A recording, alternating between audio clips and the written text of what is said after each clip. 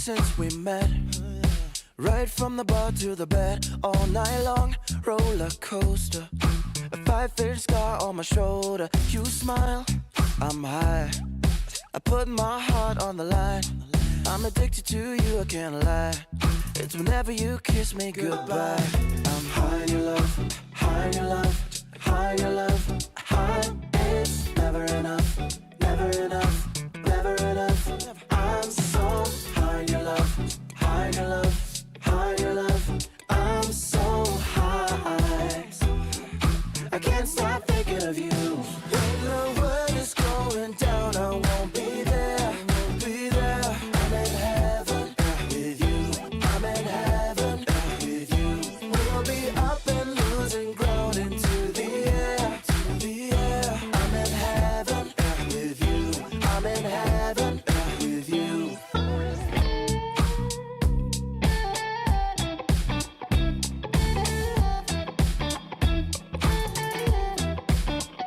And we faced harder times when sweet words turned into lies. We got caught in our nest, yeah.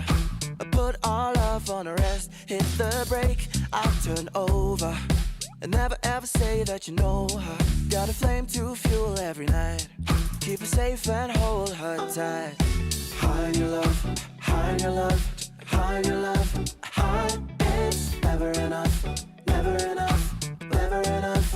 I'm so high in your love, high in your love, high in your love. I'm so high, I can't stop thinking of you. When the world is going down, I won't be there, I won't be there. I'm in heaven with you, I'm in heaven with you. We'll be up and losing ground into the air, to the air. I'm in heaven with you, I'm in heaven with you.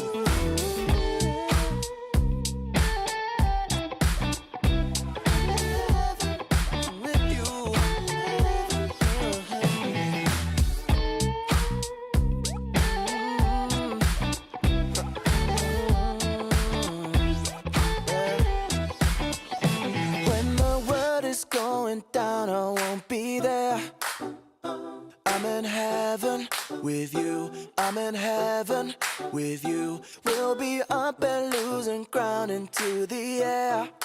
I'm in heaven with you, I'm in heaven with you.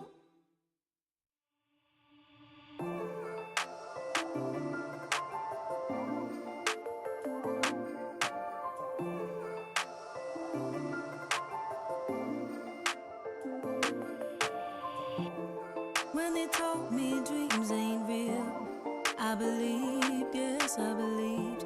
Cause they see a kid when they look at me, but that ain't so bad now, is it really? They like to remind me of those times when I messed up real good. Said don't let those stars cloud up your eyes. Is that meant to help me?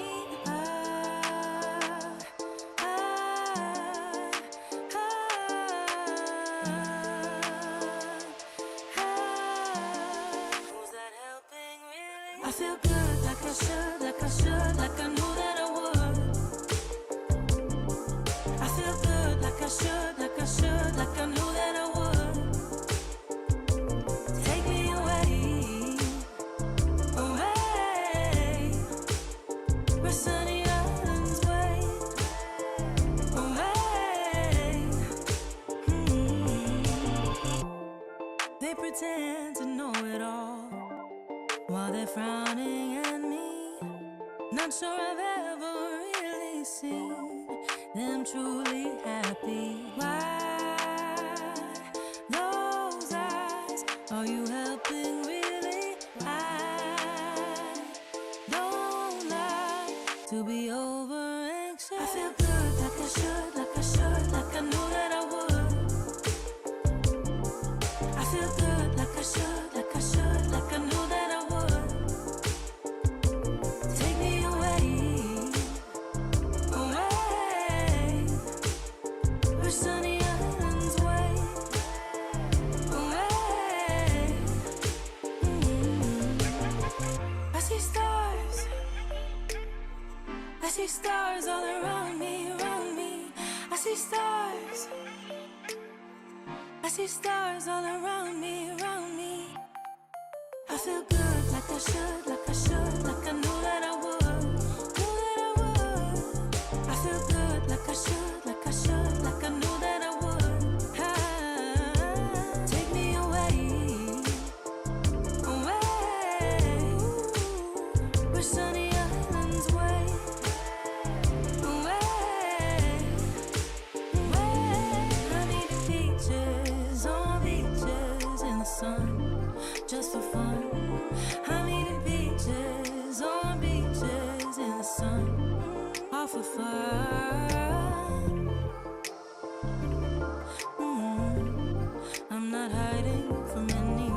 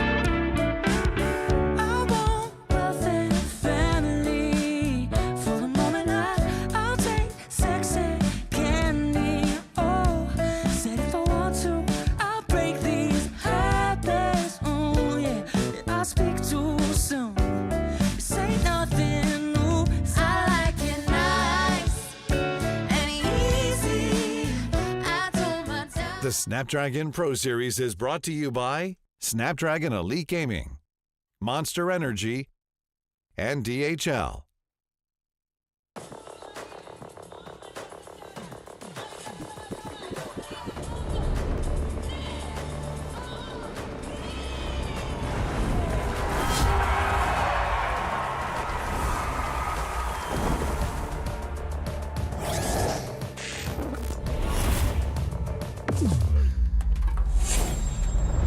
Let the weak melt away!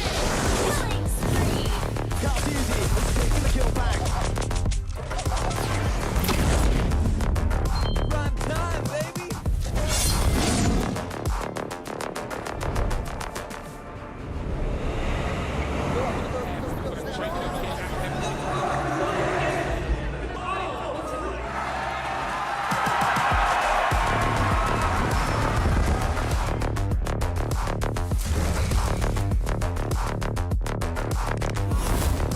Looks like the players are ready. Here we go!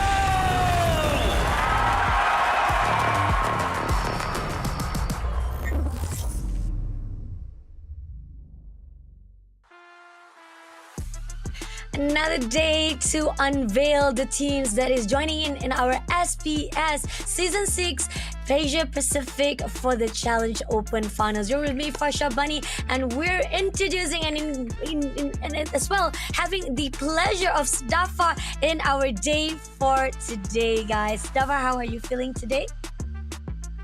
I'm feeling pretty good, feeling pretty nice. I haven't been able to be here on Snapdragon because of other arrangements, but I'm very happy to be able to finally join the cast here for, I think, what's going to be a very, very exciting day of competition. I've gotten a chance to see some of the games from the previous days, but I am particularly excited for today's.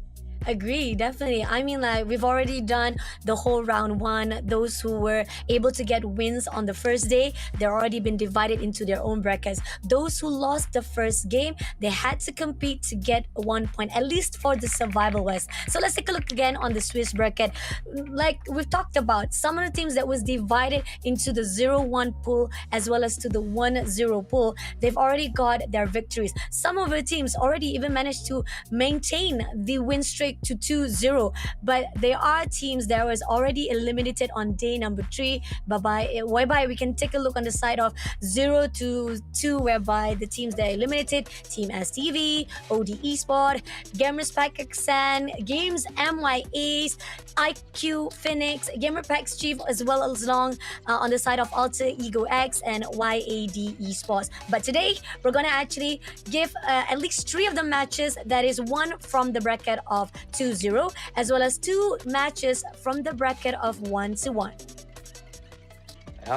With so much on the line here for all of these different teams and organizations, they want to try and rack up as many wins as possible, but because of the harshness of the Swiss bracket, you never really know who your next opponent is going to be, and 2 losses will end up sending you home. With 8 teams already eliminated, I'm sure that the rest are looking to make sure that they don't join their ranks, but that will all depend on their performance. Agree. And let's take a look. Let's give you guys what we have you guys in store here for day number 4 in English stream. We got 3 matches for you guys, and I've talked about how we got 1 from the bracket of 2-0. Fnatic on it Philippines as well as ROQ Hoshi. They haven't lost any series just yet. On the second streams, we got the teams that is tied to 1-1, whereby if either one of those losses, they will be sent back to the outer side of the SPS Open Finals, which is Evil from Singapore. We got the Pro Esport from Cambodia, and on the last match, we got the Valhalla Gaming versus the team of JP9ers from Malaysia. That's also a Cambodia versus Malaysia gameplay to be checking out on our English streams.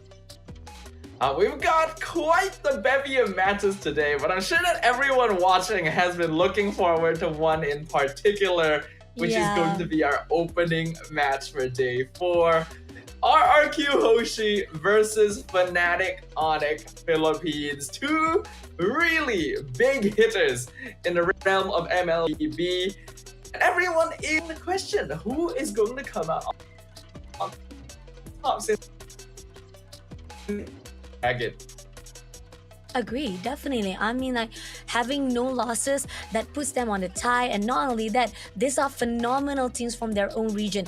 Indonesia pride as well as Philippine pride is on the line, and we know how they are very well known. I mean, talking about Fnatic, Onyx, Philippine. I mean, we got King Kong, we got Kara on their own finest gameplay here on the SPS Open Finals, and hopefully those are the things that the Araki Hoshi will be looking forward to. I mean, have they already checked their homeworks? How have they actually played out in this series? And not only that, talking about into day number 4 here, have they actually evolved and adapt into the patch notes? Because this is what we talked about on day number 3 as well. It was the first day of the patch notes, and the teams had to struggle, had to learn all the rotations again, all the heroes that has already been nerfed and already been buffed, or even has been adjusted for this season. I mean, this is one thing that you guys should know. Yes, there was a revampment on Granger, and this is why he has been denied throughout the SPS Open Finals. So we will not be able to give that opportunity to either side of the players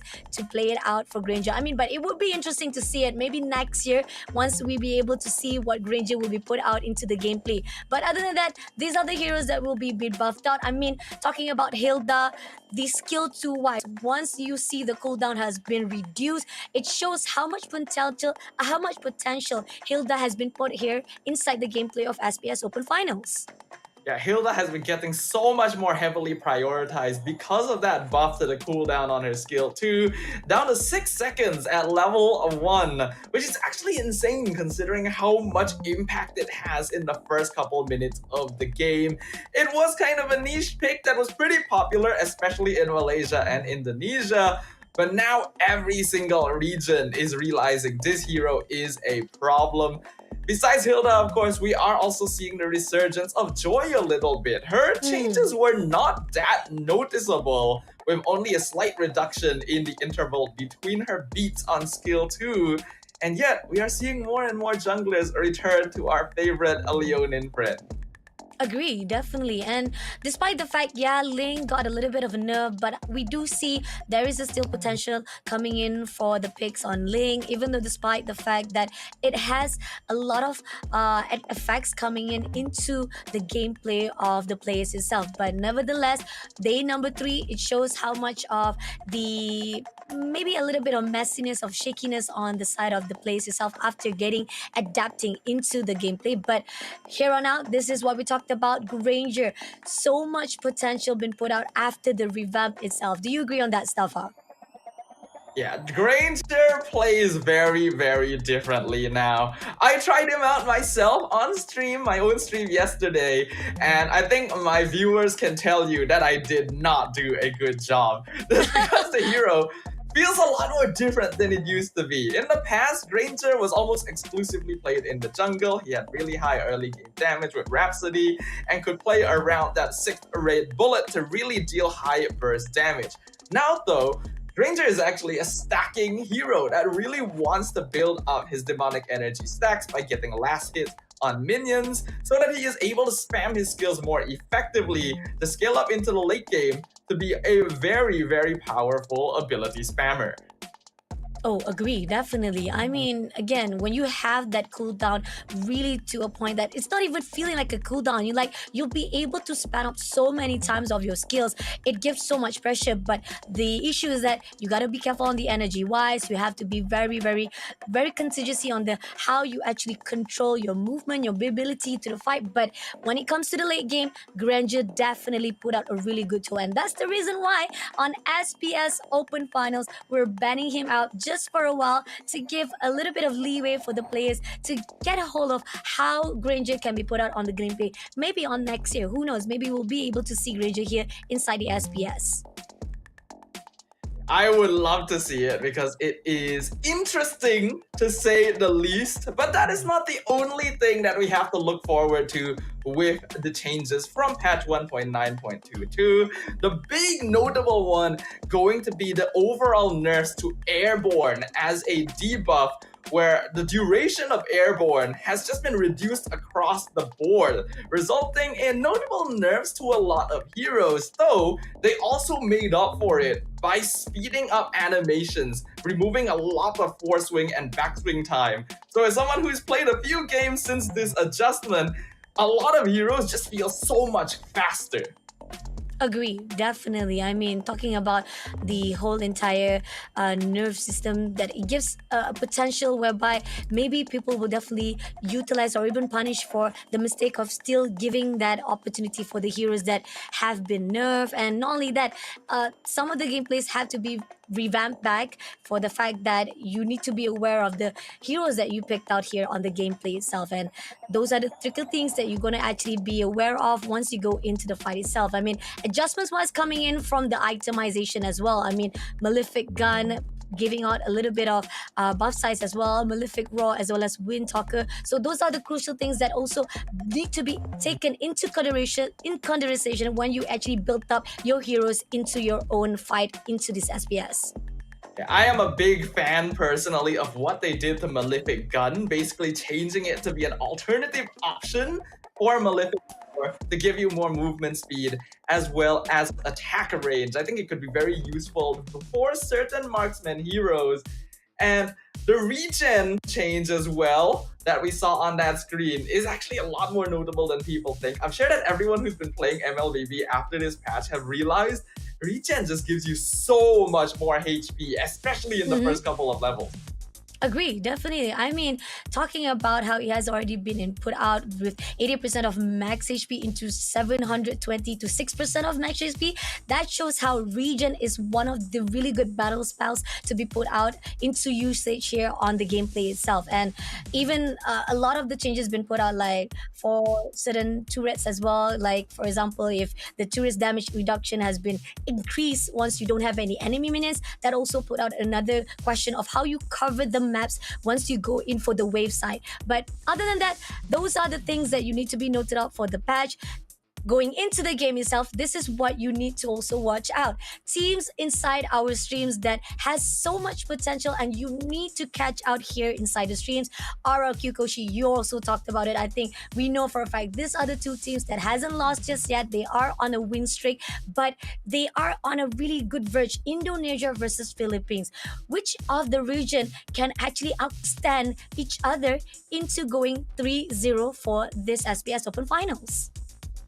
It's going to be quite the competition here because both of these teams got very, very close in their respective grand finals. As we know, both MPL, PH, and ID ended up going to a Game 7, which means that even though Fnatic Onyx is the champion and RQ Hoshi is the runner-up, I think we can definitely consider that they are similar in terms of power level.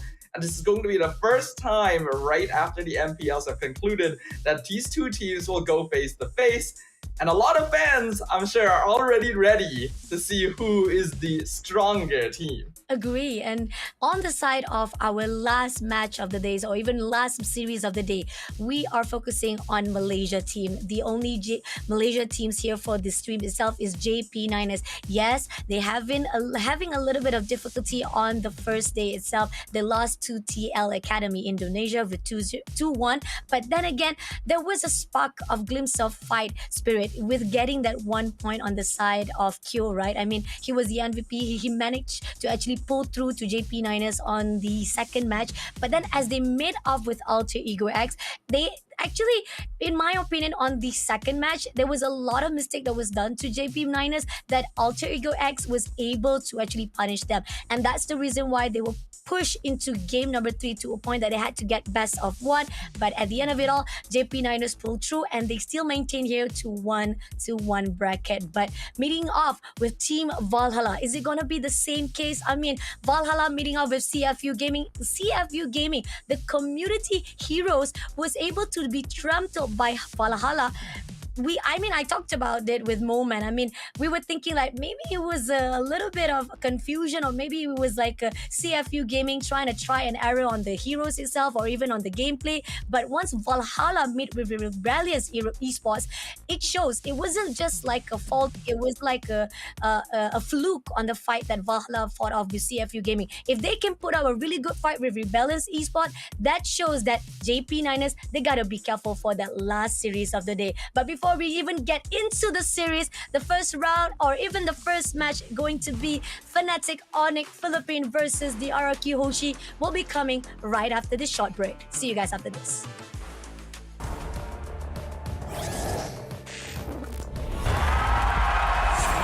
Here we go!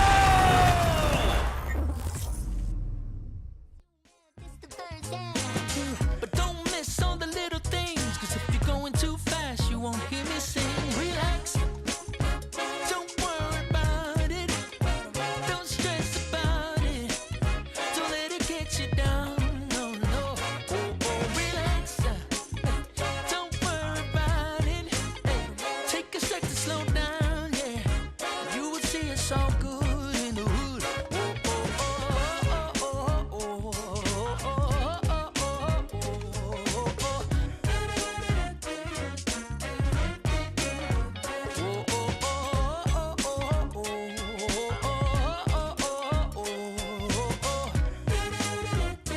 It's all good.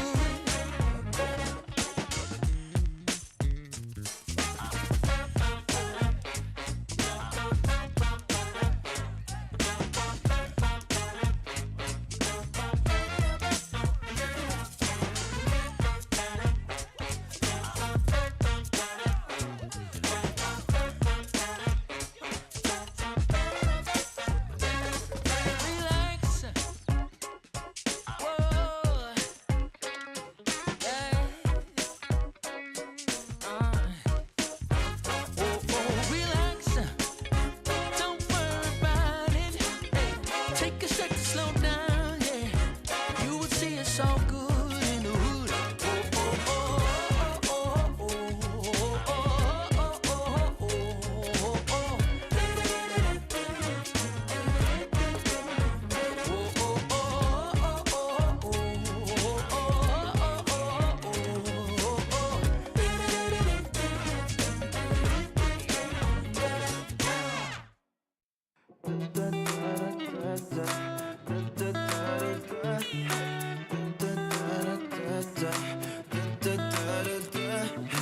Open-minded for the better. Had my share of changing weather. I can deal with win and failure. I'm not waiting for my savior. I don't need no vision. I'm just letting go. Made up my decision. Let the dice roll. After all, who knows where I belong? We might be right or wrong, and memories are meant to last. But life keeps going on. I know I get along. I might go right or wrong, and enemies follow my path. But life keeps going.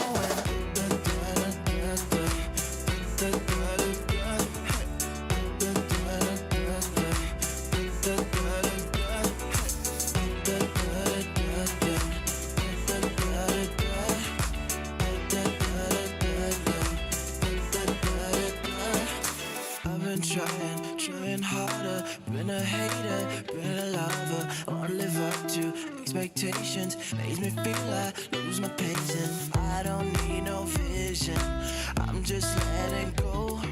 Made up my decision, let the dice roll. After all, who knows where I belong? We might be right or wrong, and memories are meant to last.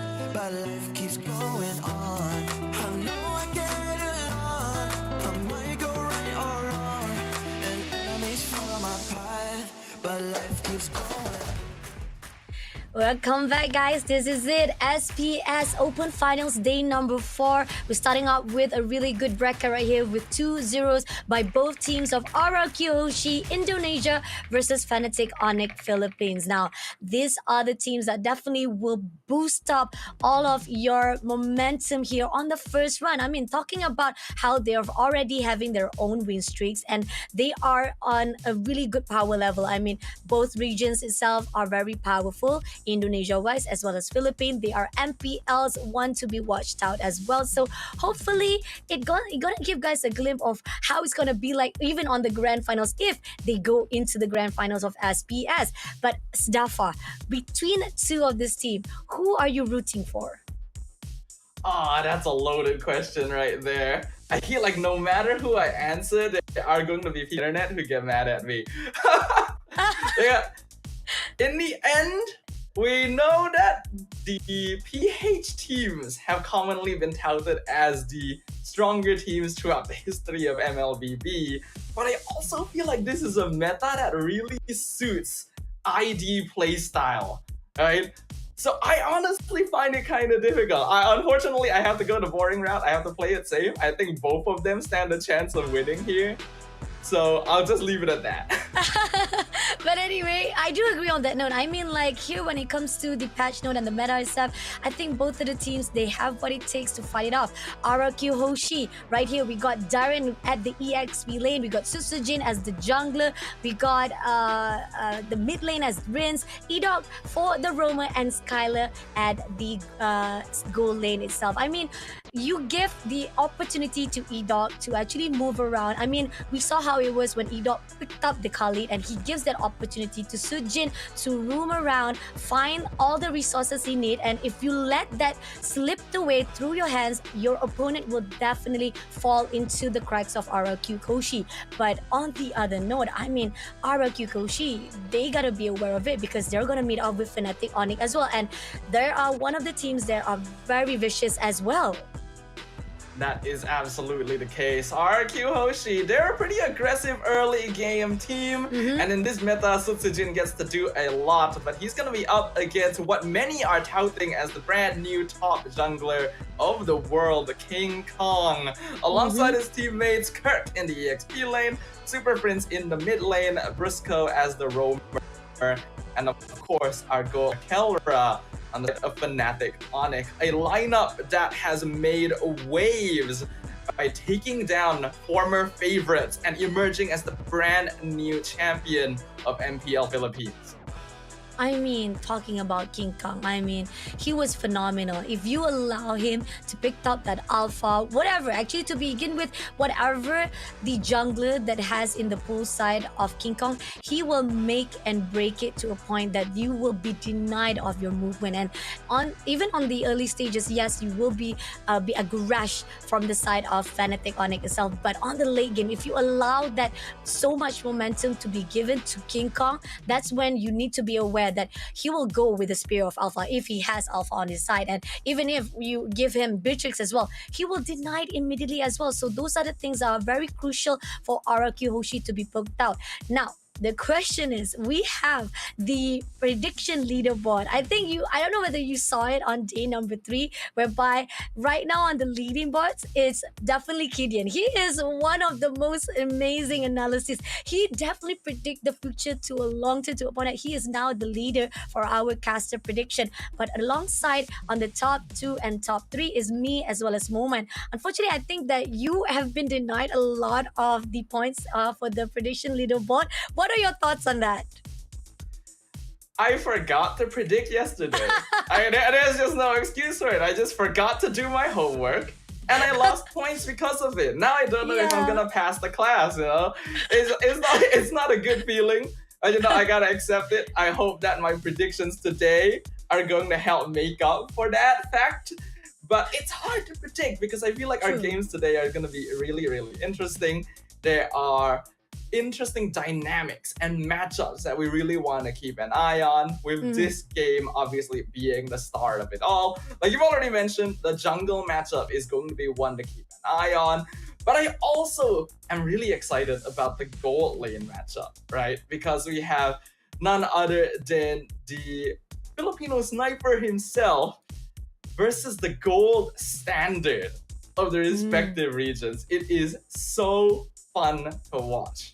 Agree, definitely. I mean, like, on the state of right now, we know for a fact that the teams, Philippines as well as Indonesia, their meta gameplay can be definitely very, very refreshing to all of our sites when it comes to the SBS. But here and out, oh, okay, I'm happy to see this because our prediction wise, if is either one of us having a wrong prediction here for the first match, that means that I'm going down, you're going down too, Staffa. Well, if we go down together, right, guys? In the end, we do still have to play a little bit for the Philippines. True. They're the more consistent region, but RQ can surprise us, right? We predicted Yeah. 2-1 because we expect this matchup to be close. And with a brand new patch just dropped, we are going to see which of these teams have been able to adjust more quickly to the changing tides. Agree, definitely. And to even go into the fun fact itself, like you know for a fact that Philippines has been dominating FPLs as well. So it's not to put down on Indonesia. They are amazing. They are great at their own gameplay, on their meta plays as well. But Philippines, they're very calculative, and when they are very calculative, not just on the drafting wise, but when they are moving into the movement, they know when to actually start out and they know how to divide and conquer. Those are the crucial points that other teams, not just from Indonesia but other region as well, have been struggling to fight off with the team of Philippines. Absolutely. But of course, you talk about how calculated Filipino teams can be. Sometimes throwing a bit of a wrench in their plans, adding a bit of chaos to the mix is what you need to take down the calculations and just make things a little less sane. And I think teams that are known for being more scrappy, being more aggressive, are going to be able to maybe disrupt the gameplay of Fnatic Onyx just a little bit. And I think RQ Hoshi fits exactly into those guidelines. This first match is going to be a proving ground because M6 is right around the corner, the World Championships once again, with every single region eyeing to become world champions. And this is going to be the first place we get to witness their matchup and get a bit of a taste of what is around the corner. Agree, definitely. I mean, this is also a stage whereby it put out a really good idea of what they're gonna actually face on going into M6. It will prepare them on another bigger stage as well, because here on out, you've already feel how much of a potential that will be put out by your opponents, and then coming along, you can learn all the gameplays they've been put out here for the SPS, and it will actually set them up if they do their homeworks, if they know what are the heroes that they need to actually ban out. I mean, talking again when it comes to the metas, right? We've seen already when it comes to drafting wise, the three holy trinity heroes have still been banned out. You take out Suyo, you take out Jushin, you take out Chip, and even though there are certain times, this is a funny note as well for you, Zafar. On day number 1, there were even a lot of teams that, despite they didn't actually ban out Chip, they didn't even pick out Chip into the lineup of the heroes. Even though we know Chip, despite that, after this patch notes, there is a slight adjustment, it's still a really good heroes to be picked up. Do you agree on that? That is very interesting. I haven't been able to see quite enough of Snapdragon just yet, but not picking Chip just seems like a bad idea. Without further ado though, we're going to be jumping into our draft for game number 1. Fnatic Onyx on the blue side, RRQ Hoshi on the red side, and it seems like quite a few heroes have already been picked up. Wow, okay, there you go. The first ever heroes to be put as a prioritized is Alpha. And you know, if you have King Kong with Alpha, it's gonna be a danger zone. But other than that, they also picked up Harvit as well as Gato Kacha. Great AoE, great going in for the XP lane as well. Now, Arkyoshi, they responded with Valentina as well as Cho. I mean, I know for a fact that you want to make sure that you can actually pick up stop Alpha. Maybe with the Ways of Dragon, you can make sure that you can shut him down for a while, but it's gonna be a little bit risky. But other than that, Xbox with the readjustment as well, you know for a fact that Xbox is also a really good burst heroes that can actually put you down with a lot of damage. So RQ Hoshi, I like the idea being put out here for the draftings. Yeah, so far so good. With Fnatic Onyx going for the priority on Alpha since Suyo was already banned out, Alpha has been getting a lot more priority because of his ability to fight as early in the game as possible. RQ decided to respond with a bit more of a safe opening by grabbing the Valentina and the Cho so that they have a way of picking off the Alpha, like you mentioned with the Way of the Dragon, but also to deny bigger ultimates with the Valentina. Onyx did take the Gatot and the Harith. The reason you take these together is because the Avatar, the Guardian, is really good at denying Zaman Force away. But with the Valentina around, RQ can still deal with that somewhat. And the Hilda we talked about earlier, going to be picked up for RQ. Oh, wow. I mean, okay, let's take a look on the band side, okay? We already see Araki Hoshi, great respawn coming in, and Hilda-wise, the question is, can they actually time it very wide to actually shut down every movement coming in from King Kong? Because again, with the meta from the side of Hilda, the skill 2 is very useful for the side of Araki Hoshi. If you really mess around with all the resources that King Kong needs, that would be really good. On the other side, we do see Onyx picking up Edith, also a really good coming in for the side of Fnatic Onyx PH, and they also have Vexana on the line. More AoE, much more going in control wise for the team of Fnatic Onyx PH right now. Yeah, Vexana is basically the only real mid option Onyx has left over since Loi was banned out, and Aurora isn't actually very good at dealing with heroes like Cho and Xborg, so having that Terrified maybe handle the Hilda diving on top of you makes a bit more sense, and with the Edith setup, there's good damage potential overall on the side of Fnatic Onyx. RQ Hoshi going to give Skylar his classic claw though. So they are leaning more into late game scaling and just expecting the pressure and hold the early stages with the Hilda and Export. Oh, I do agree on that. Seriously, RQ Hoshi so far right now, really good response. It's just how they gonna be able to control all the aggression that will be put out by Fnatic Onyx Philippines for the time being on the early mid. That's the crucial point right now, because we are going to see the fight between Skylar as well as the fact that definitely King Kong will try to mess things around. The invasion, are they going to deny it? Will RQ Hoshi be able to control it wise? And will the help of Edith as well as Gatot Kacha on the line, it will boost up even the momentum of Fnatic Onyx. But so far right now on drafting wise, I gotta say both side has a really good potential. It's even up for a while for the respawn wise. The question is, coming into the mid game, who are going to be able to stand out? But this is it, guys. This is the first series, the big series of our 2-0 bracket between Indonesia versus Philippines. It is going to be RQ Hoshi versus Fnatic Onyx. This is going to be a game to keep an eye on, ladies and gentlemen. As we know, the global series right around the corner. So establishing dominance here in the Snapdragon stage is going to set up that momentum you need for the rest of the year. And I think the drafts that we have here exactly suit the styles that Indonesia and Philippines are known for, with this side of Indonesia wanting to go for a little bit more of that early game and maybe set things up, while Fnatic Onyx, we know that they want to be able to take control of that mid game and just slowly tighten the grip around their opponents. Agree, definitely. All right, so far, so smooth.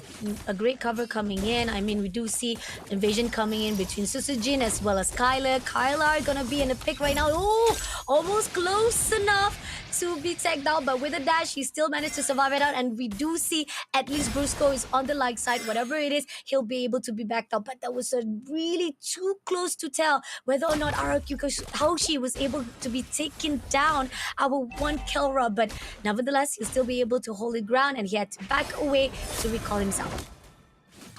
Sujin, it's expected that he's going to be putting a little bit more attention towards the gold lane here, but in the mid lane, Briscoe taking quite a lot of damage himself. Oh, coming in, and now we do see the first fight coming in by Kurt, taking down Darren first. The attempts coming in from Darren try to shut down Fnatic. Onyx is not gonna be able to do so now. Edok and Rince gonna wait it out for Susujin to be actually hold it out, but this turtle is already in the hands of Kikon, and now they're gonna pushing in for the script itself. Kikon takes out Edok immediately with the Spirit of Alpha, now pushing straight away to the side of the one and only Susujin, but doesn't manage to put it. But that was already a good win with 1 kill on this side, as well as the turtle to be taken into Fnatic Onyx. It is very much expected that Fnatic Onyx should control the early game with an Alpha, Edith, and Gatot Kacha. It's a lot easier for them to take control of objectives, and they just have generally more damage compared to RRQ Hoshi. For RRQ, they gotta hold the early game and focus on giving as much farm to Rince and Skylar as possible, with the Claude being the more obvious. That's why you're going to see a little bit more ganking towards the gold lane to make sure that Claude wins out against the Harith, because usually Harith is the winner here in this 1v1 lane matchup. Oh, that's totally agree. And here on out, we do see a 1v1 matchup coming in from Kurt as well as Darren. Airborne comes through, and now Kurt's trying to do it damage as much as he could. But I mean, you're talking about fighting off with Darren. I mean, a lot of the mobility-wise, survival and sustainability coming in from him. It's not going to be easy. Attempts coming in from the side of Kurt himself, but he's still not giving up. But he's got to be careful. Along the side of RRQ is going to be Susujin is just overlooking, and it seems that King Kong gets the input as well, and they will deny it as well. Now Rince moving away as quickly as possible before being tagged out. At least a reposition is a good in favor coming in from RRQ, but they really gotta hold off for a while because the aggression being put out by Fnatic Onyx at the moment right now, it's really scary.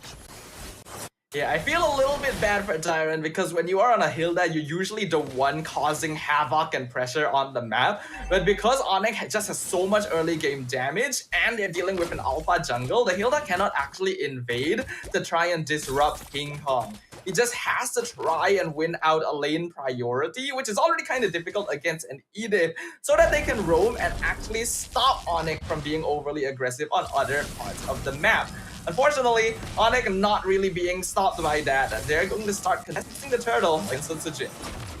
Oh, coming in straight with the Spirit of Alpha, pushing in straight. Airborne comes through. Darren trying to push it straight away to King Kong, but doesn't manage to get the kill he's needed. Edok getting a lot of damage, but the turtle has already been picked up and pushing in right now. Is trying to push in, but RRQ Hoshi doesn't get the target that they needed. Fnatic on it, they're gonna actually get away already. They already got what they needed, but damage comes through from Susujin. Double kill taking down Kirk as well as the side of Brusco. Now that's what is needed coming in for the side of RRQ, but at the same time, this is gonna be tough for the side of Team Fnatic Onyx, as at least RRQ Hoshi gets the trade that they needed.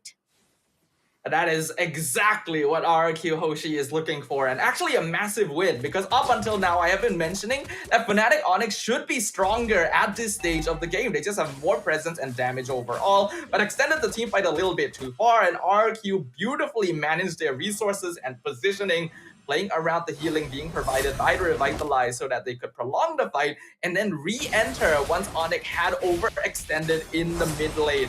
Because of that, Sunsujin now has a little bit of an EXP lead against King Kong, and RQ has even up the net worth difference. As long as they keep the gold even and Skylar does not die, this game is going in their favor. Agree, definitely. And a little bit stronger coming in from the side of Darren. This is where no matter how much you try to put out of potential to fight off with Kurt, it's still not enough. And going into the side of Susujin, I agree on the note that now he's actually in a very good advantage. Hopefully RRQ Hoshi can be potentially to cover and control the movement that they are required right now to move in into the mid game. And so far right now, we do see that Team Fnatic Onyx is gonna actually try to team up right at the top, gonna actually try to give a lot of pressure to Skylar as well as Edo, but it will be denied instantly. Team RRQ Hoshi, really good grounding, really good coverage right now for both teams. It's really tie up for both of the teams right now. Yeah, like we mentioned, gold lane going to get a lot of attention to it, because if Onyx can unlock Kelra and have him start gaining gold from assists, it accelerates their snowball so much further while stopping Skylar. But RQ not letting that happen. Oh, they're not letting it happen as well. They're contesting for the turtle as well. Darren coming in for the push of Brusco. Suzuki takes down and get the turtle instead. But at the moment right now, they will be trying to go in for the skirmish. Not done yet. Going in for the push to the side of Rins. Rins had to pull away with Suzuki having so much damage to put out. They had to reposition, but it's a good move. Skylar almost been tagged out. Now Darren coming in for the backline. Dead matter to take down. This is Zaman first coming through, and Rin takes down Kilra immediately. Now pushing on straight. Darren doesn't have much damage, and they had to pull away. A really good win, but Super Frizz comes along with the trade, and King Kong shuts down Sujin immediately with what cost they have. Even though getting the turtle is a 2 trades coming in from the side of Fnatic on it. But Darren, he seems like Kurt trying to get as much as kill as possible. He wants to go in for the push, but still, it was a good cause. They still managed to pull away without any casualty, but the trade is still the same for Fnatic Onyx as well as Philippine. Yeah, that trade initially looked incredible for RQ Hoshi. Again, beautifully managing their positioning, but this time it was them who prolonged the fight a little bit too far and underestimated the DPS. Oh, coming in for a fight at the moment right now, we do see Katokacha coming in, but at the same time, it's not going to pull anything with that Avatar Guardian. Team Fnatic Onyx will be able to pull away for those fight. Even this fight, the fact that RQ Hoshi was not been pulled in. But at the same time, RQ Hoshi, great position, great respawn-wise. So far, they know how to actually have a really good space between Fnatic Onyx, and that's what is needed. Even on the ground-wise, they did manage to actually trade off between the 2 turrets from the top as well as mid lane. Here on out, Team RQ Hoshi, at least on the cover ground of the map, is still in their hands. Even though Onyx was able to get some good kills in that previous fight, remember the win condition we mentioned. As long as RQ Hoshi keeps the gold somewhat even until the late game, they are actually in the lead. And the gold difference right now, very, very small. Only about 1,000 in favor of Fnatic Onyx Philippines. In comparison, RQ will scale way better, and they're gonna play for that timing. Oh, they're gonna pay from starting. Avatar Guardian coming in for the push. At the moment right now, King Kong had to pull his, but so much damage coming in. But Skylar takes down Sprints immediately, and Riz shuts down Brusco. Kara been stuck in the middle, will be taken out by Ito with the Waves of Dragon. But King Kong trying to survive with the Spear of Alpha, trying to move away, but Riz taking out Kurt. And it's gonna be Darren to push in with the last explosion, shutting him down with the sacrificer kill. But that's needed already from the side of RQ, just to take down, getting the team wiped out. Desirable in RQ Hoshi hands. Fnatic Onyx went for a slightly over-aggressive position around the Lord Pit. At this stage of the game, it's understandable. They still have control, they still have damage, but RRQ, I've been seeing their micro movements, and it has been very, very impressive the way that they're dodging Avatar the Guardian every single time, making use of iframes, and Edok as well, finding Super Prince in the backline and kicking him into the Blazing Duet, thereby funneling the entirety of Fnatic Onyx into a small area where Skylar can do the most damage. He also now has the most gold in the game. RQ, with a 2k net worth lead now at 10 minutes, are very poised to take this game if Onyx are not able to find an equalizer. Now let's see. They're gonna go in straight to the bottom side. Doesn't spot anyone. It seems that Edo trying to find a way to actually go into the backline first of all, but at the same time will be denied by Super Friends, not allowing any extension coming in from the RQ Hoshi. Lords is marching in. King Kong right at the front side. It seems that Darren will be at the backline. Doesn't spot anyone just yet, but they don't know who they want to go in. Rins overlooking straight, try to pull away, but Skylar takes down the turret immediately. But they deny it. They're actually having a little bit of hesitant, try to pull in into the Fnatic Onyx, and this is the reason why Fnatic Onyx having a really good defense wise so far. And Team Arakiyoshi, they couldn't find the opening they needed, so at least on the side of Fnatic Onyx, they still be able to neutralize all the lords and the wave that coming their way. But they're not able to neutralize the gold advantage. RQ is now controlling the entirety of the map, and they have successfully taken every exterior tower from the side of Fnatic Onyx, leaving only the inhibitors behind. While Onyx is pretty strong as a 5-man death bow, RQ Hoshi's lineup is designed quite well to be able to split up the map and even play for pickoffs. So they're going to continue doing so and see if they can bait out individual members of Fnatic Onyx. And if they're able to continue doing that, it's going to be quite difficult for our Filipino champions. Let's see. King Kong trying to find a way to break to RRQ.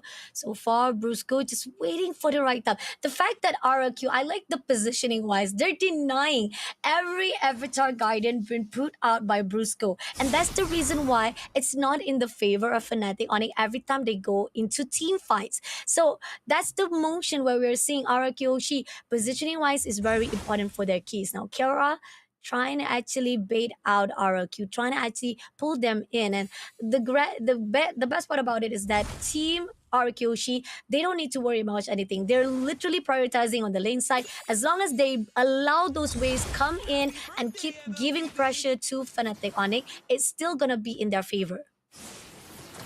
It's a very interesting picture to see here because we typically expect PH teams to always be superior in terms of macro. But because of the draft matchup for this game in particular, RQ Hoshi are taking care of that incredibly well since all of their heroes are either durable on their own or have built-in escape mechanisms so that they are able to split push waves without needing to worry too much about getting ganked.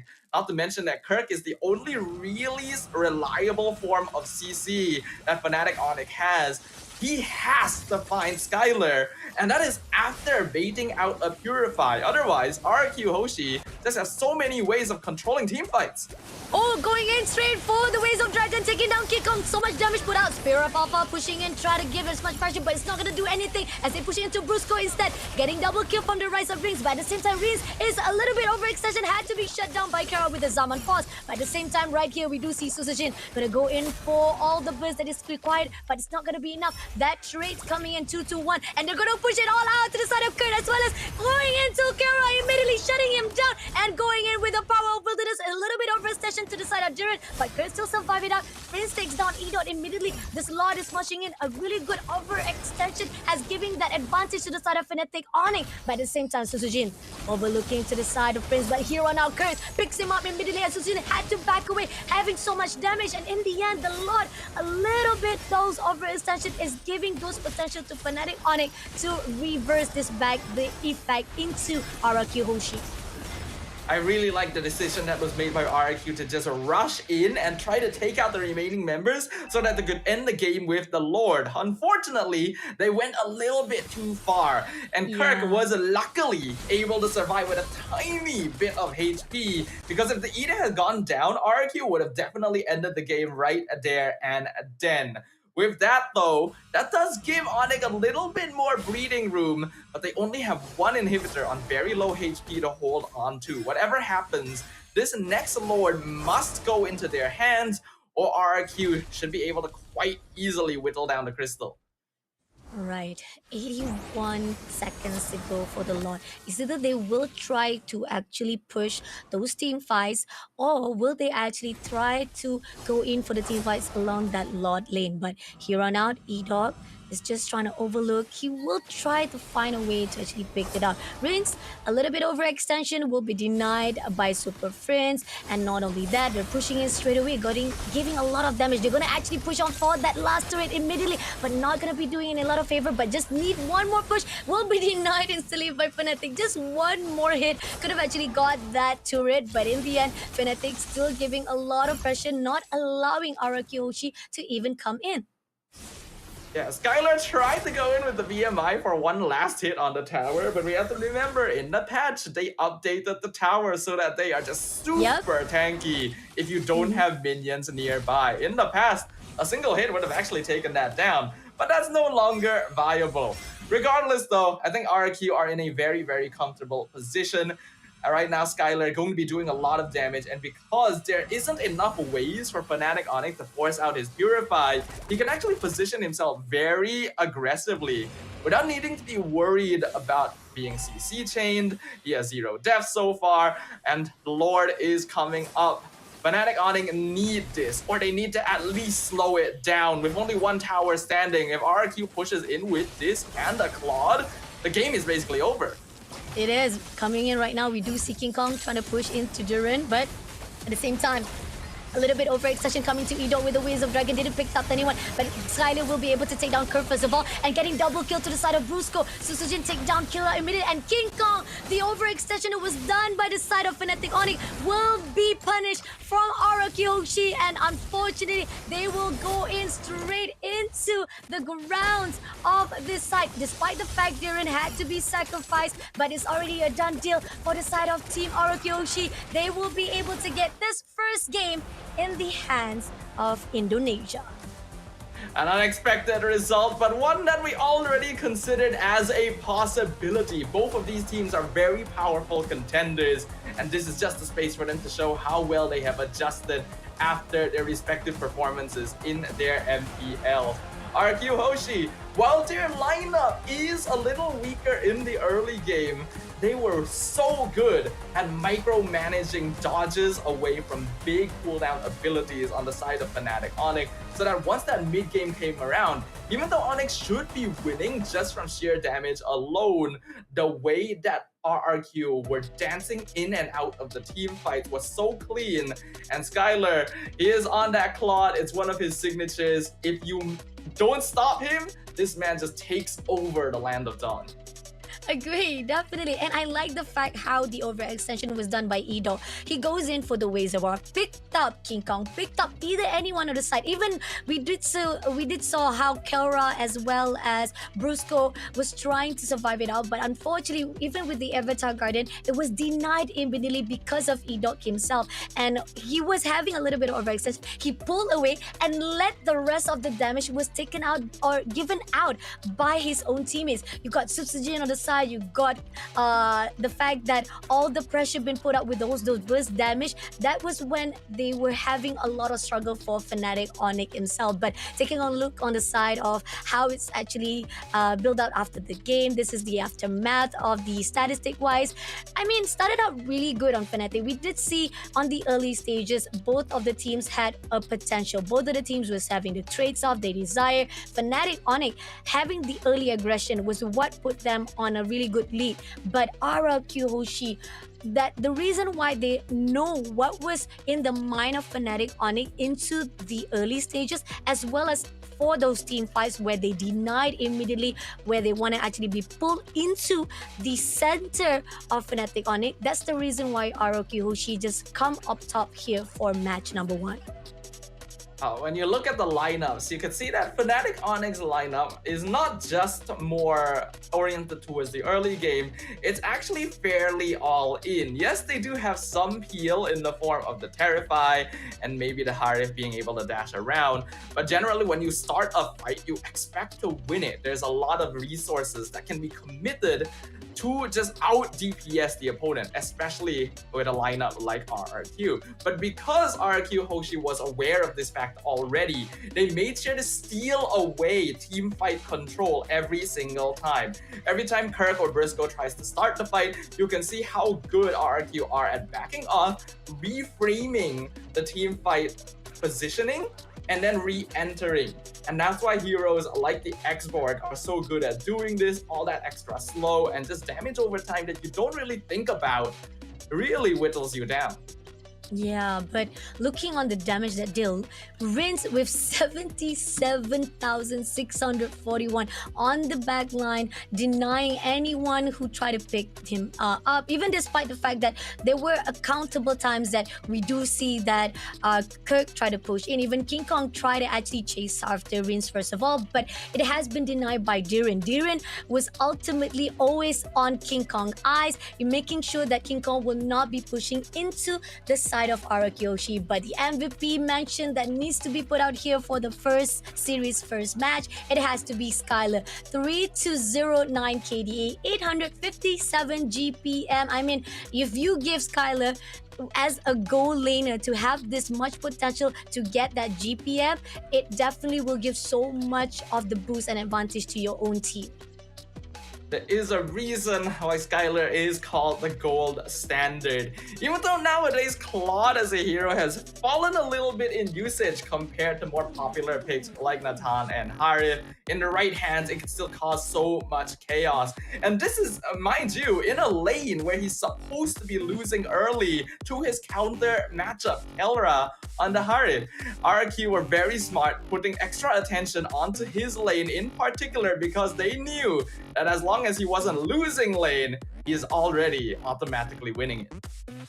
Agree, definitely. And this is where the second scrimmage was coming out. Rings was able to take down Brusco. I mean, despite the fact they tried to actually shut down the Kara, and Kara tried to actually hold up with the Zaman force, it didn't lock down to anyone that he wanted to, because it was denied countless of time by E-Dog himself. And even despite the fact here, this is a little bit of overextension, but it was necessary. Those are the crucial sacrifices that was done by Team Arakyoshi, that they want to actually get it done as quickly as possible, at least get those two tourists to be taken out immediately. And they just needed this lot. If they got the lot, it was already enough. And no matter how it is, despite the fact that Team Fnatic Onyx tried to find a way to push into the back lane of Arakyoshi, it was denied every single time by E-Dog as well as Darren as himself, to make sure that the backline will be covered up.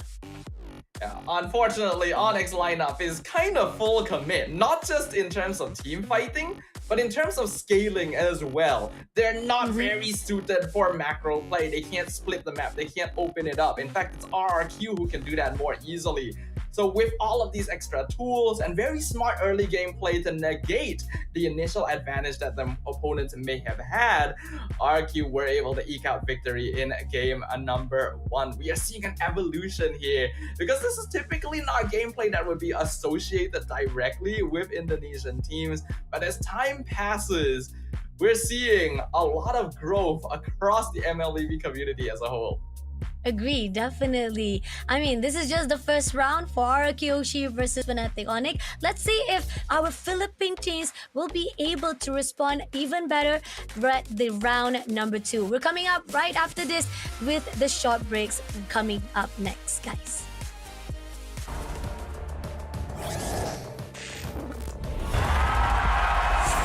Here we go!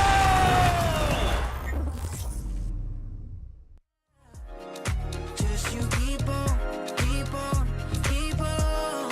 Just you keep on. Every day I work hard trying to prove myself. I know I'm worthy, don't rely on no one else. You're gonna see me fly. I'm gonna do it right. Ooh, I got it in my sights, alright. Ooh, I'm gonna get my dreams this time. I can't live without it. I'm not giving up this time. Alright. I'm not giving up. Ooh, give it all I got. Ooh, don't you ever stop. Just you keep on, keep on, keep on. Just you keep on. Yeah, I'm gonna keep it on. Manifest this year, your new anthem. Yeah, you gotta keep it going. Stay on the path that you've always chosen. I know that you got the power in you. Believe in yourself, cause you know that it's true. Repeat the same words loud every day. I'm a boss, I was born to slay. I'm not giving up. Ooh, give it all I got. Ooh, don't you ever stop. Just you keep on, keep on, keep on.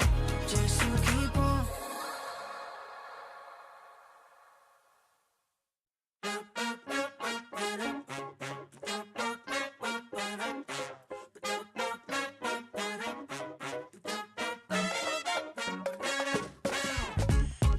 I forgot what it feels like to stop and just do nothing. Like I was waiting for a reason to just be, yeah. I wanna flow like the summer breeze, catch this wave and just be buzzing. High on life, yeah, I'ma stay right here. Whoa, cause I've been going too hard, always take it too far. Really need to slow down and breathe. Been ignoring the signs, sucked back into the grind till a little birdie flew by and said, relax. Don't worry about it. Don't stress about it. Don't let it get you down. No, no. Oh, oh, relax. Stop running around and take a second, slow down. Yeah, you would see it's all good in the hood. Oh, oh, oh, oh, oh, oh, oh, oh, oh, oh, oh. And we are live again here for the Fnatic Onyx Philippine versus RRQ Hoshi. First round is done and it is in the favor of RRQ Hoshi. Great micromanaging, how they actually be able to shut down any attempts coming in from Fnatic Onyx into getting that team fights in repositioning. The aggression that it was wanted to be put out was not in the favor of Fnatic Onyx. But coming into the second round itself, will Fnatic Onyx learn from those mistakes? Dava, what are your thoughts? I think what needs to happen is that going into the second round, they need to not fix themselves too early into a specific playstyle. There is a reason why Alpha isn't typically picked up as a first pick, because while he is a very strong hero and has recently gotten a little bit more attention due to Suyo being banned out more often, Sutsujin is a pretty dangerous jungler in the sense that he can actually transition between more flashy assassins and more utility fighters like that X-Borg, right? I'm sure that King Kong can do a similar thing, but because the alpha was already locked in very early on and we saw them go for a certain style by taking the Harif and the Gatot at the same time to make sure that it was not denied away, it gave a lot of information to RQ Hoshi to work with, understanding that, okay, this is a lineup that we can outscale with something like the Claude, and then arranging their hero picks to play around that. Oh, okay, that's a good idea. Pretty much we've already seen most of the Orthodox picked up. Harith, Gatut, and those are the things that I think most of the players have already adapted and they've already learned how to actually counter those combination into the gameplay style. But here on out, this is the second round itself. Let's see what are they gonna actually pick out, as Fnatic Onyx will still, it's a little bit of a miss of the graphic wise, but ROQ Hoshi will be the one to be the first pick. We got banning wise, we got Fanny Cho as well as Loyi has been banned out. On the side of Fnatic Onyx, they still do not allow Jushin as well as Chip to be picked out. Unfortunately, Red side nowadays has to take on the responsibility of getting rid of Chip, Zusin, and many times Suyo as well. It's not a fun place to be in, but being able to pick combos together does make up for it sometimes. Instead though, Onyx will allow the Suyo through, focusing on getting rid of Khalid instead. This is the fine line. Like, it's a opening for you. Definitely, people would definitely pick up Suyo, right?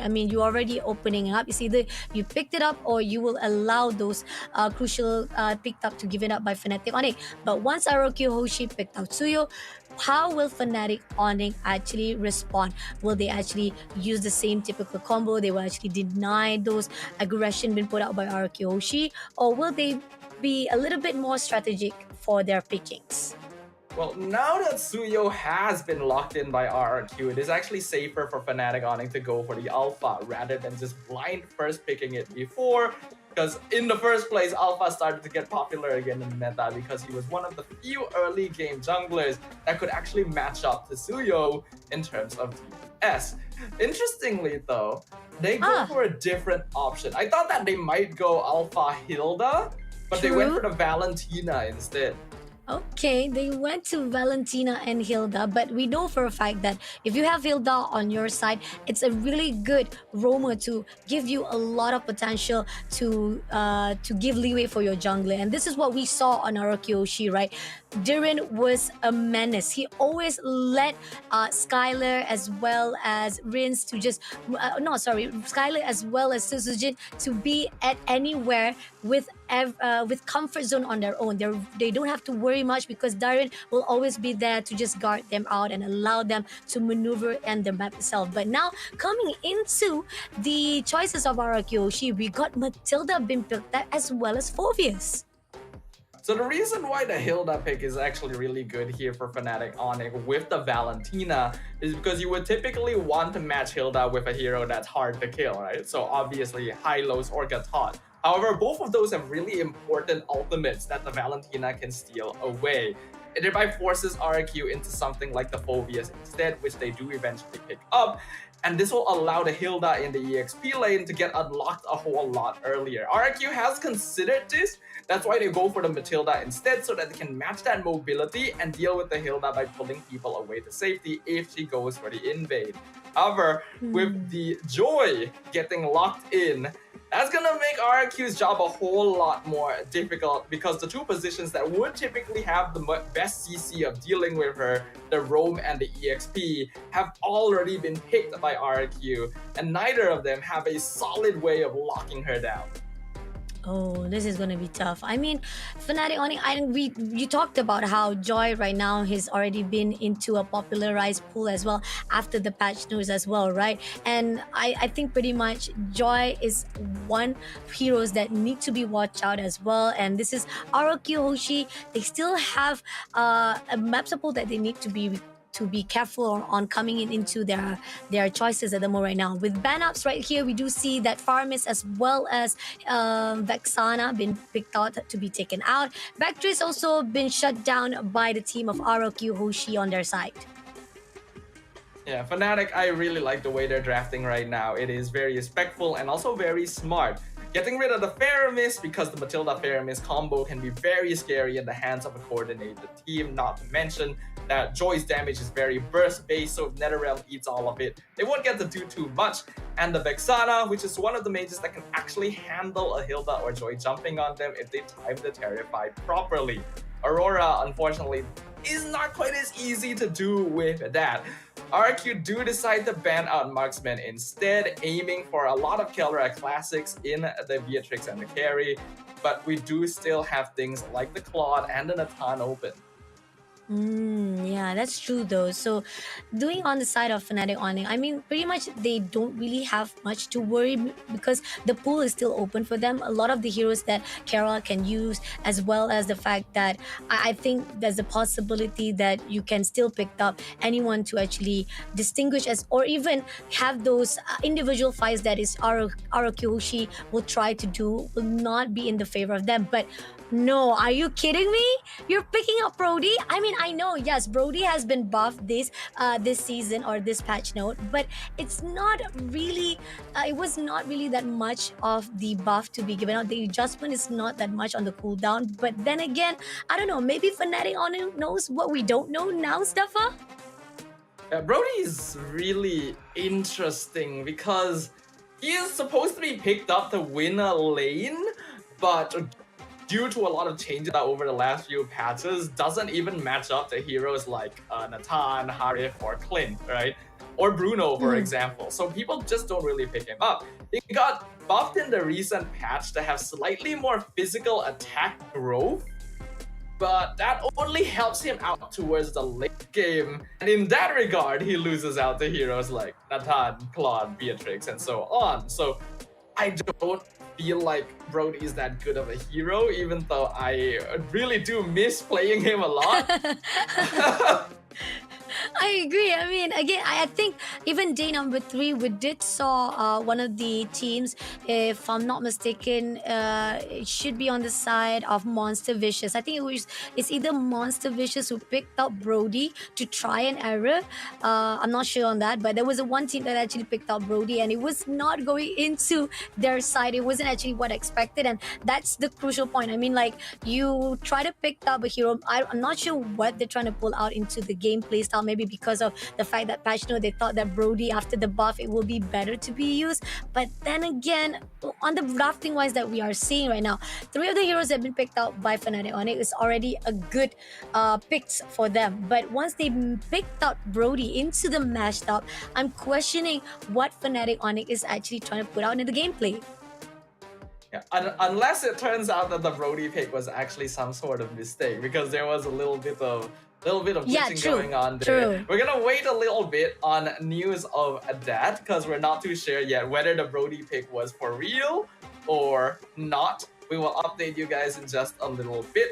But in terms of the rest of the pickups, I am actually liking Fnatic Onyx draft just a little bit more right now, although it is actually harder to execute. Agree, definitely. I mean, we're do truly sorry on the side of the drafting phase bugginess. I mean, we're unfortunately not able to actually capture it for a while, but hopefully we'll be able to get it as soon as possible so that we can actually get a full picture of what is it going to be like into this second round of the first series. Will it be on the side of Fnatic Onyx to be able to control what are the response that is required going into ROQ Hoshi? Because so far right now, ROQ Hoshi, let's take a look on the heroes that been picked out by ROQ Hoshi, right? I mean, they have, I mean, not to say not a good response, but it's those two crucial points where you have Suyo. Yes, it's a meta heroes to be put out, and you have to be careful. But I like the fact that they actually have Hilda to chase him around to make sure that he can actually cover the grounds. And we've seen this already happening in SPS Open Finals. Despite Suyo is one of the metas, having Hilda on the opponent side as a roamer, you will be denied immediately of your movement. There are certain times that it's gonna be crucial for the side of Arakyoshi how they're gonna actually try to get the resources they needed into fighting at that mid stage of the game. And they purposefully manipulated the draft. Right? Without Suyo on the red side, blue side has to pick it up. You cannot give it over to red side when you have it available. Because of that, they get to have the Hilda first, and they also banned out the Khalid instead of Suyo, so that RQ Hoshi would not have their own early game EXP laner to match up against Hilda and maybe do invasion themselves. Agree, definitely. And looking on the side of the play style that we saw on round number 1, this is where we are seeing Fnatic Onyx is doing a little bit better on their calculation on what they want to actually portray here into the gameplay. So otherwise, right now, before we even get the complete setup or the setup of the heroes lineup that is going to be into round number 2, so far Fnatic Onyx, I think that if they have what they want into the heroes lineup, and besides the Brody bugginess that we're not sure if they really do pick up, I think Fnatic Onyx will have the good consciousness or even control-wise into this round number 2. But again, executional difficulty is there. Joy is not really a hero that a lot of people will have practiced recently, though I'm sure that junglers on both sides would have no problem with it. But it means you've got to draft around making space to get that electrifying beat set up. In comparison, Suyo is just a Swiss Army knife. He is ready to go at any time and has so many tools to deal with. Plus, literally impossible to contest objectives against him because of that soul sever. It does so much percentage damage. Agree, definitely. And looking on the side right now, how Team RQ Hoshi, they are being pushed because of that. Hopefully, because they've already well known on the usage of Suyo, despite the fact that we are going to have a fight between the junglers and junglers, there's a possibility if they can actually hold a really good movement, because I do think that Joy on the late game is going to be tough, because Suyo wise, yes, on the early stages, if he will able to maneuver on all of the invasions or even the struggleness or the borderlines that been put out by Hilda itself, maybe there's a possibility that RQ Hoshi will be able to run away with this round number 2. Yeah, it's hard to say for now though. And based on game number 1, it's already being seen that it's kind of expect the unexpected here. True. Because historically, we know ID teams to be a little bit more aggressive early and to go for those snowball fights in terms of microplay, and PH teams to be more macro and late game scaling focused. But in game number 1, it was actually the direct opposite, where Fnatic Onyx Philippines to make something early with the alpha, and RQ Hoshi was the one slowing down the game so that Cloud could farm, and then they win by macroing the map and splitting apart their opponents. It shows that there's been enough advancement that you can never really place a true identity onto a specific region, and you gotta be able to draft and play with any possibility in mind. Agree, definitely. And just a fun fact again for those of you guys who have just joining into the live stream, we're having a little bit slight technical difficulty. This technical pause is because of the fact that we're not getting the feed that we want from the side of our game right now, and we would love to see what is happening right now. Like either or not is the game has already started or have they actually done their drafting wise, because so far right now they've already picked out three of their heroes, and we're still holding on to see whether or not they've already done their draftings. And going into round number two, will it be a good case of fight between the two teams, Araki Hoshi? How they're going to actually be able to control the movement of Team Fnatic on this round number two? So far, round number one, they have been successful. Araki Hoshi, I like the fact that they read Fnatic Onyx movement, and hopefully on round number two that could be also another case of Fnatic Onyx also being doing the same thing as well. Now they're reading, they're going in for the respawn that is very well right now with all the drafting they've done, but we still haven't had any idea what it's going to be like coming into this round number two. Yeah, as we know right now, we are having the people behind the scenes work their hardest and as fast as they can to resolve the technical difficulties that we are facing so that we can jump into game number two ASAP. So apologies to everyone, and thanks for being patient with us. Don't worry, game two is gonna come back very, very soon. In the meantime, though, RQ currently one game up against Fnatic Onyx. I'm sure that there's going to be a lot of people out there who didn't expect this result, right? And I'm sure that power scalers all over the internet are already having a field day before the series is even concluded. Agree, definitely. I mean, I was actually expecting on RQ's side Hoshi to be shut down in the early stages, because that was what we saw on the early 2 minutes or even at the 4 minutes itself. Because the fact is, RQ Hoshi, they try to actually put out a really good fight, but Fnatic Onyx was the one who actually put out a really good aggression. But now, finally, this is round number two, guys. I'm really, really sorry again on behalf of our side, but we are now going into round number two, RQ Hoshi, Indonesia versus Fnatic Onyx, Philippines. Ooh, and it looks like we've already missed a good chunk of the action, actually. We are nearly 8 minutes into the game. The kill score currently 8-6 in favor of Fnatic Onyx, but the goal score actually not too far apart. Looks like the Brody pick was actually for real, and Kelra has been doing pretty good so far. 2-1-3 score, and ooh, very close to taking out Edog there too. Oh, Edog, a little bit too aggression right now, but he had to pull away. But oh, and the other side, we do see Edog trying to insert himself. That's not going to be a good overextension, but Kirk will be immediately be punished by Durin. On the side right now, we do see Kelra had to pull away, but King Kong on the side will be shut down by Susujin, immediately getting 2 trades right now. And as we see it seems like Susujin is not done. He wants to pull another player of RRQ, but on the side of Fnatic Onyx, unfortunately, Team Fnatic Onyx, they're losing those 2 players in the process of trying to shut down RRQ Hoshi. It's still not enough, but covering grounds on the map wise, look at this. We got 2 of the turrets already been taken out. Team RRQ Hoshi looking better than ever. I do wish we got to see exactly what are the moments that led up to this situation, but looks like RQ Hoshi has been able to reclaim a gold lead, and Susujin getting another Lord. While the late game scaling between these two is not as drastically different compared to game number one, because there isn't something like a Claude to deal with, I do think that RQ still has the slightly better late game, because Brody doesn't scale quite as well, and with a Harith and Suyo, you actually have a lot of damage to deal with.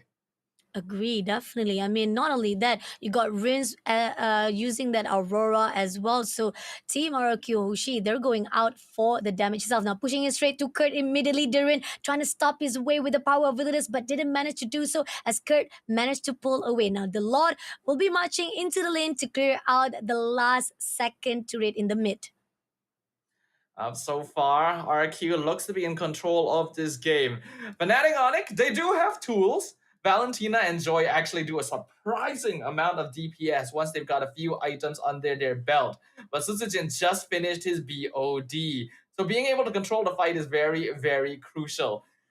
Briscoe going to be the only real form of setup that Fnatic on it can play around on that Arlet. But if the timing is incorrect, Rins, who did end up going Aurora in the end after Vexana got banned out, will be able to take over the fight. Oh, King Kong versus Suzujin going in for the slash, but doesn't manage to get the knocks that is needed. King Kong still survive it out. Jungler versus jungler, it does seems in the favor of King Kong though, because Suzujin had so much damage, but RQ Hoshi with a really good call out respawn wise, that's the reason why King Kong had to pull away before he's been ganged out. But at the same time, right here, another turret to be taken out on the second last tier. So that means it's all out to the last tier of Fnatic on it holding on to their turrets. Looking at the gold leaderboard right now, Susujin right at the very top with Skylar right behind him as well.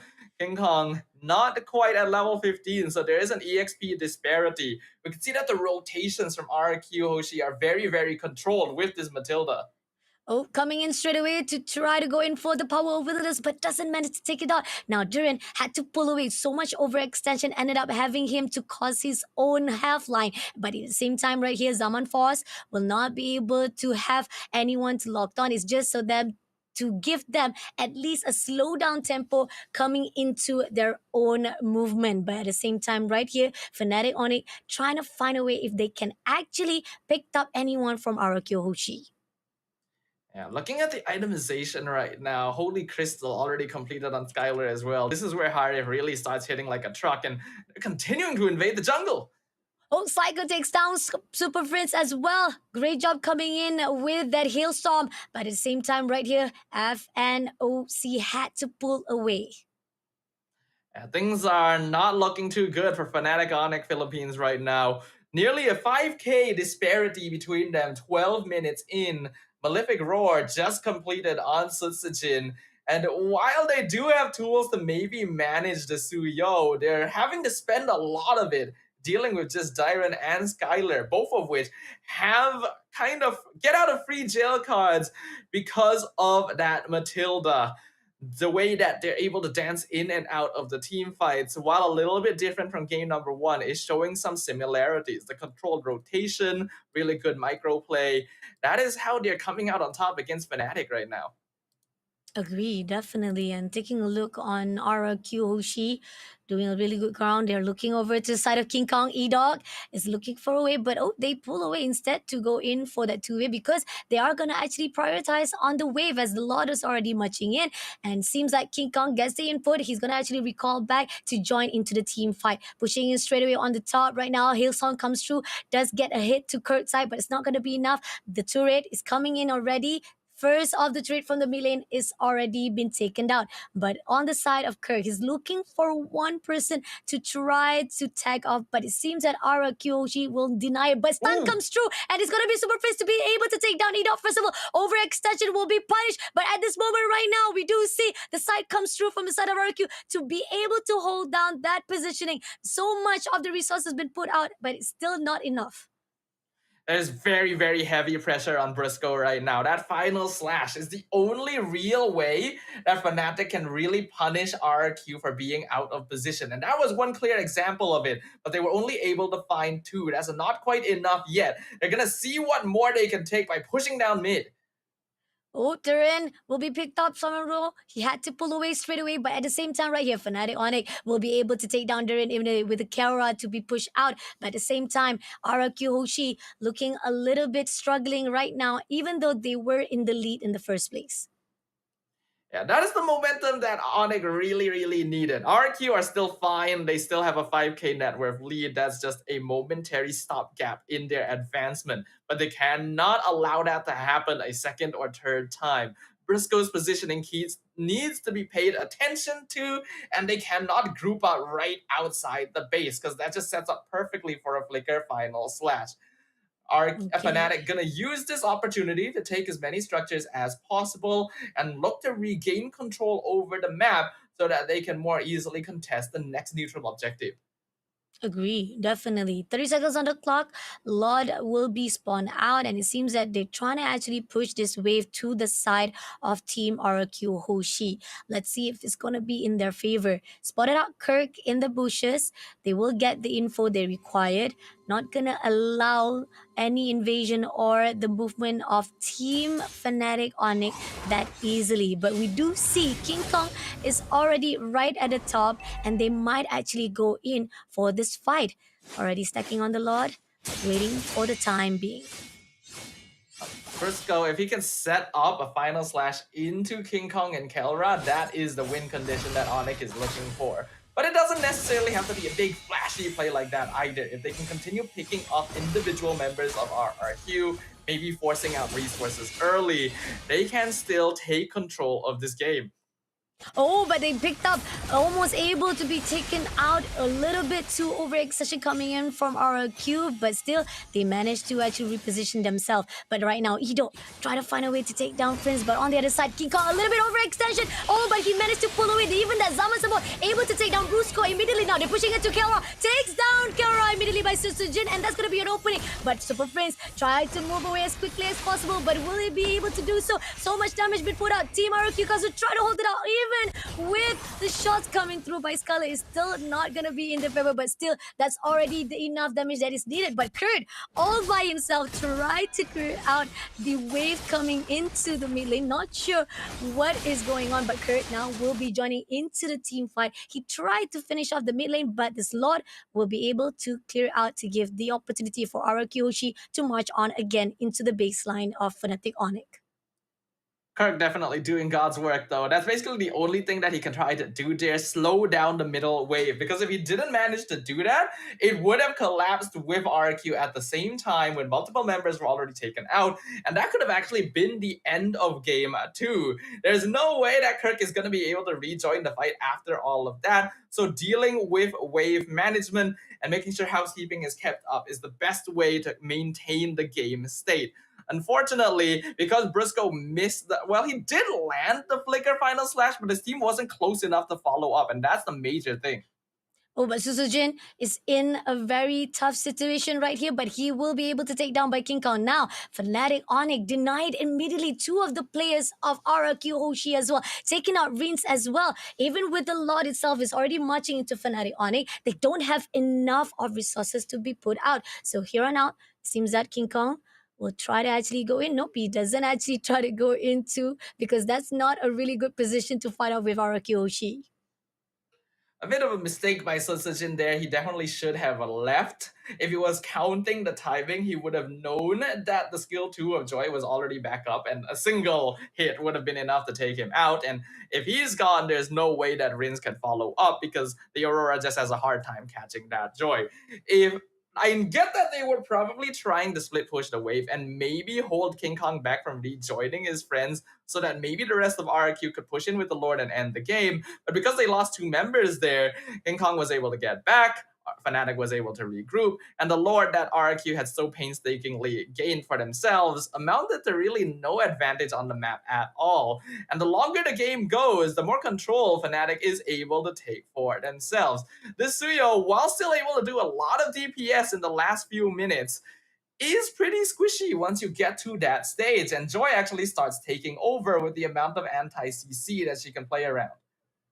Oh, agree, definitely. And this is a crucial point coming in from RQ Hoshi. They have to time it right, gotta be careful. And it seems that Brusco is gonna try to find a way to break into the back line of RQ Hoshi, but it's gonna be Kirk. Try to initiate it, but they pull away, denying any movement coming in for Fnatic. Super Fins also just overlooking from the distance, but it's gonna be Duran who tried to go in for the initiation, but doesn't manage to do it. Even with the Hailstorm, denies any movement coming in from Fnatic. Try to get that info as much as possible, but Team Fnatic Onyx is all over the place.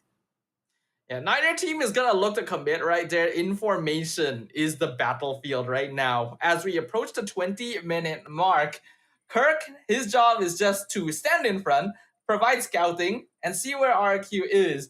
Briscoe, despite being on an Arlet, actually wants to stand back so that he can come in at the opportunistic time to get a flicker final slash and put RQ out of position. The best case scenario, if they've already spent resources trying to dive into Fnatic Onyx. That mistake has already happened to them once. I highly doubt it'll happen again. It's gonna really come down to how well Fnatic Onyx can control the map and split apart the members so that they get a false sense of security that maybe they can start a fight. Oh, agree, definitely. I mean, looking on the side right now, they are great in positioning wise. The RRQ not allowing any of the backline comes in, even Fnatic also not giving any of the space to come through. But here right now, we do see Dirin going for initiation again. Everyone comes through. Brusco right on the pick, but doesn't manage to connect the dot as quickly as possible. And Fnatic on it pull away as quickly. And now, Team RRQ Hoshi, they want to get this lot immediately done. They're gonna try and control the Lord Pit right now. Fnatic Onyx right on the edge, and the fight starts again. The fight starts again. Kara will be picked out immediately by Dirin. By the same time, that Zaman Force will deny it of the movement, but he'll be able to take down Brusco as well. Pushing into King Kong. Dirin going in for the power for the fight off the side of King Kong, but doesn't manage to push through. But Super Friends, win back, take out. Overextension come through, but Susujin will be able to take down by King Kong. But now, Team RRQ, they want more. They're going to try to push into Super Friends. Going in with the Hailstorm, doesn't connect the dot. Skyler try to push away, slowing it down with the movement. Hailstorm again, and managed to take down Super Friends immediately. And now leaving two more plays to go. King Kong right in the open. They're looking for a way. Dirin try to slow him down. Goes in for the slash. Doesn't manage to slow him down. And Team RRQ Hoshi just try to do as much damage as they could. But they want to finish this off already. Kurt comes in the fight. In between. He tried to survive it up. But Riz takes him down. And now one more play to go. Goes in for the team wiped out. And this is the end as RRQ Hoshi wins the series with 2-0. Such a good example of taking advantage of opportunities right in front of you.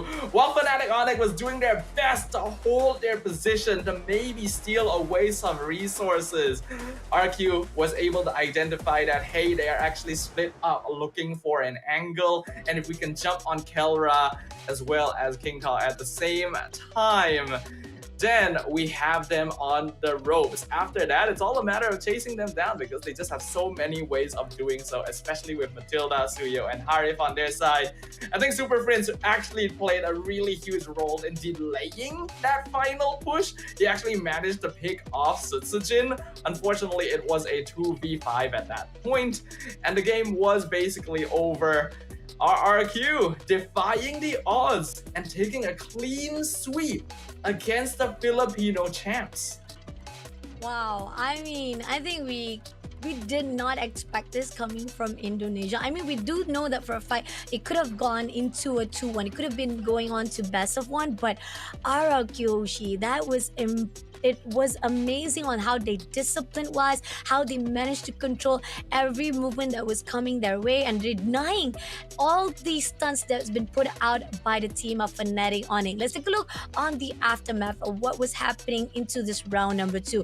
Looking on how they control, I mean, give a shout out to the side of Skyler, right? Because that was the reason why Skyler was able to actually shut down every movement that was done by Fnatic Onyx. E-Dog picking off one after another, looking for an opportunity so that they can break Fnatic Onyx front side, so that they will be denying anyone either side, whether Kirk, who's trying to pick top, it was actually been pushed away by Dirin. So RRQ Hoshi, they know how to actually strategize and not allow Fnatic Onyx to come through.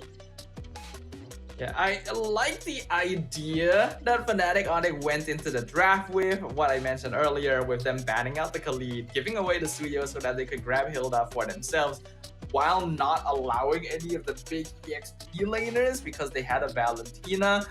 Up until that point, I actually really liked the inclusion of Joy as well, but then the Brody came out, and I feel that that does lock Fnatic Onyx in a little bit in terms of what options they can play with. And if they were able to get an early snowball on Kelra and King Kong, then it would have absolutely worked out fine. But I feel like the Matilda may have slipped their minds a little bit. Extra mobility and early game presence that this hero provides a team like RRQ is just too big to ignore. Agree. I mean, like, with a really good late game as well. I mean, you allowing the fact that Matilda wise, circling Eagle, having a really good movement to maneuver from one end to another end. Those are the things that are crucial coming into the win of RRQ Hoshi. But Skylar, as the MVP right here with the 7 kills and the damage been put out by King Kong, I mean, he did his best. He tried his best on because we were denied on the 6 minute or even on the 7 minutes of the game. It could possibly seem that on the early stages, King Kong was the one who ultimately was able to maneuver those flows into the side of Fnatic Onyx. But as it grows on, we do see that Team RRQ as a whole, they were able to manage all the movement that was done by Fnatic Onyx. It is unfortunate that we weren't really able to see what happened in the first couple of minutes of the game due to some technical difficulties. Otherwise, we may have been able to find out exactly why Fnatic Onyx was again having a difficulty keeping up in that early game despite having a Brody and a Hilda, which should give them lane priority on both sides of the map. RQ Hoshi, they have a very good understanding of what this meta is. We already knew that it was probably more suited for the Indonesian style of gameplay, but they've also kind of adapted a bit of that traditional PH macro into their toolset as well. And it's just a very oppressive experience. Agree, definitely. I think pretty much on the fine line of the drafting wise, I mean, yeah, you talked about how Brody was a little bit conspicuous to be picked out by Fnatic Onyx for this round number 2, but Skylar, again, as the one and only goal laner right here, he's top of the map right here for the first series itself as the MVP with 725 KDA and 733. I mean, talking back again, right, during the early stage, and I think this could be one of the highlights that we didn't get to see because we were denied on the 7 minutes, and we see how the movement, right, they got the title first of all, and this is the fight we see. Most of the engagement was coming in from the side of Fnatic. First of all, they were able to control all the movement even despite Kurt was taking down A-Dog, and we did saw that Fnatic Onyx was already leading to 8-5 for their kill points at that time. But this is where the fine line where RRQ Hoshi was able to shut down every of the movement. Really nice movements coming in here. The moment that Briscoe was able to catch them once with that final slash, we saw that RQ took measures to make sure it never happened again. And while there were some individual mistakes, like here Sutsujin deciding to try and continue the fight to whittle down King Kong, it didn't quite work out, but the game still went very much in their control. After the next Lord fight, Onyx were not able to find the engagement that they needed, and it gave RQ Hoshi a clean victory. A clean victory for our first series. Indonesia will be so proud right now as RQ Hoshi able to trample against our Philippines champions, but not to worry, as we've talked about, RQ Hoshi as well as Fnatic Onyx, they are on a 2-0 bracket, which means they still have one more lifeline to go. Only for for the Fnatic Onyx right now, they will be in the bracket of 2-1, and they'll be meeting off with the rest of the teams who are also in the same odds for their fights to continue here for the SPS Open Finals. But RQ Hoshi, they're gonna have a little bit more hardship on the side of their journey because they're gonna be in the bracket of 3-0 to continue that win streaks. It means that they're gonna be facing the real toughest of toughest remaining teams here in this competition. And I imagine a lot of the teams that are gonna be dropping down to that 2-1 bracket are gonna be a little bit scared of the fact that Fnatic Onyx might be right beyond the horizon. But we've also got some of our results for the games in other streams. Wow, I mean, on the other streams, we have the BM streams that is covering for the Alter Ego versus Team Vamos, and it seems that Alter Ego was able to take down Team Vamos in their own bracket. And if I'm not mistaken, Team Vamos, I think they still have one more lifeline to go on their scene, so this could be another case of them will be trying to actually survive for the next bracket. So we're not saying goodbye just yet for them, but unfortunately for that stream, we are going to say congratulations to Team Alter Ego for continuing on that 3-0 streak. It does definitely seem like the Indonesian teams are coming out to play this meta, having that extra aggression and all the assassins and fighter heroes in the jungles to play around really helps them out a lot. Even the MDL teams proving to be pretty scary overall. But on the PH stream, we had a bit of a PH versus PH matchup with Aurora coming out with a clean sweep as well against Smart Omega. Okay, this is also another bracket of our 2-0 as well. So that means Team Smart Omega, they're gonna be in the same pool with Fnatic Onyx as well as Team Vamos. Oh, do you see the patterns already for our 2-1 teams? And also to those who are already at the 2-0s, RRQ Hoshi is gonna meet up with Aurora as well as the team of Alter Ego. Oh, this is another to be seen on to the day number 5 of SPS Open Finals, Dafa. As the Open Finals get closer and closer to the final day, the competition is just going to get harder and harder. And that also means even a more exciting games for all of you guys watching at home. So if you guys haven't yet, go ahead and show the ESL and Snapdragon social channels a bit of love so that you know exactly when the streams start and when you can catch the best MLB action.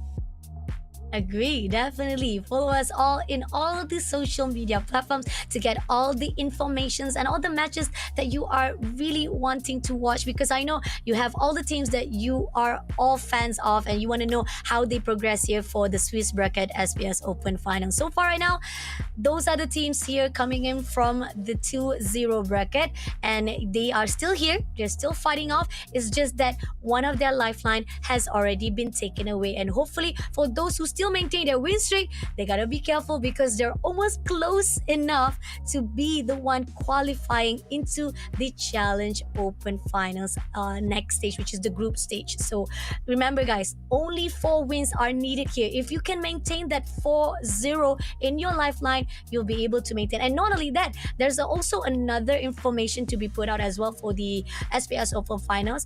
We have also 1 slot to be opened up, so it's not going to be top 5 anymore. It's not going to be top 4, it's going to be top 5 who managed to join into the SPS Challenge group stage. So 5 teams to be fighting out. That's going to be interesting, man. It just means that you gotta fight that much harder to make sure that you are in that top 5 so that you can move on to the next stage and continue showing the world what you're capable of.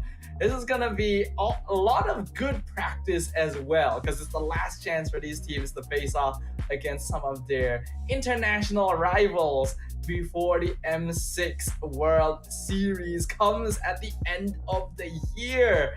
So it's gonna be exciting. I think we all did not expect this first series to end up being 2-0. So it really shows the amount of growing that RRQ Hoshi has been through.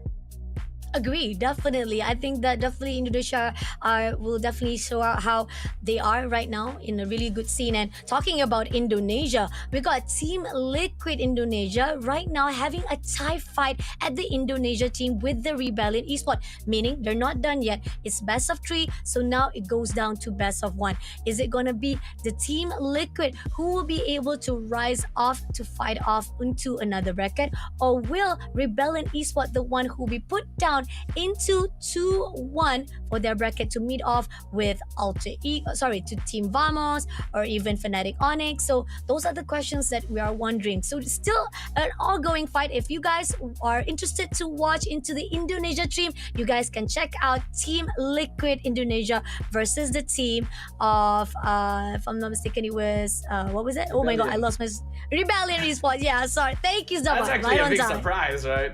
It's a big surprise that that's a 1-1 because Team Liquid ID is the champion of MPL ID, whereas Rebellion didn't even qualify for the playoffs. So the fact it's a best of 1 now between those 2 teams shows that there is a bit of a status shift happening here in the Snapdragon Pro Series, and who knows what's gonna come next.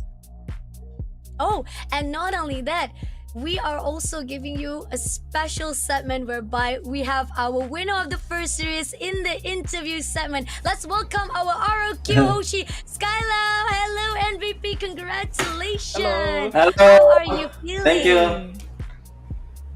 Good. Good. All right, Yeah. I'm gonna go in for the first question. My first question, RRQ Hoshi Skylar, did you actually expect it to win against Fnatic Onyx, especially the fact they are the champions Hmm. of Philippines? Think just lucky. Just lucky? Yeah. Lucky? Yeah. So Wow, you didn't so expect humble. to go 2-0. Because Fnatic Onyx saved the strats for M6, I think. Oh, mind Oh. games. I like that. Snafa? Yeah. That is very, very interesting. It would be a surprise if they were keeping strats. But I also want to ask you, Skylar. I think you have a Yes. lot of fans. A lot of people look up to you as one of the best goal laners in the world. We just got No, a new Keller best goal laner. one of them. I think you can be confident enough in that. But we just got a new patch. Do you think this new Yeah. patch helps gold laners, or is it actually a little worse for gold laners? I think this patch so many item buff, right? Like Malefic Gun get buff. I think Marksman meta now. I think. Ooh, okay. okay, So it's interesting. X-Men meta Yeah. now. Oh, All right. I Okay, gotta and ask now- since you brought it up as Okay, well. sure, right? sure. All right. What do you think of Malefic Gun? Ah. I think it's good because the range so far, right? If you use Layla, if you use Layla, for example, if you use Layla and then level 12, you get so far passive, right? And then you use Malefic Gun, so very far.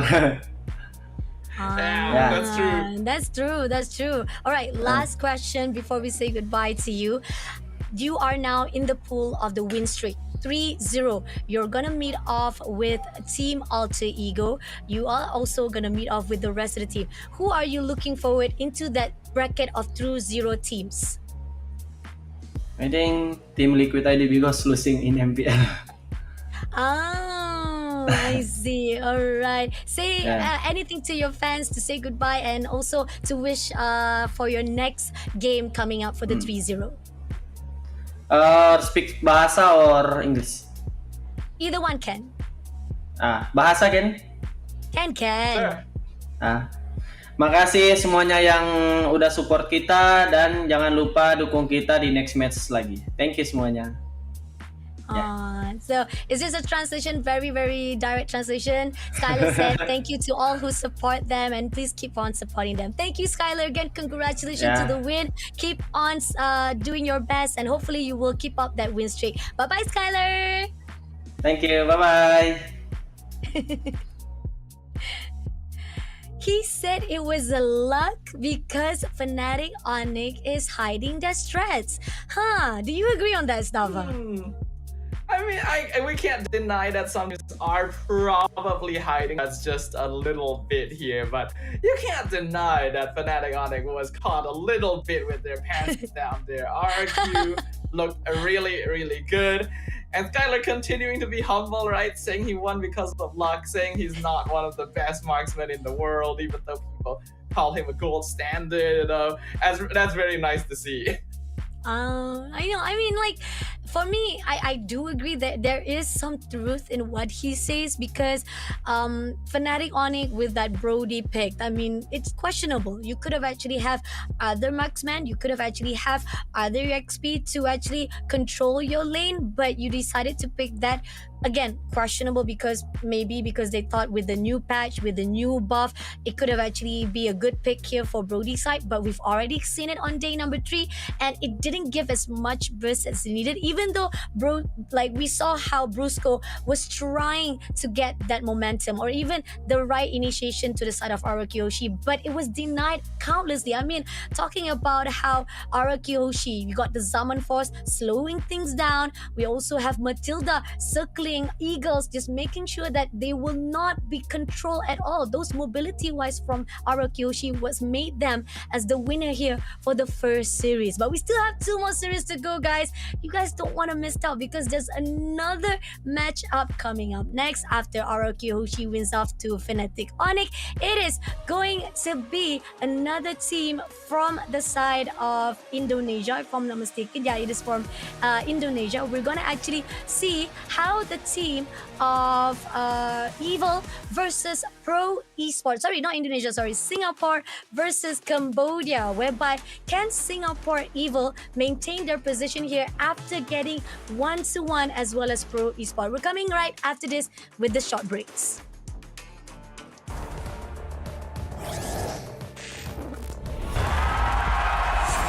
Here we go!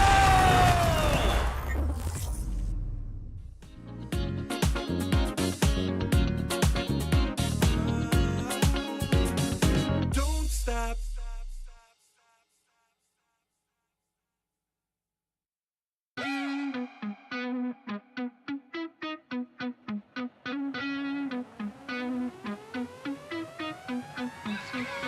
I can feel it in my bones, yeah. I can feel it in my bones. I've been waiting for this moment. All my life I've been waiting. Ain't nothing gonna hold me down. Ain't nothing gonna stop me now. Cause I was born for this moment. I was born for this moment. Everybody said I was crazy for believing. Told me to give up, there ain't no shame in me losing. But they're wrong. Oh, but they're wrong. Oh, I came to win 'cause I know it's my time. Giving too much now, I ain't going back. So give me the green light. Give me the green light.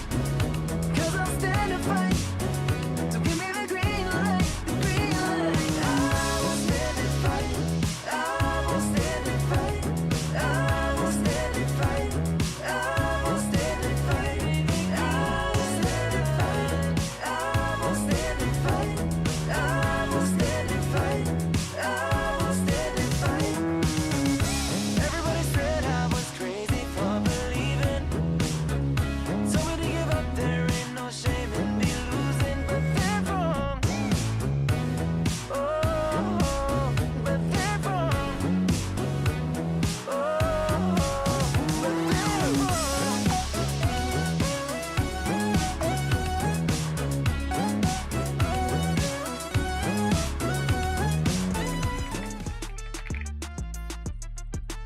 And we are back again here at the SPS Open Finals Day number 4. Done with the ROQ Hoshi versus Fnatic Onyx. Second series up next is going to be Evil Singapore versus the Pro Esport Cambodia. And it has been a great ride for Evil, alright? Because at the start of day number 1, they were superbly amazing. But they were denied immediately because once they moved into the 2-0 bracket, they met off with ROQ Hoshi. On the side of Pro Esport, the first day itself, they had to meet with the champions of Philippines, which is Fnatic Onyx, and it was unfortunate. I mean, when you are from a community heroes, had to meet up with the Philippines giants, it's not gonna be easy. But as they met up with Team Singapore, they met up with Team SV, that is when our community heroes meeting up with community heroes, it put a standard that Pro Esport, they want to continue their win here or even continue their survival in the SPS Open Finals. But then again, they're not gonna meet up with the Evil Singapore. Will they be able to maintain it, or will either one of them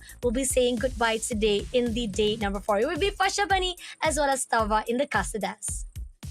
Yep. I feel like this second match is going to be pretty interesting here because both of these teams are from regions that MLBB fans will typically write off just a little bit, alright? You don't usually put a lot of stocks into Singapore or Cambodia, but both these teams have performed pretty well overall, with Pro Esports being third place in the most recent MPL Cambodia Season 7, and Team Evil being second place in the recent MPL Singapore Season 8. So I think they have a lot demonstrate, especially since a loss here will eliminate them from the competition. Agree, definitely. I mean, take a look on the roster of Evil Singapore, right? We got Ken at the EXP, Powerful as the jungler, Sela as the mid laner, Coconut as the roamer, and Marky as the go lane. Now, they have been struggling on day number one, even though they did manage to win against Vampire Chaos. But as they met off with Ara Kyoshi, most of the items they were trying to do, even when they had the idea been put out, they want to actually control the link on the side of Arakyoshi, and then they have Fanny to move around, but it was denied immediately by Arakyoshi. Nothing that could be picked up by them was able to be put out into a fundamental success in their area. But if they meet up with Pro Esport, would it be a different case? Who knows? Coming into this second series of the day.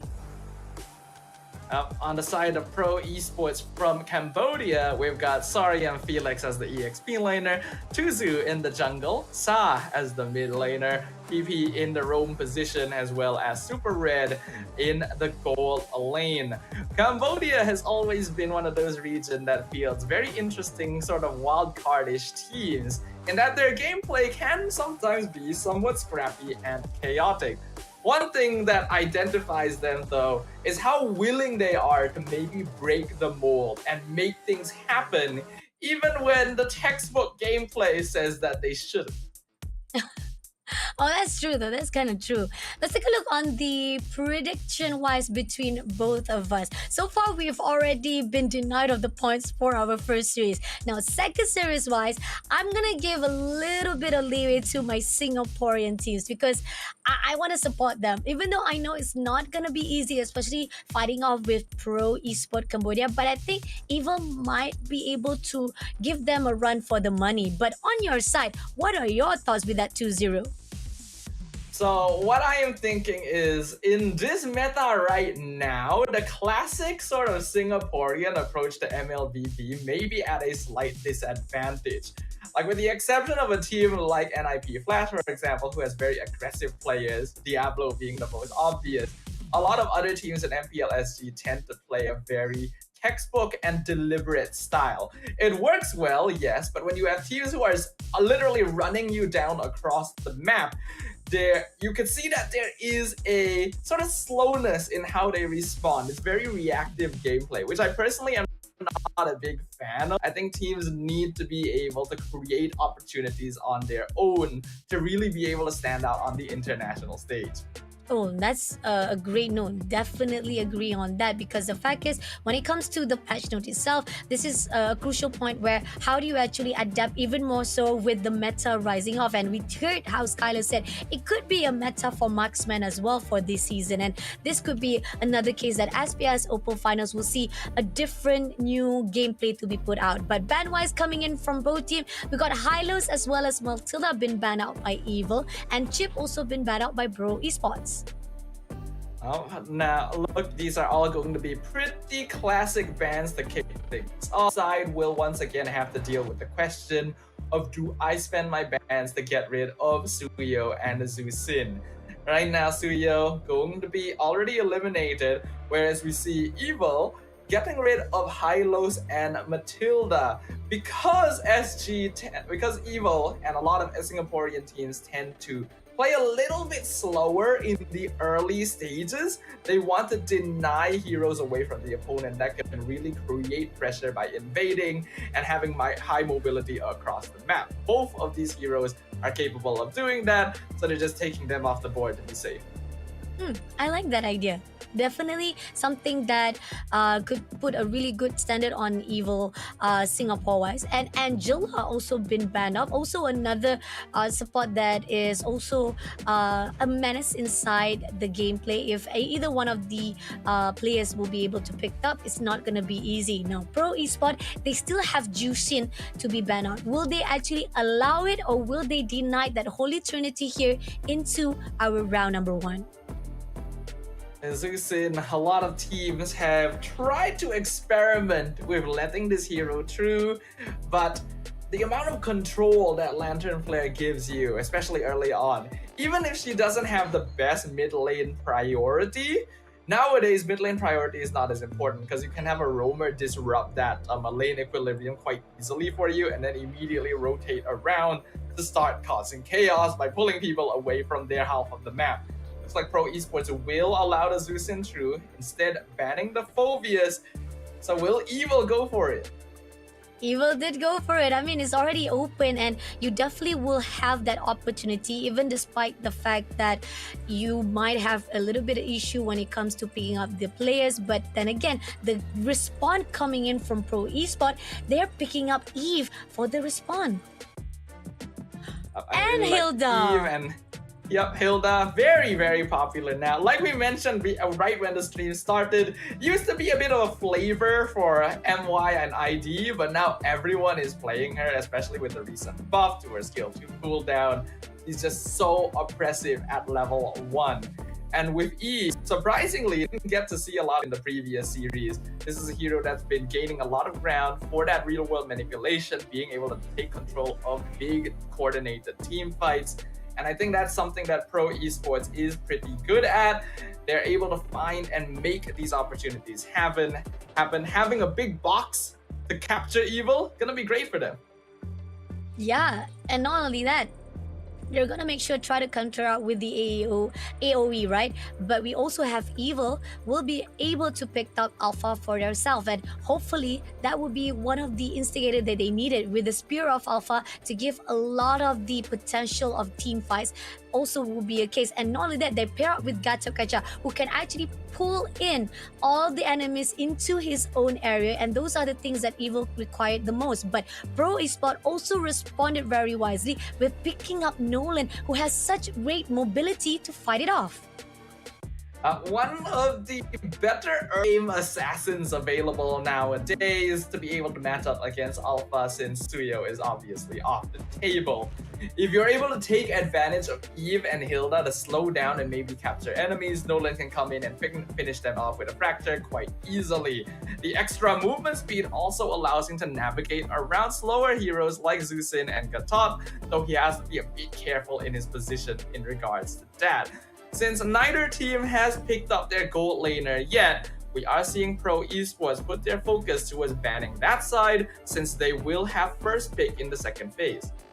Ooh, and they only also banned out Harith, as well as 1-1 also been banned up. I like the fact that they're trying to actually thinning out the pool of the heroes itself so that they will have the least amount of choices to be picked out right now. And because they banned Harith specifically, it does create the thought in mind that maybe Pro Esports wants to go for a 1-1 or a Claude, because these are heroes that might have a bit of difficulty against Harith in lane. So with the 1-1 banned out, we'll see if Evil decides that Claude may be a problem for them to get rid of as well. But with Moskov already gone, keeping as many scaling heroes in the pool as possible may be something Evil wants to consider. That is very true.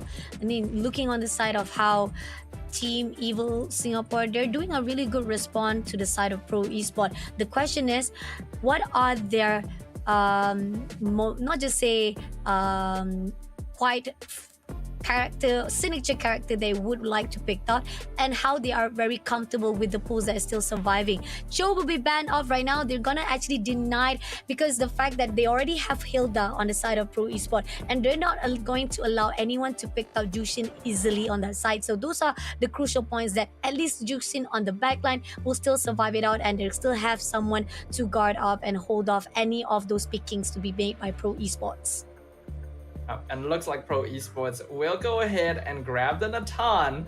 I personally feel like Natan is in a bit of a ridiculous state right now. He's able to do good damage early on, scales well with 2 or 3 items, and then late game he's able to just blink in and blow you up in like 2 seconds. It is actually ridiculous how much value he has across the course of a game. Evil gonna be focusing on CC here. With a Tigreal and a Zusin, they have a really good ways of controlling the team fight, even when there's a real world manipulation on the opposite side. They'll go ahead and pick up that carry. Definitely not as popular as she used to be, and you would not logically expect to see her, since Pro Esports only really has the Hilda that plays into her passive. but this could be more of a comfort situation. Could be, but in the late games, if Evil will be able to give that leeway for carry to actually have a good space to have their resources as needed, and with the wheels as well coming out from carry, it can slow things down from Pro Esport, because so far right now they have so much mobility. The heroes wise, they have so much space to actually cover ground, and not only that, they have Carmilla as into their own pick for the last one. This also gives them so much of a space that Evil Singapore needs to be really careful, and this is the reason why they picked out Tigreal, they picked out Gato Kaja. They want to actually conquer or even try to focus on a center of a ground that team fights can be pulled into their territory. But then again, can they do so with so much of the heroes that is very slimy and very sneaky that can move away from their own team fights? Snafa, what are your thoughts on this drafting?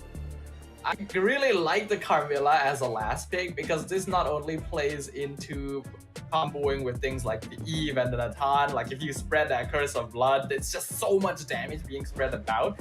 It also correctly identifies that Evil is a team that likes to fight as a 5-man. This is a team that habitually wants to all be together to get things going, and they have the heroes to back that up as well. So if Pro Esports are able to capture all of them in the big box and circle of death, that's going to be really rough for them. Agree. I definitely think that this is going to be an interesting fight here for our second series of the day. You guys are watching Evil Singapore versus the team that is probably might have the potential to say goodbye or will have a chance to still survive. Pro Esport Cambodia. Who will it be? The first round is about to start. So far right now, everyone is contesting right on the mid lane. Coconut giving some damage onto PPP, but at the same time, they taunt straight to Sorry, I'm Felix, giving so much damage. Sorry, Felix had to actually pull away from those engagement in the end. They do try to actually pick up PPP. Nope, not gonna actually continue on. Doesn't finish the counter-wise that they want to find. All right. Oh, hold on. Still a little bit of a skirmish happening here. Yup, it's coming in. Zuzu takes down the first blood, and Sorry, I'm Felix also take down the powerful. No, just when they thought that the scream was taken out, they ended up finishing off the two players of Team Evils. Evil making a mistake there. There was no reason for them to be that far up on the map when they had already chased Pro Esports away from the Little Wanderer. They have a very bulky lineup, yes. They don't have to worry about being picked off too easily early on, but their own damage is actually very burst-based, because until Marky actually gets some items, they're fully relying on this alpha to go in and dish out damage. And if he's already used all of his cooldowns, then Pro Esports just comes back in afterwards and finishes them off, no matter how tanky they are. So that is exactly what we saw there. Evil needs to make sure not to repeat that mistake, or Pro Esports will just take over the game. Oh, that is like one thing that needs to be very focused on to the side of Evil's Singapore, because the fact is those are the certain things that Team Evil Singapore wanted to actually pull out into the team fights, but then again, the reason they tried to pull wrong and they were wasting too much of the time at that mid lane was the reason Team Pro Cambodia was able to actually punish them. But at the same time right now, if on the early stages, even the fact that they didn't manage to get those team fights into their hands, Stafa, your thoughts coming into the mid games, how is it gonna be like? A mid-game should still fall into Pro Esports, having the Curse of Blood with the real-world manipulation, and then Nolan and Natan on top of all of that is just so much damage. And I already highlighted that Evil likes to play together. We even saw it in that first river fight. So many of their players pulled into the jungle to try and deal with Pro Esports, and then we're kind of slow to retreat as well. So if they continue with this habit of sticking together as a group, then they are just setting up for their opponents, and that cannot happen. Oh, I feel like this is gonna be tough for Team Evil though, because if they continue on with this kind of same gameplay, they're gonna have a rough time continuing on round number one. So far, right now, I feel like if they keep on going in for the aggression, they want to actually go in the early scrimmage. Those are the crucial things they have to be taking note. Like how are they want to actually pull out, how they want to actually pick up, because they have Jushin, yes, they have the Lantern of Flare picking up one player, but one of these situation wise, if it's been denied with the mobility wise coming in from Team Pro Esport, those Lantern Flare is not going to do anything in their favor. Yeah, one thing that Evil can try to play around is to go for pickups when Pro Esports isn't quite ready to fight together, because they actually have a really long CC chain with Sin and Tigreal together once they hit level 4. So if Coconut is able to get a big implosion setup, or if Sayla is able to throw people into Coconut, and then Ken is around to take advantage of it, Evil actually can win fights. And it seems that Sora and Felix will be taken out by Powerful. Able to even get the first turtle in their hands as well is one of a really good move coming in from Evil. It's still not enough, but at least for now, they are in a really good strength or even the power level with the side. But RWM been put out here too close for Coconut. Had to pull away before becoming a casualty. But a really good move coming in from the side of Pro Esport. Try to contain them in that position, but still, it's not enough. Very important that Coconut was able to get out of there as well, while preserving his flicker. He didn't actually end up having to use his battle spell to escape, because if he did, then he would have missed using it right as he hit this level 4 timing, which is when Pro Esports would be the least prepared for a potential flicker play. So that's pretty good, but I like that Pro Esports is already starting to pull Super Red into fights to see if they can get farm onto the Natan as soon as possible, because this hero just scales like crazy. Evil has to be careful of that. Evil have to be really careful to see all the lanes that needs to be covered up. Marky, right down below, is trying to actually try to get the info is required on Super Red. But there you go, Tuzu takes down Powerful, and the Avatar of Guardian going in for the airborne of Tuzu as well as PP, but doesn't actually able to capture them. Now, trying to go in for the Lantern Flare, gonna pick PP off. Can he actually pick it up? Oh, unfortunately, wasn't able to do so.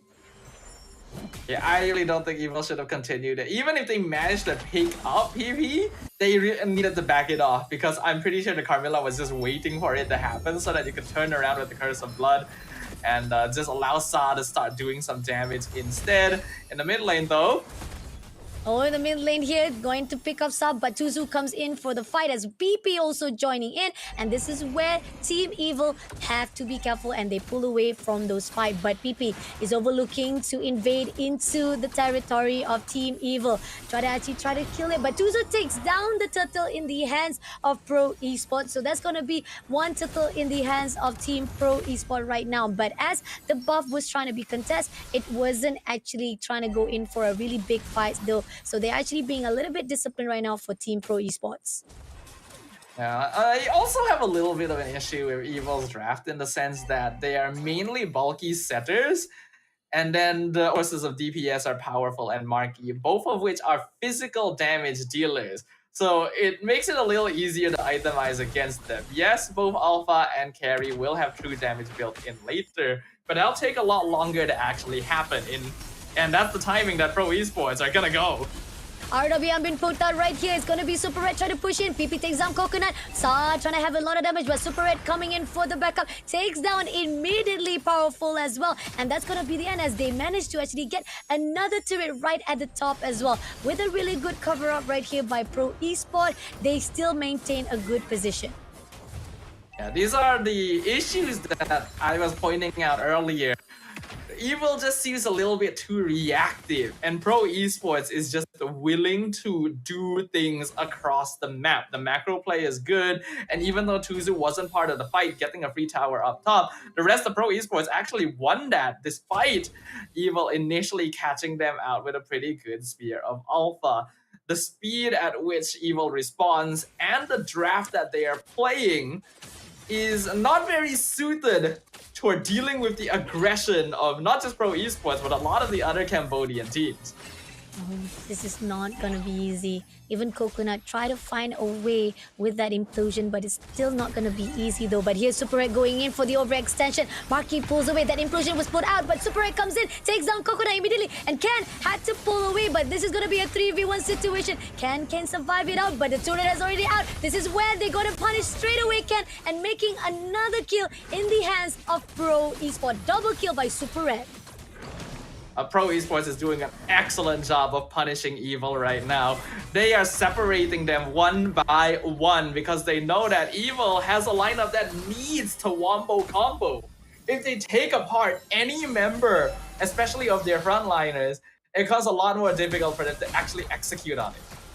Oh, but we are gonna go in for another technical pause. Even though we almost see Powerful try to push in straight away to Pro Esport with the Spear of Alpha, but then again, we're not gonna see the continuity of that storylines because so far right now, we're gonna give a time being, a little bit of space for the players to get prepared even more so. They will be trying to find the solution to what the issue that they're going on or encountering at the moment right now. But going back into what has been going on for this round number 1 between Evil Singapore versus Pro Esport Cambodia, it is in the favor of Pro Esport. They know how to get it done. They didn't even had to actually go in for a full-on 5v5 team fights because they know how to pick one after another. Even with Sela try to actually use those lantern to pick up one player, is still not enough because the mobility wise or the sleeky wise coming in from the team of Pro Esport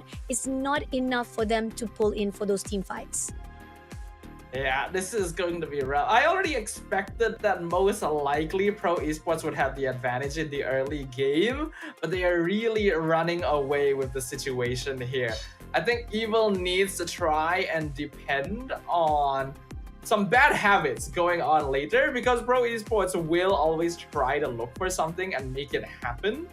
So if they maybe overextend a couple of times in the mid to late game, especially when they're pushing into the base, then maybe Evil might be able to turn things around. But 7 minutes and it is already a 7k goal lead and the kill score is 10-1. Oh, this is really rough for Team Evil. Tuzu already on the 12th level right now, and it seems that Marky is going to try to go in for 1v1. Doesn't manage to pull in, but Ken going in straight to slow him down. Doesn't manage, and even Sela going in for the Lantern of Flag, going to pick him up. Picked on straight away to gank to, but Tuzu still survive it out. Look how amazing the mobility-wise coming up from Tuzu, even with denial of Team Evil to gank them up. And that means that all the time Evil spent to chase him down was just completely wasted. That's 4 members who committed time and cooldowns without getting anything in return. They're gonna lose their mid tier 1 for this. They're gonna lose their bot tier 2 for this. Evil's reliance on moving together as a squad, and unfortunately the speed of their reactions is just not able to deal with Pro Esports. And the fact that right now they're already down into the last layer of turret, except for the top player who still have the second turret to still survive it out. But 20 seconds on the clock, the Lord is about to be spawned out, and this is where the fine line. Pro Esport, are they gonna actually try to contest those Lord and try to go in for the team fight, or else they will try to actually take down one after another. Now pushing in straight to Coconut. Coconut having so much damage, had to pull away. Can also try to survive it out, try to make sure that at least Coconut survive it out, but there's so much of damage. Marky coming in to push in to get damage to Sorry I'm Phyllis, but it's still not going to be enough. Team Pro Esport giving that leeway, giving all those ground cover management to the side of Evil to be very focused on the top, leaving Tuzu on his own with the Lord. And it looks like he will be able to get it though. Super Red, staying a little bit too long, does end up getting traded there. That's a shutdown. And Felix will chase down Sayla at the same time. Evil actually with the counter attack potentially. Oh, coming in right now. Avatar Garden did pick up the one, but at the same time, it's not going to be enough. Looking for the cooldown at the moment right now. Looking for a way. Marky try to actually go in, but Tuzu on his own, solo pushing and just taking down turret. This is where the fine line of Evil, they're overextending themselves or even too focused on the high ground. They didn't realize what was going on under their own belt. Yeah, this again, we are seeing these bad habits on display. Evil likes these 5v5 fights. They have drafted for the 5v5 fight, but Pro Esports is just playing circles around them. Tuzu doesn't even need to be part of the ganks and chases that the rest of his teammates are doing because they're actually pretty good in terms of a death ball strat themselves, and now they're just pushing in mid. RWM picking up, Super Red takes down Ken, Tuzu takes down Marquis immediately, and this is where the fine line, they clear out the turret of the mid lane. They are going in all five, gonna try to push in, Powerful to survive it out, looking for the minion, and now it seems that Tuzu going in for Sela, but almost been tagged out, but Sela managed to pull away. Now that's gonna be the last turret of the day. They're going all out for the crystal. Coconut been put up, but Sayori and Felix gonna go in for the side of Devil, but at the same time, this is gonna be the end for the team of Evil Singapore as the first win goes out into the hands of Pro Esport Cambodia. Man, that really didn't even feel like a contest there. One of the faster games we've seen so far. I think it was only 10-11 minutes total before Pro Esports was already whittling down the base of their opponents. I expected going into this, just based on their past gameplay, that Evil would have some difficulty. But it seems that there is a pretty wide gap in the way that these teams approach the game, and it feels like Pro Esports may just be the rock to Evil Scissors. Oh, that's so sad because it's at the crucial moment where we see that Team Singapore, they were trying to go as one, but Pro Esport, they're better off. They literally know how to divide and conquer all of those maps area to a point that Team Evil, they literally did not know what was going on. And those are the mistakes that will be punished and they will be taken into consideration of Pro Esport itself. And Evil, somehow, yes, they are tankier, they are having a really good team fights that can be put out if it goes into their favor, but denial was done by Pro Esports themselves here into the first round. It's a little bit of a subversion of expectations as well, because when you look at these lineups, you expect there to be a lot of 5v5, just like Death Ball, Death Ball, right? With a Tigreal and a Susin and a Gatot on one side, and then a Carmilla, Eve, and Natan on the other. Instead, though, Pro Esports just had their mind on the prize, making sure that they were playing the macro game at time, while at the same time punishing Evil for overextending or spending too much time and resources just to chase down one person without even successfully getting anything for it. The goal lead is almost 13k in favor of Pro Esports. Evil literally didn't touch a single tower the entire game. It was a very one-sided beatdown. Wow, that's how much of the objective focus on the side of Pro Esport. Not only they will really focus on pushing those waves, they're also focused on what to get things done. And MVP wise, Sa, despite not even getting any kills, I'm not sure if this is actually the correct graphics, could be maybe, but at the same time, it could be because of the damage that was dealt by Sa that put him as the MVP here for this first round. But it also needs to be pointed out as well, Super Red getting 8 kills. He was in and out in the right moment at the right time. Tuzu only focusing on just pushing on those waves, and that was necessary for Team Pro Esport. Those are the things that shows how Pro Esport was well-rounded here for round number 1.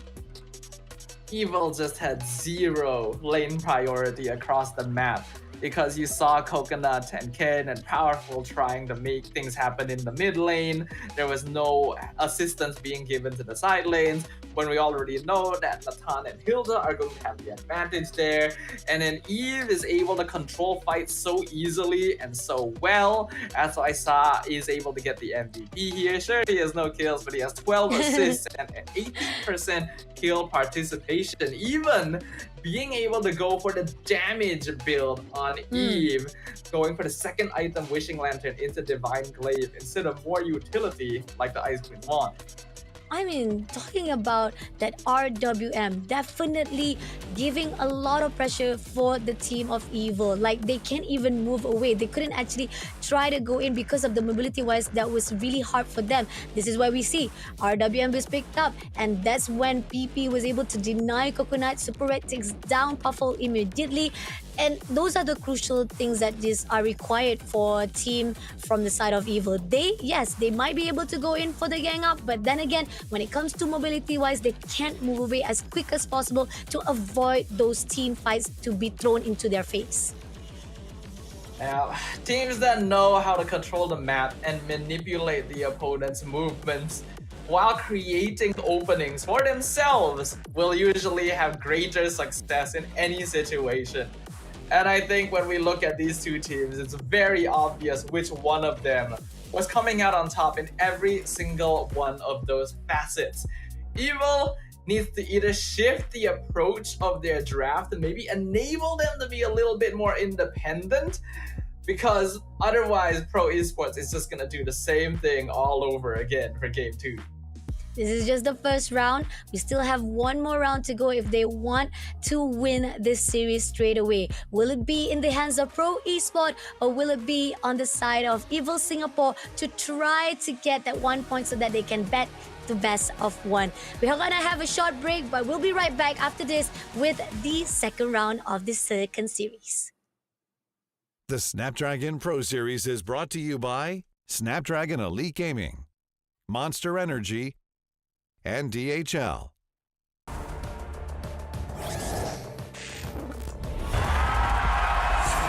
Here we go!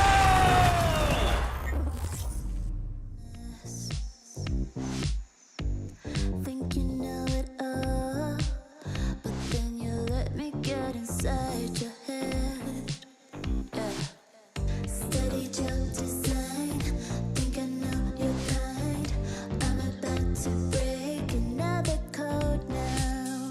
Pretty in disguise, bugging up your life.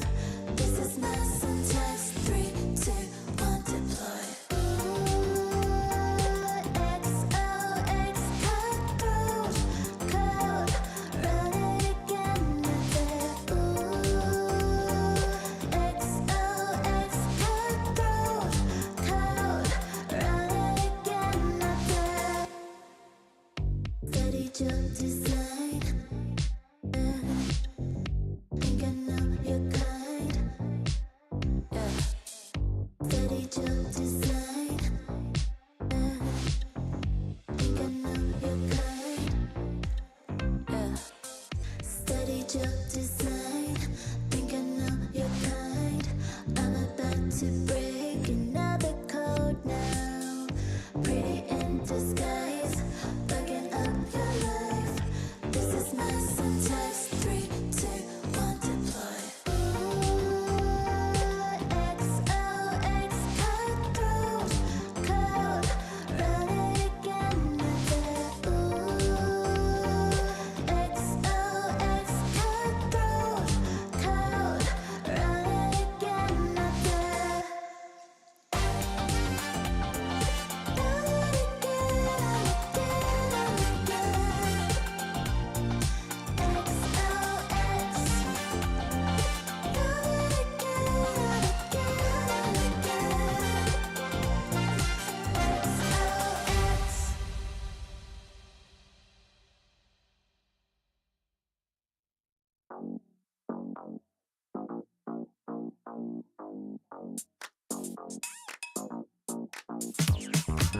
QT dressed up and I'm glistening. I'm the gift, don't wrap me like it's Christmas. Once I'm yours, you'll know what you've been missing. Feeling like we should get into mischief. Listen, you've been looking like you're down on your luck. Need a girl like me to come through, lift you up. Hold me in your hand, I like when you touch me. Keep me around or you might get lucky. I'ma keep you with the good mood. Keep you up all night. Never, never around you. Baby, this is so vibe. Got me dancing like a soul train. Laughing the whole time. Got me singing in the shower. Baby, are you all mine? Baby, I'm your 4-leaf clover. Your rabbit's foot, your charm bracelet, horse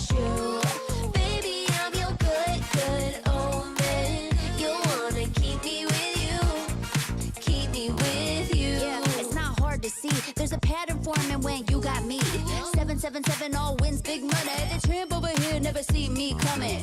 I was in your back pocket the whole time. A quiet power, a silent gold mine, a big old confidence boost. You never delude. Just know that you'll be winning, cause I'm with you in the building.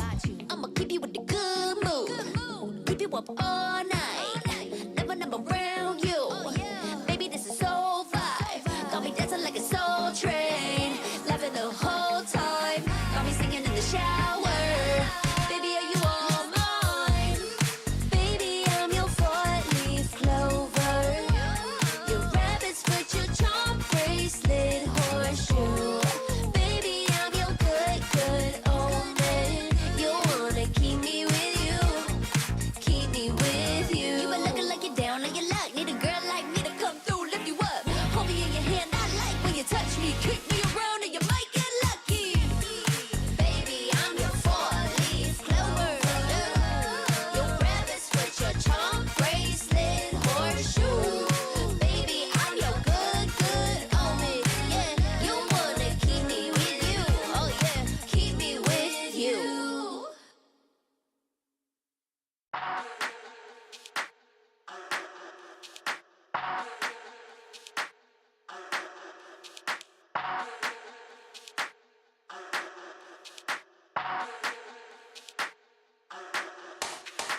Let's get waved, let's get lit, let's get high, let's come have it. Let's get burst, let's get mash, let's buy a bottle and splash that cash. Guess what? It's time for action. You're feeling fine? Main attraction.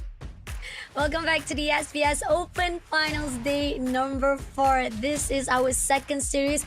We've already seen what was the potential that Evo Singapore could fight off with Pro Esport. Unfortunately, the drafting wise, even though they wanted to go all out with the team fight, it was still not in their favor. Can they change things around with this second round coming up next? You are with me, Fasha Bani, as well as Nava on the Casidas. Hello once again, everyone. We have been seeing some very, very interesting games out throughout the day today, kicking things off with a battle of the titans that ended up in an unexpected clean sweep, and now witnessing the Cambodian team of Pro Esports just take a really, really easy game 1 against Team Evil from Singapore. Going into game number 2, Singaporean representatives are going to need to really dig deep to figure out what went wrong previously, because there is a fundamental difference to their gameplay that is allowing Pro Esports to get away with quite a lot. And the fact that we keep on seeing that Team Evil Singapore was trying to control every single movement of the players of Pro Esport into their gameplay, right? Those are the crucial moment where Team Pro Esport, doesn't matter, you can actually try gang us up. We can still be able to be covering all the waves that we are required, so that our objective is that the name of the game itself, just get the crystal, clear out the tourists. And those are the things they focus more, instead of Evil Singapore was trying to shut down all of their attempts or even the movement of Pro Esport. But coming into the ban scene, we do see Hilda finally been banned out, Eve also been banned out, as well as Angela on the side of Pro Esport. But Evil on the other side, they throw out all of the 3 holy trinity, which is Suyo, Jushin, as well as Chip. Yep, this is the red side ban trinity basically. At most, a team is going to switch one of these out because there's just way too much to deal with. Pro Esports, it's interesting to see that they would ban out the Hilda and the Eve because these are 2 heroes that brought them a lot of success and really suit their playstyle. But going for the priority on Matilda makes a lot of sense because this is yet another early game hero that is really going to punish the opponent if they play too slowly in the first few minutes. Agree, definitely. You have Matilda, who have so much mobility wise, can definitely be able to shut your movement. If you giving the opportunity for them to buff out, it's not going to be easy. But great response coming out from Evil itself. They picked up Hylos. Hylos is one of the heroes that can actually slow down, make a really good AoE for the side of Evil, so that at least movement coming in from the side of Matilda can be shut down just a little bit to help out. And not only that, they have a combo coming in with, as well as thing being joined out. Valentina been picked out. Yeah, I think this is a very safe opening for Team Evil, which may be necessary at this point. Just maybe try and figure out what Pro Esports is going to bring for game number 2. Is it going to be the same aggression, or is it going to be a more controlled approach? Pro Esports, they're going to lock in the Alpha, since Evil has not gone for a jungler just yet. And the Alpha Matilda combination is actually a really terrifying one, again, in the early game. Fovia should be able to hold lane pretty alright against the Hylos, but this Nolan pickup by Team Evil could be a factor that shifts things a little bit, because if you're able to get snowball and kills on this hero, it will give Evil a little bit more to work with. Oh, this is interesting. And not only that, they ban out Aurora as well on the side of Evil, because they want to make sure that at least they're not going to be able to give so much pressure to Evil from those high grounds. So that at least the mobility wise of Evil, and then they'll be able to control all those backlines, denying any entrance coming in from Pro Esport. But then again, Pro Esport also respond. They're denying of Lunox in the hands of Evil as well. If they're getting rid of Lunox, then most likely they want Harif, so Team Evil decides to ban it out themselves, so that you won't have to deal with that in the gold lane. And because of that, Pro Esports also gets rid of the Natan. Super Red himself should know how scary this hero is, because he was using it to completely demolish Evil in game number 1. With both Aurora and Eve off the table, that does take away a lot of the AoE teamfight control that Pro Esports might need in order to deal with Gloria's pathway. So you'll see what they do about that. Bruno been picked up by Evil. I know Bruno has been one of the popular choice as well here for the SPS Open Finals. Yes, when it comes to controlling the lane, Bruno can definitely be a little bit slow on the early games, but on the late game or even on the mid games, you will be able to push out. But the problem when it comes to Bruno, it pretty much have those 1v1 or individual fights that needs to be very careful on the Evil Singapore sides. If they want to actually have that 1v1 on their side, yes, it's going to be good. But then Pro Esport responded, says, you want to go 1v1? Maybe Brody will be the answer for it, with Gatot Kaca to control the CC on their self. Oh, so is this a Matilda mid situation here for the side of Pro Esports, going for another frontliner since they don't have Eve or Aurora available? I thought they might go with Iritel to deal with some of the mobility that Evil has, but they went for Brody instead. We already talked about our issues a little bit of this hero. Maybe Pro Esports will show us something, but Evil finishes off their draft with the Cho. And I think this will be an interesting game too. Yeah, it is. Compared to what the drafting that we saw from Evil Singapore, they all pretty much push on the gang fights, the team fights, the AoE that they want to actually require to control or even to pull in the team of Pro Esport into their own baseline or in their own area of fights. But going into the second drafting, Evil seems to be switching their gameplays into 1v1, more individualistic fights that they feel like they might be able to win on by themselves. I'm not sure if this is going to be a good case, but then again, with Cho be able to go in with the Waves of Dragon, maybe they can be able to shut down any movement coming in from the Spear of Alpha or even Matilda circling Eagle, so that could be an opening coming in from Evil Spot. That is if the execution is right on time. Those are good points indeed, and you're correct about that one. Will the execution work out? Because even though Evil had honestly not a bad draft in game number 1, especially if they were able to catch multiple people, Pro Esports just seemed to play as the better team. So in game number 2, now that the draft isn't quite as oppressive coming in from the Pro Esports side, there's definitely ways that you can play around them. This will be a true demonstration of whether Evil is capable of dealing with the wildcardish aggression of the Cambodian team.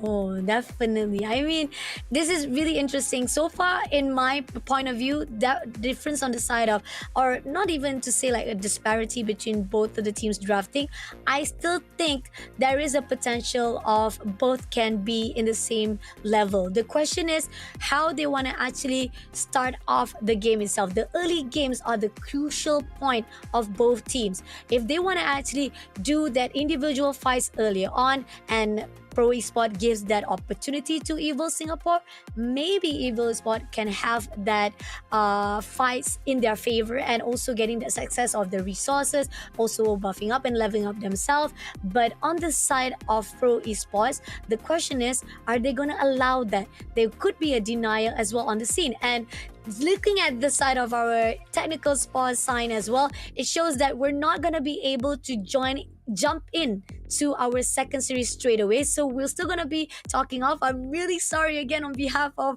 the side of our live stream. I know the viewers are super excited. I'm also excited. Stava is also excited, but those technical pause can also come sometimes. It's out of our control, it's out of our management. So for now, we'll just wait it out for a while until we jump into the second round.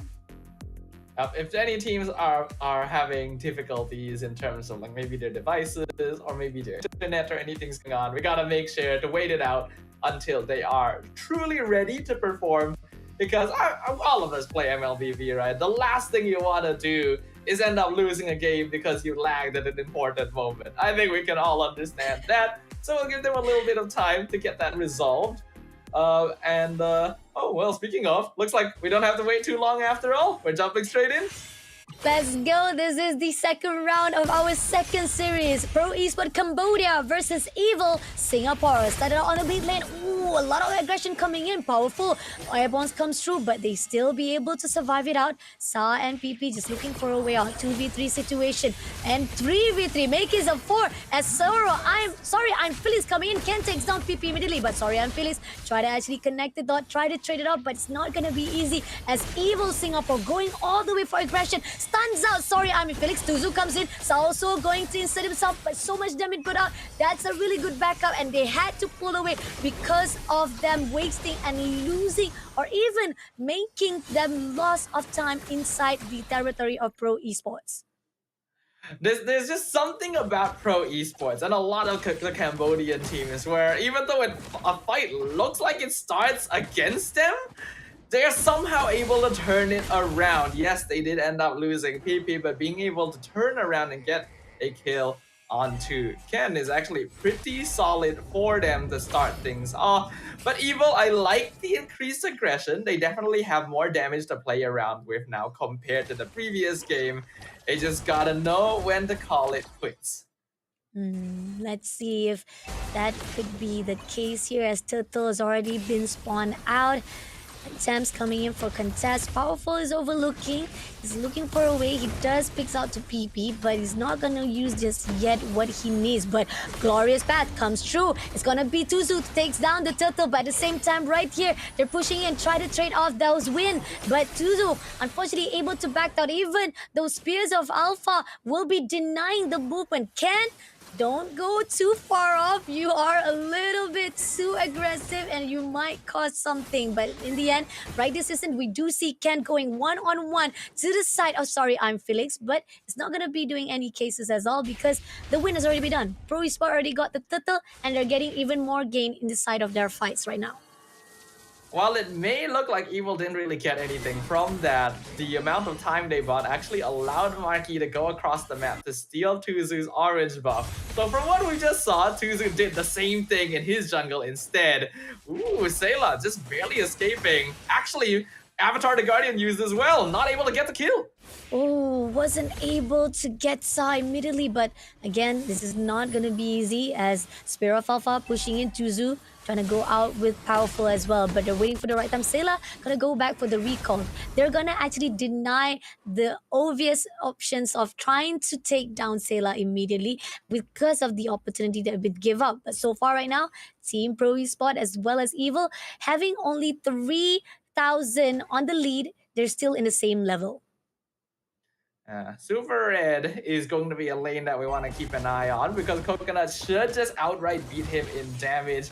I don't really feel like Brody is in a good enough spot still in the meta to actually beat a Bruno at the early laning phase. But Super Red actually does have the EXP advantage right now. We'll be able to get another gold crab with the help of PP. Just finished his Blade of the Heptaseas too. Ooh. Oh, but they're pushing it straight to Sa. Sa barely making it alive, but Vrata Guardian comes through. And Glorious Path also pushing into PP. Oh, close call coming in from PP's side to make sure Sa was able to back out easily. That was a good move coming in from Pro Esports. Yeah, really nice reaction, especially from Sa being able to second Eagle out. Looks like Super Red won a 1v1 in the goal lane, and now Pro Esports wants the turtle. They wanted the turtle, they go in for the turtle side, and they thought straight Marky. Marky will be the first one to victim, but as well as Coconut being shut down. Ken having a difficulty, they had to be picked up and straight away be taken out by Tuzu, and now leaving only Sela as well as Powerful in the scene. It's gonna be tough for the side of Team Evil Singapore, as they were the one who tried to contest those turtles. It is feeling like Evil's falling back to a similar habits. While they're definitely playing more aggressive and more comfortable now that Pro Esports doesn't have heroes like Eve to just stop them from running into the other half of the map, the way that they are taking these fights and ganks feels a little disconnected. Like the players are not quite ready to follow up when someone makes the call. Oh, and Tuzu immediately shuts down Ken. Even with the Glorious Path been picked up or even been used so that he can move away, it was still not in time. And now they'll be able to take the first turret at the top lane. And it seems like we do see Evil trying to find a way to make sure that Pro will be contained right on the mid. Wait, I only just noticed this, but the players on Team Evil have switched positions. Marky is in the jungle. Coconut is in gold instead of roam. Powerful is roam instead of jungle. There has been a switch up here, maybe for hero picks, but is that really the best idea? Not sure though, it's a little bit too far off, and contest coming in right now as they try to actually go in. It's going to be Tuzu giving all the Spear Alpha to the side of Powerful. Doesn't get the damage they needed though, but Glory Pass has been picked up again as a defense mechanism here for Evil though. Again, they did manage to actually get another turret right at the bottom. A lot of the map's coverage has been done by Pro Esport, and Team Evil still haven't found the answer, but here's Sela a little bit too close to Sobri. I'm Felix, and managed to score away as quickly as possible, but here on out, they get the info. Powerful going in for the Waves of Dragon, picks him up. Avadar Guardian also comes in, but at the same time, Airballs come through. Tuzu takes down the turtle, and they manage to actually give some damage. Going in for the fight immediately, Tuzu takes out Marky with a Spear of Alpha, and at the moment right now, they're going in for a fight with Ken. Ken unfortunately survived it out, but unfortunately Super Red denies it immediately, getting double kill in the hands of Super Red. I am really liking the way that Pro Esports is taking these fights, the way that they're juggling aggro from the side of Team Evil. That should have absolutely been at least one kill for Evil, but the way that they're using the battle spells, going in and out, Felix being able to flicker out, and PP follows up. And a beautiful catch too, and then Super Red comes in. The Brody is 3-0. This is a hero we were counting out in the Bruno matchup, but Super Red showing us how it is done. And now 7.5 minutes in, Pro Esports is sitting on a 5k gold lead. This is what I feared, right? Game 2, Pro Esports may just end up doing the exact same thing all over again. Turret number 2 will be picked up on the second layer, and Marquis just couldn't do anything. And we do see at least Coconut try to actually extend into the top lane, and they will be able to cover at least a little bit. But then again, right here, Screams is looking to actually find a way here on the mid lane. Powerful tried to actually figure out who he will try to go in for the pick, but they're going to clear out the mid-lane coverage as well as they leave Marquis on his own for his buff. But it seems that Pro Esport, they have another better idea. Sorry, I'm Felix, try to push into Marquis, but they will deny it, giving a lot of pressure here with the point of Evil Singapore will not give that opportunity for Pro to come into the invasion. But as time goes by, they already spotted out Ken going in for a pick. Sayla also pushing in as well, but it's not going to be easy as they're not going to allow that extension prolonged to the side of Pro Esports.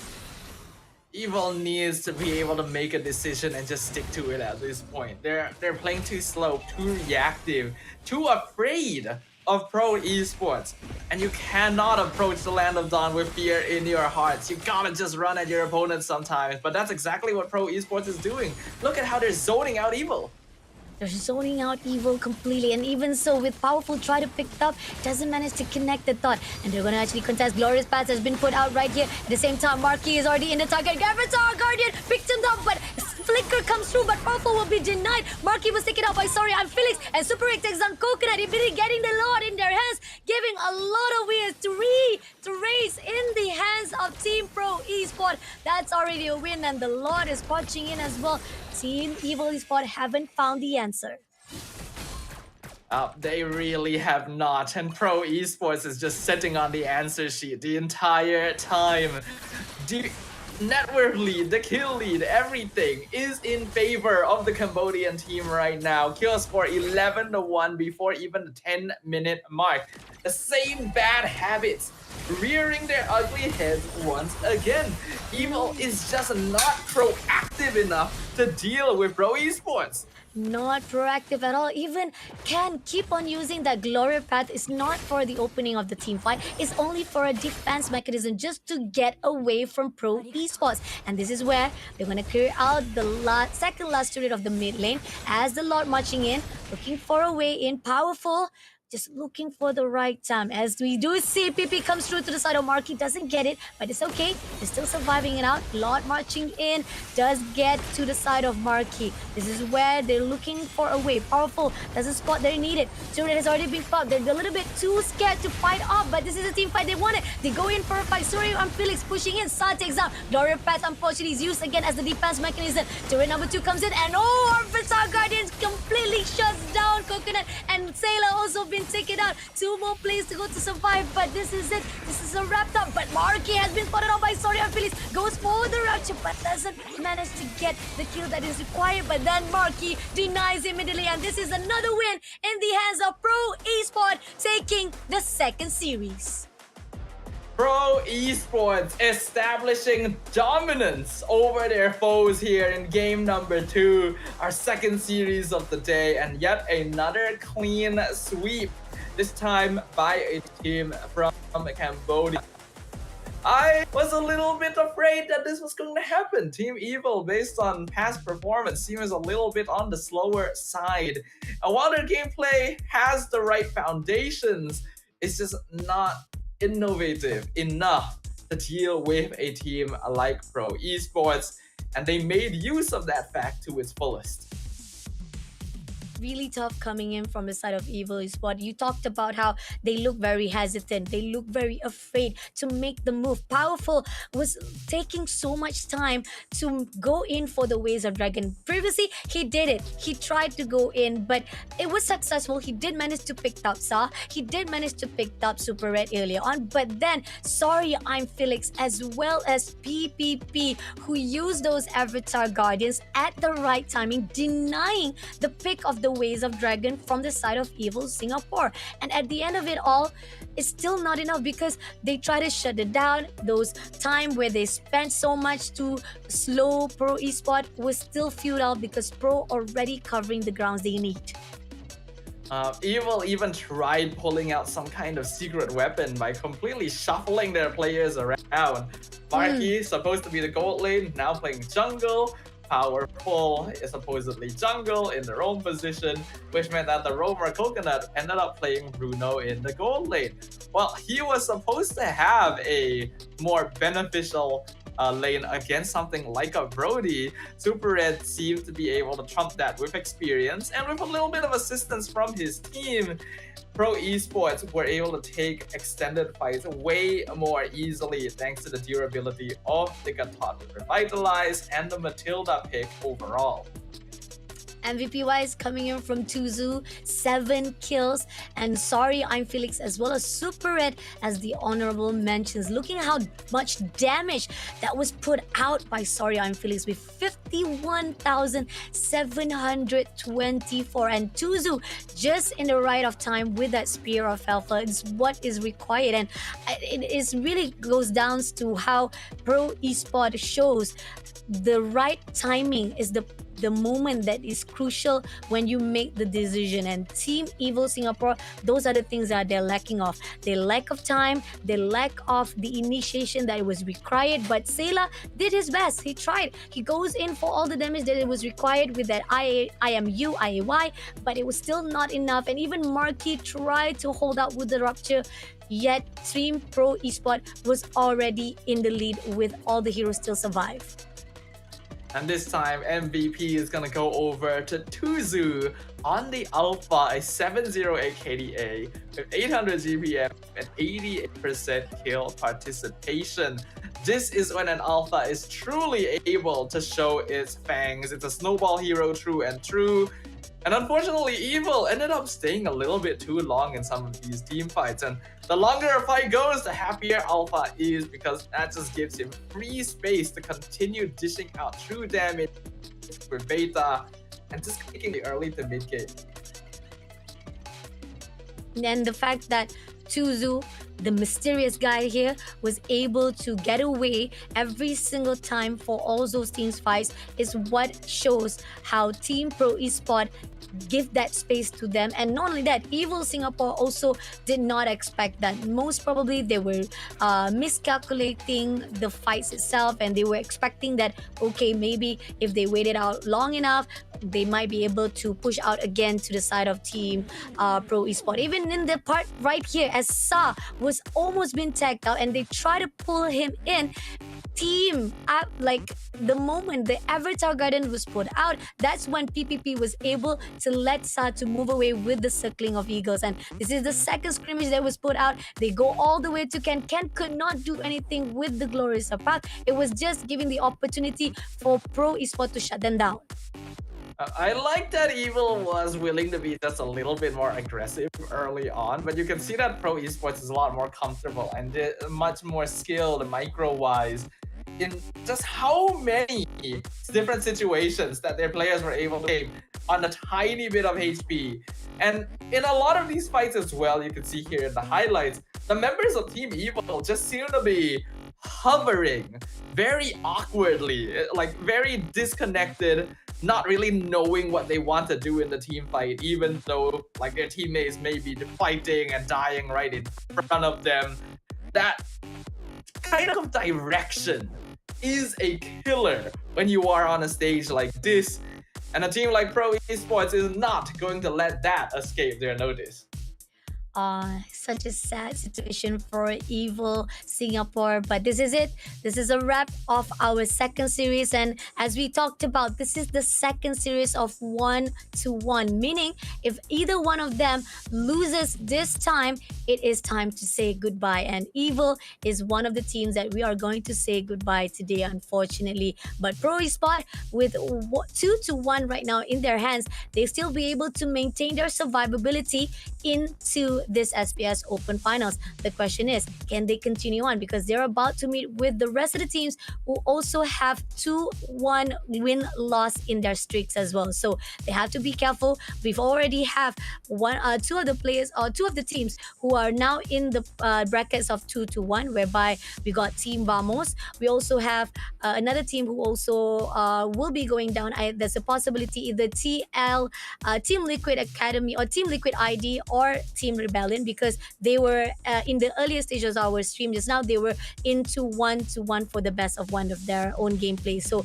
there's a possibility Pro Esport will meet them again into their own brackets. So it's gonna be another story to be unfold on day number 5. But for Evil Singapore, our second runner-up for the side of Evil Singapore, unfortunately this is the end for them. But for our side, our segment is not done, because we have an interview from our winner in this series. It is from Pro Esport. Let's welcome our player. Hello, Super Red. How are you? I'm good. Hello. Hello, congratulations on your win. Oh, you're so shy. Don't be shy. You guys did amazing for the second series of the day. So I'm going to go ahead for my first question. How do you actually execute so properly on the first round when you saw so much of the mistake was done by Team Evil Singapore? Actually, I don't know, but we just managed to punish their mistakes. That's why we win. I see. Stuff.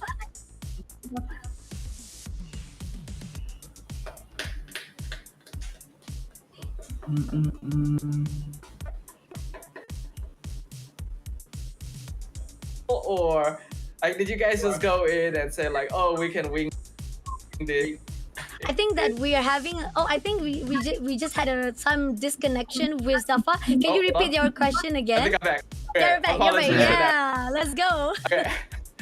I want to ask, did you guys have to do a lot of preparation for dealing with Team Evil? Did you guys think that they would be a hard team, or did you just go in and think like, oh, this will be easy? Actually,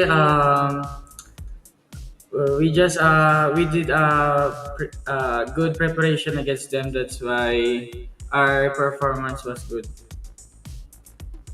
I see. All right, one more question for me before I hand it off to Stafar again. When you had your day number one, you met up with Fnatic Onyx Philippines. So that's the reason why you are thrown into the 0-1 bracket. But here's an interesting fact for you. Fnatic Onyx just lost to RRQ Hoshi. So that actually put you into a bracket that might meet with them. Are you guys ready to meet Fnatic Onyx again for that next series? Yeah, we will try to bounce back against them. I see. Any words from Staffa? You want to ask anything else? Nothing. I just want to shout. Yes, Staffa? I like, we on the caster there, I think a lot of the viewers as well are kind of wondering, why is it that we're starting to see more Brody again? Like, Oh, like, yes. he did his buff, his patch. Like, why Brody? Actually, the Brody pick there was fit in their lineup. That's why our my coach and our my teammate asked if I can play Brody there, and I said just G because the Brody there is fit against the lineup of Evil ST.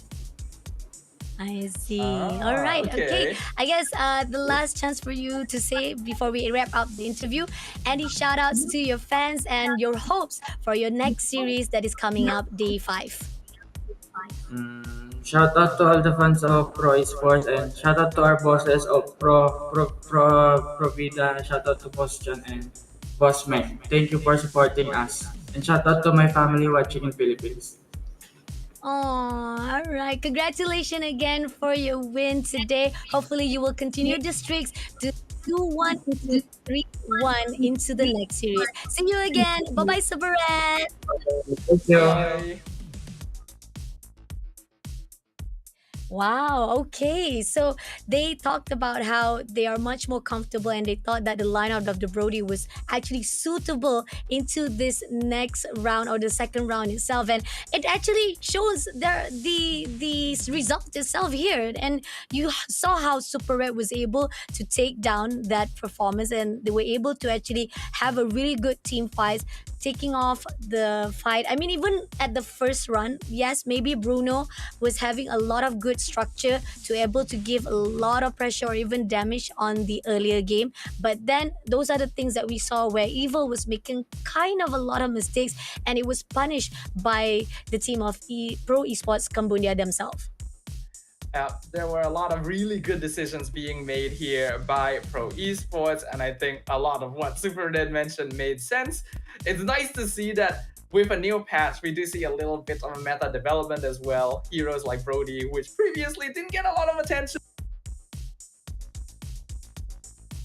Okay, I think that I'm losing Snava. Snava, are you there?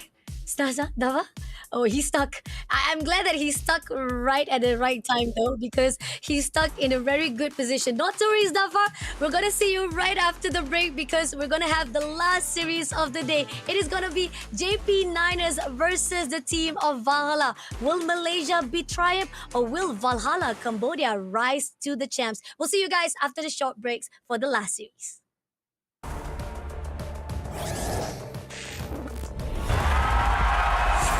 Here we go!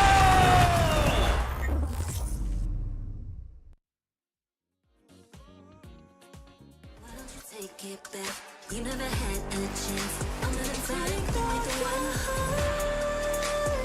savage love, just till I had enough of us. I'm good, babe, I'm on my own. This ain't a phase, just let me go. Told you that I'm not that type. Don't bother wasting breath, begging for one more chance. Yeah, know you got carried away. Ooh, you made me to say you've been messing with greatness, faces, stay in your place. I was looking to play, then you got in the way. All the love that we made got me stuck in your brain. Got no time to stay here and say goodbye. Yeah, I am superstar. You were never the one for me. Never should have felt for me. Take back your heart. Why don't you take it back? You never had a chance. I'm gonna take back the one heart. Call it a savage love, just till I had enough of us.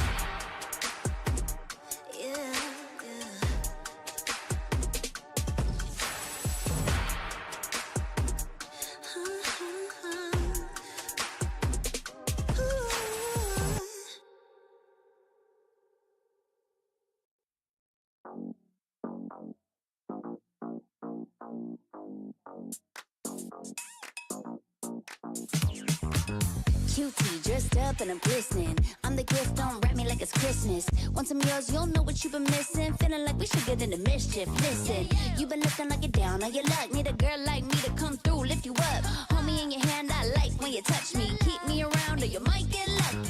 I'ma keep you with the good mood. Keep you up all night.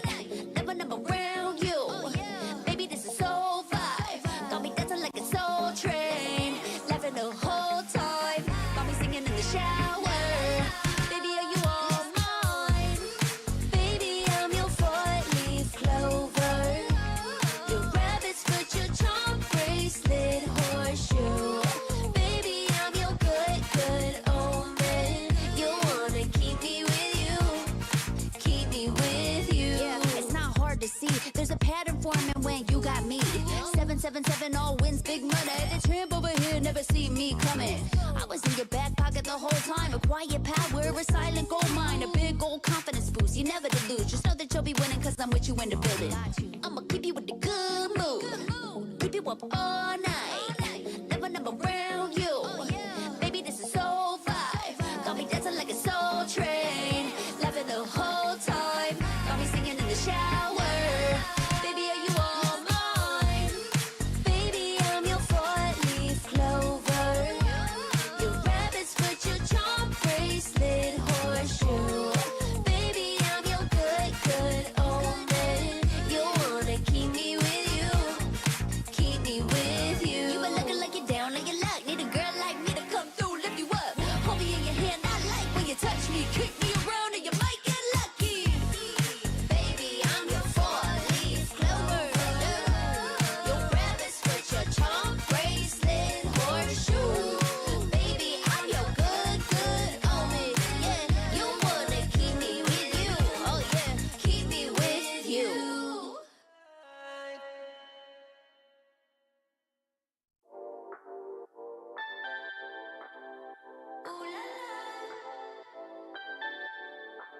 Let's go. Put it in motion. Baby, we're going faster, faster, faster, faster.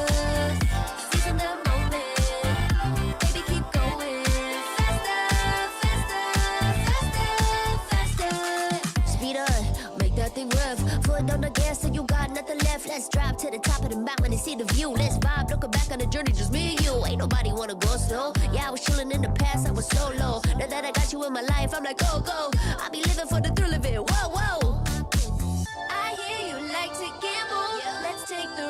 roadless travel. No, I'm a lot to handle, but I wanna go fast with you. Think we could go the distance, although I know we're different. Together we both fit it, so I wanna go fast with you.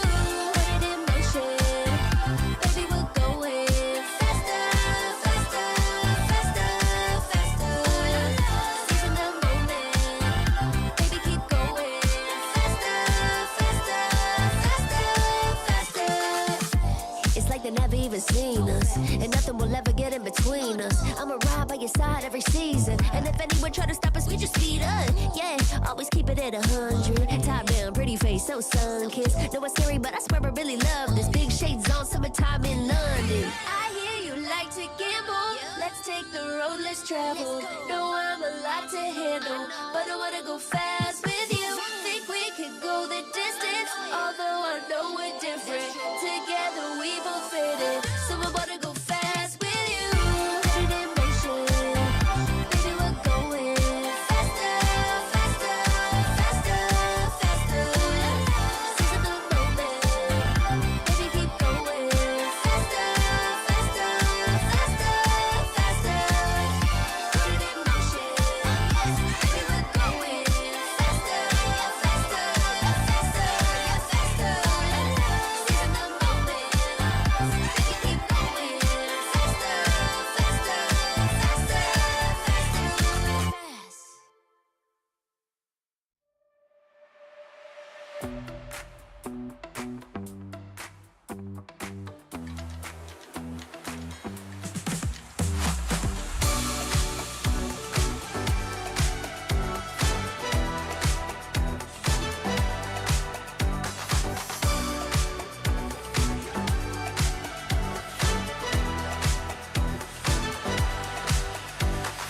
Walking through the bar, all eyes on me. People picking up my energy. The music never stops. They play my song on repeat, on repeat. I'm flying till I hit the sky. The melody is getting high. You know how to free my mind, my mind. Welcome back to the SPS Open Finals Day number 4. You're with me, Fasha Bunny, for the last series of the day. It's gonna be Valhalla Cambodia versus the team of JP Niners Malaysia. Oh, what happened? Where's Tava? Unfortunately, we couldn't find Stava. He's missing. I think that there's a possibility that Brody took him away from me. So we're hoping that he will come back and join me for the last series of the day. But for now, it's gonna be me to cover the things for the last series of the day. If you guys missed out what happened throughout the whole entire day number 4, started out with the first series where we have the biggest names to be fought off with each other. The 2-0 bracket between Fnatic Onyx Philippine versus a team of RQ Hoshi. But on the other side, we got the second series was done by the team of Pro Esport Cambodia versus the team of Evil Singapore. So we're gonna say goodbye to them already. But for now, we're gonna go straight away into the drafting phase of our last series, round number 1. It's gonna be Valhalla versus the team of JP Niners. Now, Valhalla will get the first pick, and because the fact that they had to be pushed with the fact that most of our Holy Trinity bans already been done, Jushin, Chip, Fanny is out, Eves as well as Hilda and Smolkos is also out. So Valhalla as the first pick definitely have to choose to use Suyo or not, and they definitely pick him up. But as a response to the side of Valhalla, JP Niners decided to pick up Cho. Really good idea. I mean, with the Waves of Dragon, no matter how it is, you'll be able to do some damage. You can be able to do some of the disturbance to the side of Suyo. So there's a definitely good decision making. Not only that, with the combo of Angela as well, this could be a good potential coming in from JP Niners. But then Valhalla Valhalla responded with having Matilda as well as Phobius. Now, not only you have so much of a really good damage as well as mobility wise, now Valhalla responded to JP9ers that they can actually control any team fights or even individual fight in their own hands. But JP9ers, they will respond with joy in their hands. Now, looking on the side of the ban, since JP9ers banned out Vexana, this is where they want to make sure they want to control that AoE. They want to have more at least engagement on the individual fights, or even having joy in the front side or even at the back line to give so much pressure so that they can have that damage burst on their side, as well as taking out Valentina as well. This is a good composition coming on for JP9ers. But then Valhalla also denying of Hylos as well as Gatot Kaca. This is where JP9ers, they're gonna be out a little bit on the pool for their own EXP. But then again, they are picking up Harris, so really good decision making coming for JP9ers. But now it's left to Valhalla. How are they gonna actually try to contest it out here on out for the last two heroes? I know that I feel like I can hear sound of Sadafa somewhere. I think Sadafa will probably say Valhalla so far right now, I do like their choices in the make, but oh wow, we talked about this coming into the patch notes. Brody is one of the heroes that has already been buffed, and somehow previously on day number 3 during the first series of the patch notes itself, not many zeros or not many players is able to play Brody's at its true form. But as we saw pro esports shows, Super Red was able to get an MVP and able to take down so much of a potential of Evil Singapore into that second series. Can Valhalla do the same? Picking up Brody here as well as Aurora, and now JP9ers is left with one more heroes, and they picked up Alet for the final slash. I mean, looking on the side of JP9ers, right, I do feel that they have a potential. They might be able to do a little bit of the picking, a little bit of those slow down tempo coming in from the side of Valhalla. But then again, this is going to be tricky though, because on the side of Valhalla, there's so much damage to be put out. I mean, even Brody's side is going to be taking a little bit of time. Yes, it will take a little bit of time for them to have a control on those Brody. But then again, maybe in the mid game, this is where the fine line of we can see that Valhalla be able to trample. I mean, talking about Brody, right? Torn apart memory, the last ulti that can give so much pressure, dealing 300 of physical damage to an enemy, could potentially be able to boost out so much of Team Valhalla on those team fights, and hopefully that could be the case. On my side right now, I don't know, maybe we can actually try to see what's gonna be like. For me, I do love JP9ers because I'm pretty much from Malaysian, but in the drafting wise, I think I will be much more in the favor of Valhalla Cambodia. So let's see if JP9ers will be able to perform well into this last series, round number 1. This is it, guys. JP9ers Malaysia versus a team of Valhalla Cambodia. I'm still hoping that Stava will be able to join me and be able to have a moment in time to catch up with me though. That Stava, are you there? I think Stava is there though. Stava, yay, you're back! Where did you go? What happened? Did Brody took you over? I think I'm losing you a little bit. I hope so too, man. I really hope so too. But you're back. So you saw the drafting wise. What are your thoughts on this? Oh my god.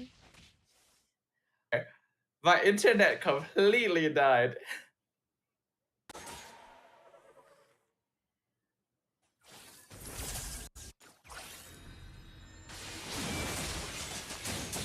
Well, from here, JP9ers actually have a pretty interesting lineup, but it is very difficult to execute because they're basically operating off of sturdy frontline tank anyway. And you're dealing with a team like Valhalla, a lot of mobility, aim damage, and control with a Matilda, Suyo, and a Brody.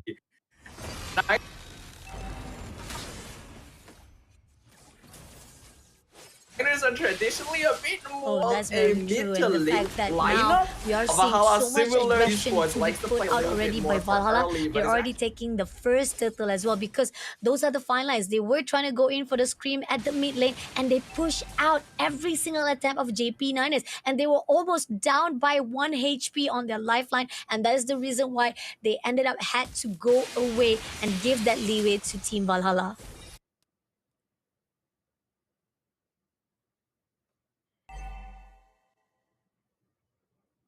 I can still hear Staffa though on the side, but I think that there's a possibility that here inside the game I lost him again. Again, I think that Brody took him away. Staffa, please come back. Brody, give me back my caster partner. But anyway, on the side of right now, so far, JP Niners did manage to neutralize just a little bit of those aggression or even the disturbance that was done by Team Valhalla. But for a while, it's not going to be risky. But here on out, Rasti, a little bit of session, trying to go in for the ways of Dragon. But then again, at what cost? He ended up sacrificing himself. But at the same time, right here, they're going to go in for the implosion as Yetri able to take down one player. But then again, all the extension, all the resources that was already been utilized ended up trading 2 life for just one player. Double kill coming in from Panha himself, and this is already a big win from the team of Valhalla.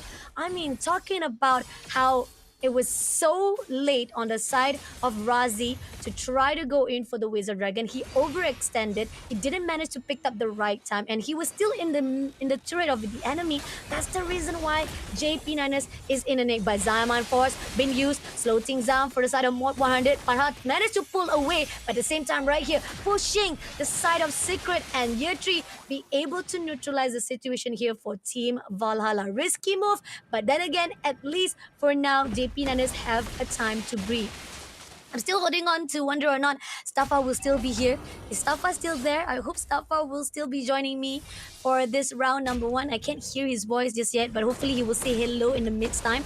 Now, second turtle has already been spawned out, and they're gonna try to contest it. It seems that Zach Cutie overlooking Razi, try to find a backline that he can actually pull out. It's gonna be Val is the one that he's gonna go in for the sick. But at the same time, Arya pushing in straight to Arya at the moment right now. They try to go in for a fight, but it's not gonna be easy. As here right now, Val high in the bush right now, try to go in for a fight, but it's gonna be Zach Cutie to get the kill, and Panha trying to push away Zach Cutie for the trade-off. And it's a great fight coming in from JP Niners, but it's still not going to be enough with 400 of those goals still in the hands of Valhalla to lead, and the turtle still open to be taken out. Valhalla looking better than ever, even though they've taken out one after another. So let's see.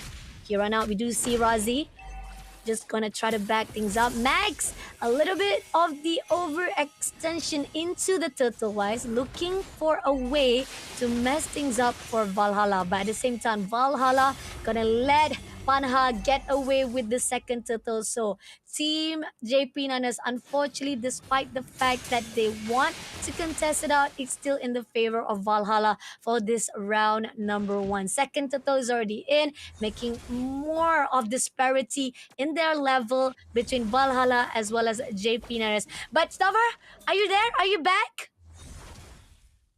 Staffa, I know you're there. Yoo-hoo. I feel like Staffa is about to join us again. I think that he finally was already been released from the grasp of Land of Dawn. But then again, I still can't hear his voice though. So I hope that he will say anything right now. I'm not sure. Staffa, are you there? Yeah, I'm not getting any signals. Staffa, where are you? But anyway, we're coming back into the game itself as we see Max a little bit too low on the extension, but at the same time right here, Yetri comes in, going to push into Pana. That's a good trace-off coming in from the side of JP Niners, but at the same time, at what cost? We already see that the mid lane is already pushing in, right? Straight away, Razi doesn't spot the one, but he goes in for the Waves of Dragon. Yetri pushing in, but Ari managed to take down Lolia first and takes down Razi in the midst. And triple kill, but Yetri managed to take down Mob 100. That's a move coming in from the side of Team RA as well as Valhalla pushing into the team of JP9ers. I can hear the sound of Staffa though, but it's not clear. Let's hope for the best that his internet will not jeopardize him and sabotage him even more longer, because I need my partner here.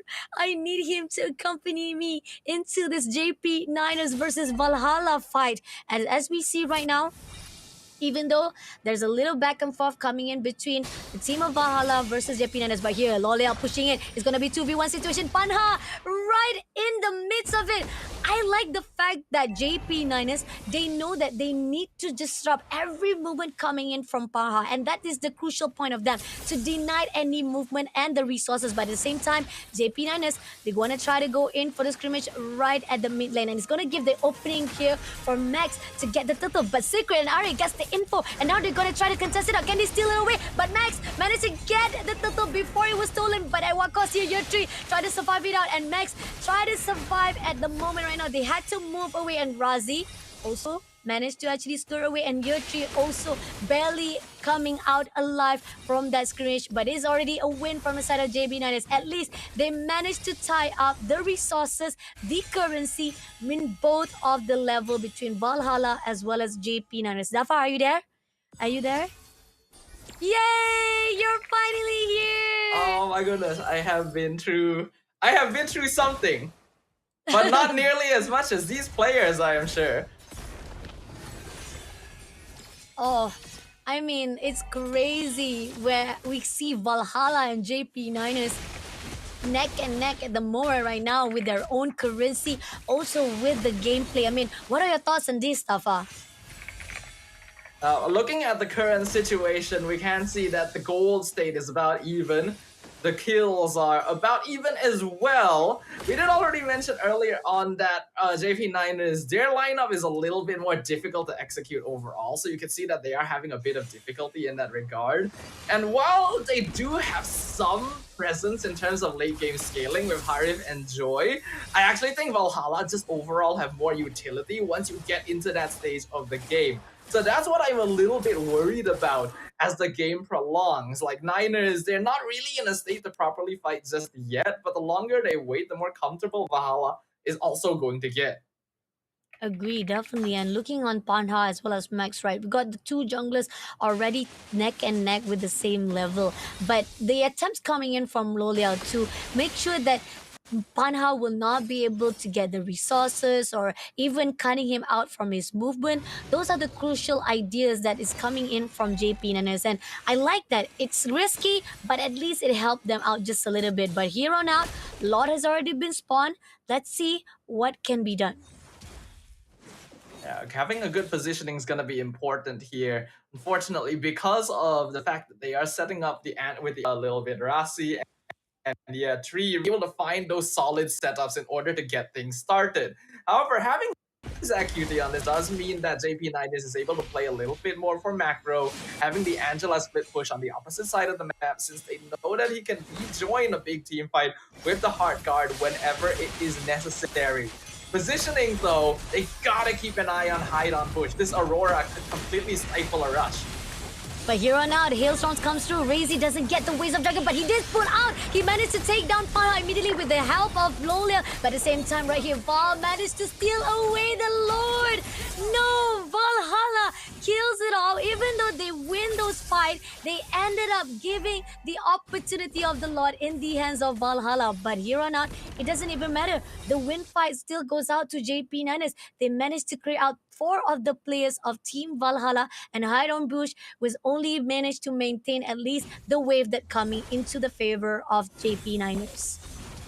Yeah, being able to take that fight is going to be a lot more valuable for the Niners than getting the Lord, because it is only the first one of the game, so it's not too much of an issue. We can see Lolil on his own already being able to clear up most of it. If they were able to get it with the team fight win as well, probably would have been able to get 1 or 2 of these tier 2s, but that is absolutely fine.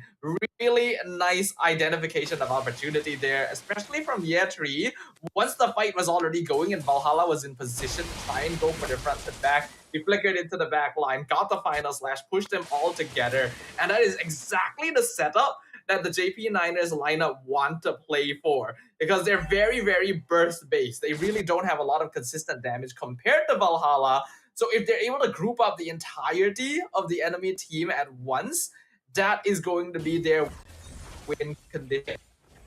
That is a great note to be thinking about here. Coming into the 12 minutes of the game, JP Niners, this is where the fine line finally they might be able to do a good team fight with Valhalla, because this is their peak point. They'll be able to buff out, they'll be able to get the resources they needed, the itemization that we put out. But the question is, they need to be wary of who they wanted to pick out, because we do see Razi be able to pick up Panha immediately with the Ways of Dragon, and it gives a good opening for team from JP Niners to shut down the attempt of Valhalla. But here on out, right at the top, can see as the RA as well as Panha sticking together. As we have Max will be covered as well by ZQD. They're not gonna allow it, as Lord is gonna be spawning at 49 seconds on the clock. It's crucial to see how they're gonna actually try to go in for team fights, or they will try to go in for contestation. Overall, Valhalla does have the more typical front-to-back lineup, so on paper, their composition is a little bit easier to play overall. Like we mentioned, Niners kind of have a pretty hard lineup to play because of how they have to position, and a lot of their heroes are pretty high mechanic-wise without having a lot of bulk as a safety net if something goes wrong. Because of this, Valhalla just need to take fights actually a little bit more slowly. They have more poke. I think they have more resources overall in terms of HP, especially if they can bait out a big ultimate from the JP9ers and make a timing where they don't have all of their damage available. That is probably going to be an opening that they can use to get themselves a desperately needed advantage. And that's going to be a case here to see if they can actually do so. We do see right now Ari as well as Hyde on the bush is overlooking to the Lord. They're already contesting it out. They're going to see whether they want to actually go in for the contest. Loliel doing some damage as much as going in for the half line, but then they saw Panha spotted out. A really good discipline coming in, and Razi is already trying to go in for the Ways of Dragon. If he can pick up Panha just like they did before, it might be a good success coming in from JP Niners. But then again, here on out, Loliel looking for an opportunity. I think Max is going to go in for the push on the last of the hits, but Zaman Force comes in. It doesn't hit anyone, but Panha managed to steal away the Lord in the hands of Valhalla, and they're going in for the push. Baha didn't manage to go in, and at this moment right now, Kusha going in for the Hailstorm, but at the same time, doesn't get anyone in the process. Razi is the only one as the only casualty coming in, but Yetri managed to move away as quickly as possible with the flicker, but it doesn't allow anything by Mob 100 to take him down, and leaving only 3 players left to survive it out here by the team of JP Niners. That's the momentum that Valhalla has been looking for. Mac comes in from behind though.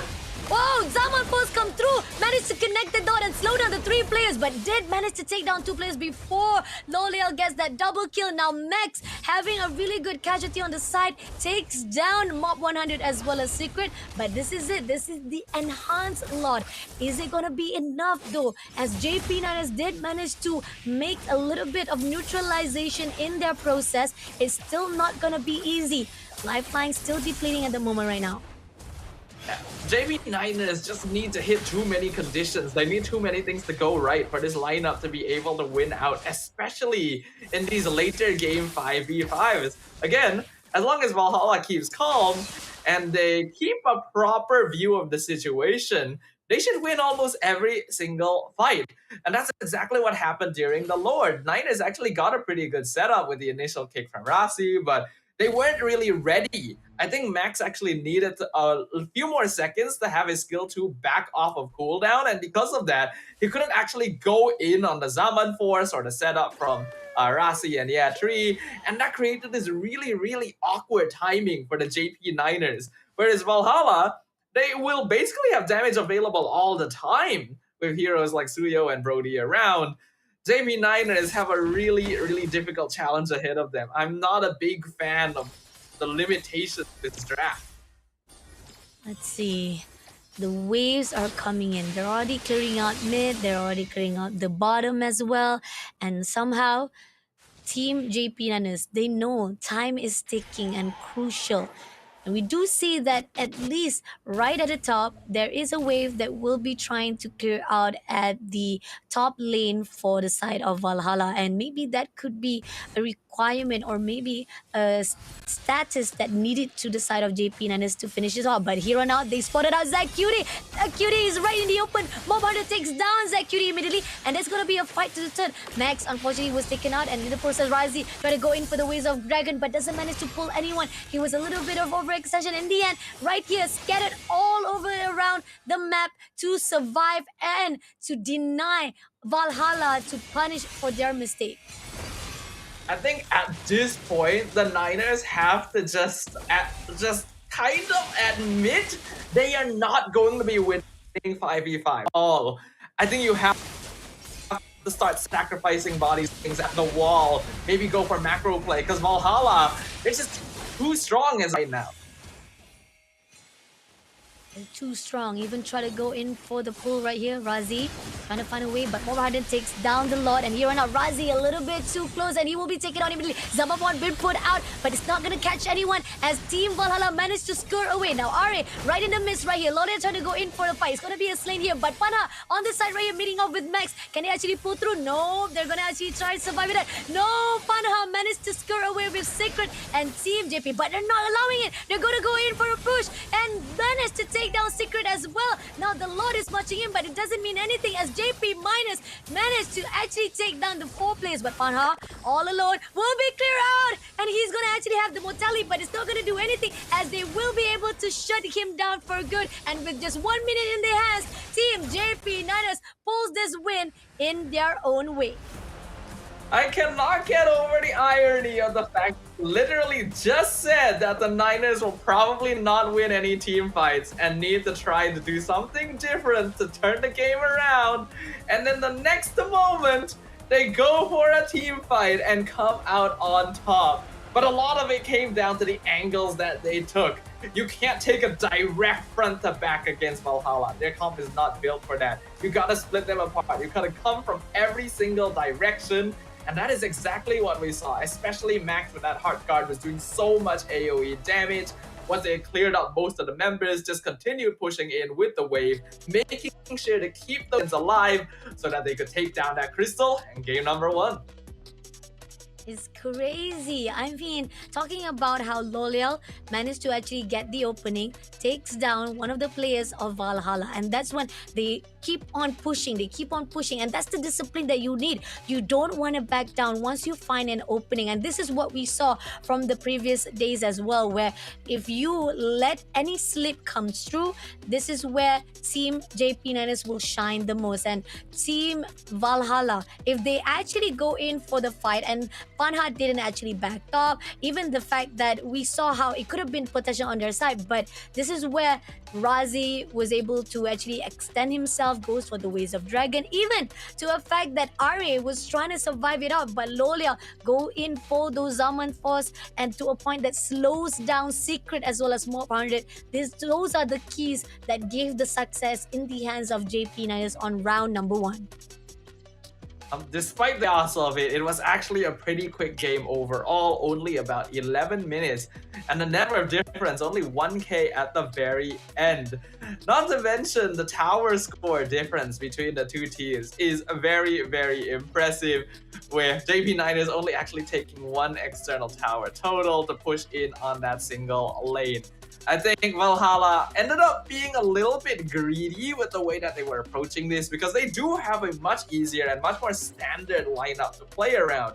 But JP Niners have a very obvious weakness, and that the main sources of DPS, Loliel and Max, are both magic damage dealers. And yet, we don't really see Athena Shield or Radiant Armor on the Valhalla side. Literally only RA on the Phobius had that item. Everyone else was just expecting to be able to come out on top in damage instead. And the fact that we keep on seeing that team from Valhalla, they could have actually had that opportunity on their side. They could have actually have this game to be in their winning streak instead ended up in the favor of JP Nettles because of those minor issues. And Lolel getting the MVP with 8 kills, he deserving wows because 60,150 with the help of Max, definitely. I mean, JP Niners, they know what needs to be done. They know that during the early stages, it's not going to be easy for them to fight it off with Valhalla. So once they move into the mid games, those are the crucial moments. And not only that, not just the timing that was perfect for them, is the fact that they know when to strike, where is the angle they want to actually pull Valhalla into. Those are the reason that they won here for round number 1. But on the side of Team Valhalla, I mean, they did their best on the earlier stages before they even lose this round 1. Yeah. JP Niners, even in MPLMY, have always been a team that is surprisingly good at bringing games back in the late game from the brink, though we didn't even really get to the late game stage here. Lalil, he's gonna be the MVP of game number 1 this Harith. 824 KDA, GPM not the highest, but he's there when you need him to do the damage. He is definitely there to do the damage. I mean, this is the overextension that we saw on Razi, but then again, it helped it out. That's the one where we managed to see that Team JP Niners, despite the fact that they tried to go in for those team fights and it was not in the favor because it was earlier. We have so much of damage been put out by Valhalla. This is where the crucial point of JP Niners looking a little bit more down. Creeping onto the players of Valhalla was not in their favor. Even with this contest of the fight of loss, it's still not in their favor as well, because the fact is it was still away by high on the boost just in a nick of time, but yet they traded off for those team fights. Based on what we've seen in FPS so far as well, Valhalla as a team does have this habit of being very, very scrappy with their team fights. One of their specialties is the fact that even though the enemy may initiate on them, they have this uncanny ability to prolong fights and then somehow turn it back in their favor. However, in this particular game, there's a lot that they do have to worry about. Max, especially on this Joy, if you're not able to stop him, really just runs you down, despite you having heroes like Matilda that would ordinarily be able to save you from a lot of these sticky situations. So, although Valhalla has been able to get some pretty impressive snowball victories in past matches, just off of catching the opponent off guard, I think they got the tables turned a little bit on them here, because JP Niners, if you don't completely cut them off from their path to victory, they will somehow find their way back. And that's are the things that is very crucial when it comes to decision making here into the game number 2, because we're not done yet. This is the last series and we still have the best of 2 to see whether or not JP Niners can continue the success rate, or will Valhalla be able to bring this match into the best of 1. We have a short break. Get your snacks, get your toilet breaks ready, but be here right on time for our second round of last series. Here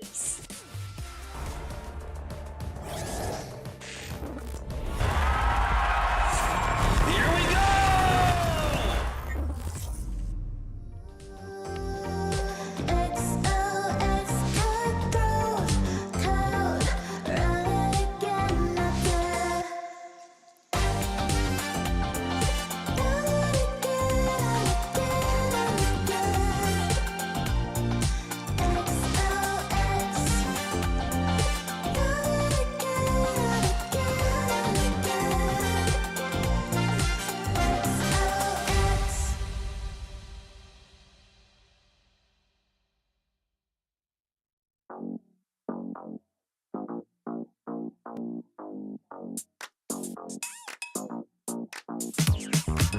QT dressed up and I'm glistening. I'm the gift, don't wrap me like it's Christmas. Want some yours, you'll know what you've been missing. Feeling like we should get into mischief. Listen, you've been looking like you're down on your luck. Need a girl like me to come through, lift you up. Hold me in your hand, I like when you touch me. Keep me around or you might get lucky.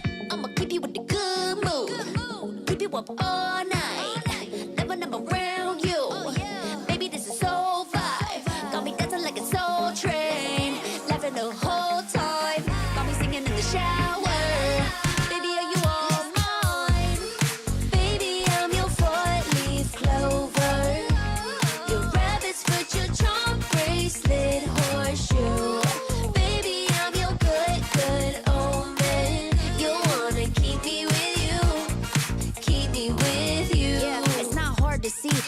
pattern forming when you got me. 777 all wins, big money. The tramp over here never see me coming. I was in your back pocket the whole time. A quiet power, a silent gold mine, a big old confidence boost. You never delude. Just know that you'll be winning, cause I'm with you in the building. I'ma keep you with the good mood. Keep you up all night. Never number around you. Baby, this is so vibe. Got me dancing like a soul train. Laughing the whole time. Got me singing in the shower. Baby, are you all mine? Baby, I'm your four-leaf clover. Your rabbit's foot, your charm bracelet, horseshoe. Baby, I'm your good, good omen. You wanna keep me with you. Keep me with you. You been looking like you're down on your luck. Need a girl like me to come through, lift you up. Hold me in your hand, I like when you touch me. Kick me around and you might get lucky. Baby, I'm your four-leaf clover. Your rabbit's foot, your charm bracelet, horseshoe. Baby, I'm your good, good omen. Yeah, you wanna keep me with you. Oh yeah, keep me with you.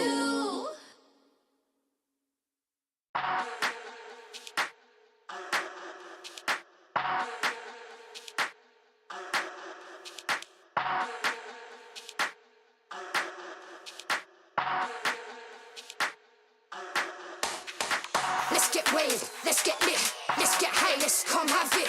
Let's get burst, let's get mash, let's buy a bottle and splash that cash. Guess what? It's time for action. You're feeling fine, main attraction. Pure vibes, not satisfaction. Feel the baseline, chemical reaction.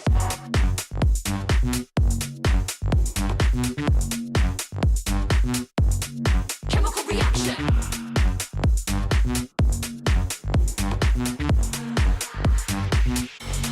Chemical reaction.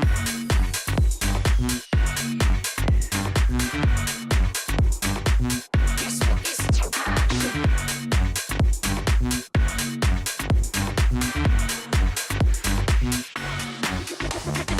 Come, let's have it. Bad boy rhythm. Come, let's have it. Bad girl style.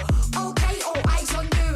Come, let's have it. It's time to get wild. Come, let's have it. Welcome back to the SPS Open Finals, day number 4, the last series of the day's Valhalla versus a team of JP Niners. Cambodia versus Malaysia. So far, JP Niners, out of the miracle work, out of the great timing as well as choice decision making they've done onto that late game that made them into getting that first win, will it continue on into the second round? You're with me, Fasha Bani, as well as Stava in the house. Yay! I'm back. Apologies to everyone watching for the inconvenience earlier. My internet just decided it was time to take a break. But you know who's not taking a break? These players, because we all know what is on the line. If the JP Niners are able to take another game here, it will mean the elimination of Valhalla from the SPS. And that is not a fate that they want to deal with, especially after all they've achieved here. So let's see what happens in the draft for the second game. Agree, definitely. So far right now, we see the band-wise coming in from JP Niners. Phovius, Fanny, and Angela is out. Despite they were the one who actually had the Angela, I think there's a possibility they want to actually go in with another gameplay or another strategy here. But Valhalla, they decided to actually have the two Holy Trinity to be banned out. Suyo as well as Chip. The question is, are they going to actually ban out Jushin as well? Or are they going to leave Jushin out and actually give that trap into JP Niners? Nope, it's instead they said nah, no Holy Trinity for the rest of the game itself. So out with Jushin as well. Yeah, Zusin can be pretty scary in the right hands here, and the Niners were already able to do a pretty good job when they just had heroes like Arlet and Cho. So giving away the Lantern Flare to them will make things a lot more difficult, especially since Valhalla would ideally want to create a bit more of an advantage for themselves right from the get-go. But look like Niners starting things off a little bit different by opening with the Khalid. Okay, interesting. The question is, where do they want to actually put this Khalid? He can be a roamer, even though right now we know that Khalid is a little bit nerfed, but he has the potential to actually give a lot of disturbance. So that's actually a good question, whether or not how JP Niners want to play it out for this round. Matilda as the answer coming in from Valhalla is also a really good composition. I mean, they prioritize mobility wise. You know, when you have Matilda on the side, even though, yes, it was a little bit of risky or even a sad situation on them on that round number one, there was a lot of minimal mistakes that was done. That was why they were having a little bit struggle. But with Matilda as a combo, this could really be a good help for Valhalla as well for this round number two. Matilda is definitely a comfort hero for the side of Valhalla and is getting a lot more attention now because of the heavy focus on the meta towards the early phases of the game. If paired with a hero like Hilda, I do wonder if Khalid will be sufficient. And then we also get to see our first Hayabusa of the day here. Max is quite comfortable on the hero, but when you have so much healing and durability in heroes like Hilda nowadays, I really don't know if he's gonna be able to chain kills easily. Oh, that's true, because when it comes to mobility wise, yes, Hayabusa has that. You can definitely go in and out of team fight as you need it. But with the help of Valentina, I think that could be a good potential coming in from JP Nanes. I mean, you have a roamer, yes, you have something to disrupt any movement coming in from Valhalla, even with the risk of meeting off with Hilda. But you got a baseline damage as well here by the side of JP Nanes. That could be interesting. But Valhalla responded even more better with having Harith on their side. Okay, so they take the Harif away and abandon the ton. If they want to continue down that path, and getting rid of Lunox would be a good idea as well, since that is usually going to be the counter in lane. But then you'll also have to worry about things like the Irritel. And besides that, the Gatot Kacha is actually still open and is commonly used to counter Harith, because once you see the Zaman Force drop down, you just plop the Avatar the Guardian on top of it and you can no longer use his Zaman Force to actually do damage. So those are all things that Valhalla has to consider with their final ban. Interesting. Valhalla, they still have the one and only XP that has to be covered up, and I like the fact that how they know how to counter it out really wisely. JP Niners picking off Vexana immediately, just making sure that they will be able to hold off any of AoE that is necessary. But Bruno also been banned out by Valhalla. It's very interesting, and Alpha also been banned out, giving at least less of the pool wise of heroes here for the jungler of Valhalla. If they're banning out Vexana and Alpha, it does feel like the Niners might be considering the Gatot or the Hylos, since, as you mentioned, this Khalid can still be flexed. Valhalla, though, will have first pick. Let's see what they'll go for. They're still going to be looking for their mid lane and jungle. Yeah, that's true. So it's either they pick the high loss or it's gonna actually give that opportunity to JP Niners to pick it up. So either one, it could be a good case for them. So Hylos or Gatot Kacha in the hands of, but no, they picked up the Faramis instead. So JP Niners, the question is, are you gonna actually pick up Gatot Kacha now, or are you gonna actually have Hylos on your hands?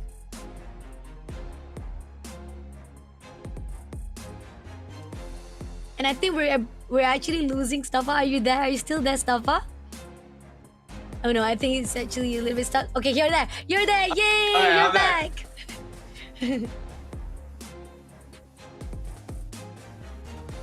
Oh wow, they picked up Cho instead.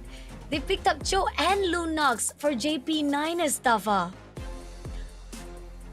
What the? What? Freya? Freya in Whoa. the mix? I think, oh wow, I think this is our first debut of Freya in SPS. I haven't seen Freya being used in SPS even this for the past 4 days. So we got Freya and Faramis into Valhalla. Okay, Staffa, please give me your thoughts on this drafting. Okay, firstly, before I started glitching out earlier, I was questioning the Faramis, because picking that into a Valentina is something teams always try to avoid doing, because that Netherrealm is gonna get stolen every single time, and then it just doesn't really matter as much anymore. But the Freya is very, very strange, because compared to other fighters, yeah, she can actually put up a solid damage, but she's quite easy to kite. she can be quite easily CC'd. So I guess in this case, there's not actually that much crowd control on the Niners, so it could work, but I'm just very curious to see what happens. I'm curious to see what happens too. This is it, guys. Second round of our last series. JP Niners Malaysia versus the team of Valhalla. Now, this crucial on the early game itself. We are going to see that definitely Razi will be a disturbance. He's going to be a nuisance here to catch it off. But RA can be seen here to make sure that he can guard up Panha easily. So it's not going to be an easy way out for JP Niners. But then again, they look like they are hungry for blood at the mid lane, but it's not going to be anything. As Zakiri, we do see Razi try to push away. High in the bushes also getting some damage here. Not going to be enough though, but they pull away just in the nick of time, and still it's just a short-term fight between them. Yeah. So I don't think too much happening early to force it. It is most likely going to be Valhalla, because if they're able to get started with a bit of pressure, then it would be a very good thing for them. I also think that Yetri is going to have some difficulty in this game, because there are 3 Purifies on the side of Valhalla. So being able to get that CC in is going to be very, very difficult. And they don't really have any other way of forcing it out initially either. Lock-on is not going to be easy for year 3 at this rate, and we do see they're going to actually try to pin out Panha. Doesn't get the connection that is needed, even with JP Niners try to pull in. But here on out, seems that we do see the potential of the contention coming in, and Turtle has already been spawned out. Let's wait out. Let's see if there will be a fight. Early on, I do still think that Valhalla has a slight advantage, but if both teams have that Nether Realm to play with, and if Max can come in at the right timing, it could actually be pretty even. Either way, this turtle will determine who has that early game prio. And coming in straight away is going to be a 2, try to go in for the Waves of Dragon, doesn't pull in, but Panha did manage to get the turtle, and at the time being, it's going to be Razi to pull away before becoming a casualty. Not gonna be able to do anything. It's just gonna give a potential to Valhalla to stake the tag, but resources currency-wise still in the hands of JP Niners. And Max try to go in for the shadow kill, doesn't manage to connect the dodger set. Just try to slow in to the side of Mob 100, but they are doing their best to just hold down the fight for now. Yeah, I'm pretty sure that was an executive decision being made by Max. He also understands that Niners are not in a state where they can actually fight Valhalla this early on into the game, so there's no point trying to contest the turtle anyway. Rasi was just there to see if he could get a cheeky steal in if Panha got the wrong retreat timing. Instead, Max went to steal the purple buff instead to try and out-farm Panha a little bit. Let's see if that continues succeeding, because Valhalla being very aggro now. They're being very aggro, and we do see Razi try to actually disrupt the movement of Panha. So far, it's a really good trade-off between the two teams, Valhalla and JP Niners. Currency-wise, still in the lead for JP Niners, but it's not really a big disparity. Year 3, try to push into Array. Not gonna be anything. Just gonna allow the time to just move slowly and surely. But we do see Max coming in for the invasion, and we do see it's gonna give a leeway for the side of Max to get what he needs, and that's a good move coming in from year 3. Just let the focus come in his way and not allow Array to just shut down any movement coming from Max. Yeah, I think compared to the previous game, JP Niners have a clearer idea of when their power spike is going to be this game, and that is the late game phase, especially if Max can get some kills under his belt. Looks like they're not quite able to pick up Hyde on Bush here, but Skypiercer is just completed on the Haya. They just try to go in for the Wizard Dragon to the side of Secret, but doesn't manage to connect the thought. And even so, right here, Turtle is going to go in for the contest already. Valhalla already got the first one. Let's see if JP Niners will do that. But at the same time, right here, Year 3 is already contesting in the side, and they managed to steal away Max with a shadow kill. Great job coming in, and not only that, we do see a push coming in from the bottom as well. That's a really good micro decision making. But at the same time, Arya takes down Razi immediately. a trade-off that was needed to the side. But at the same time, they're overlooking to Max. Max move away as quickly as possible before becoming a casualty. But the win is at both sides at the moment right now. Valhalla trades 2 kills, but at the same time, JP Nennis gets the turtle and gets the push they want. Yeah, I think it's actually a fairly even trade because Valhalla traded kills for the turtle, and both teams did end up getting a tier 1, but now they're going in for the push straight away. Panha getting a lot of damage. They shut them down just a little bit. Loliel takes down Secret immediately. Panha and the mix airborns immediately. Hide and the bushes did manage to trade out Loliel, but Razi shuts down Panha immediately and leaving enemy Max to shut down Hide on Bush. But at the same time, he gets RA. Zaman Force been put down only for him to defense. Double kill from the Max and Razi. Wanna go in for more, denying Mob 100 to give a little way for the side of Team Valhalla because they want to get it done.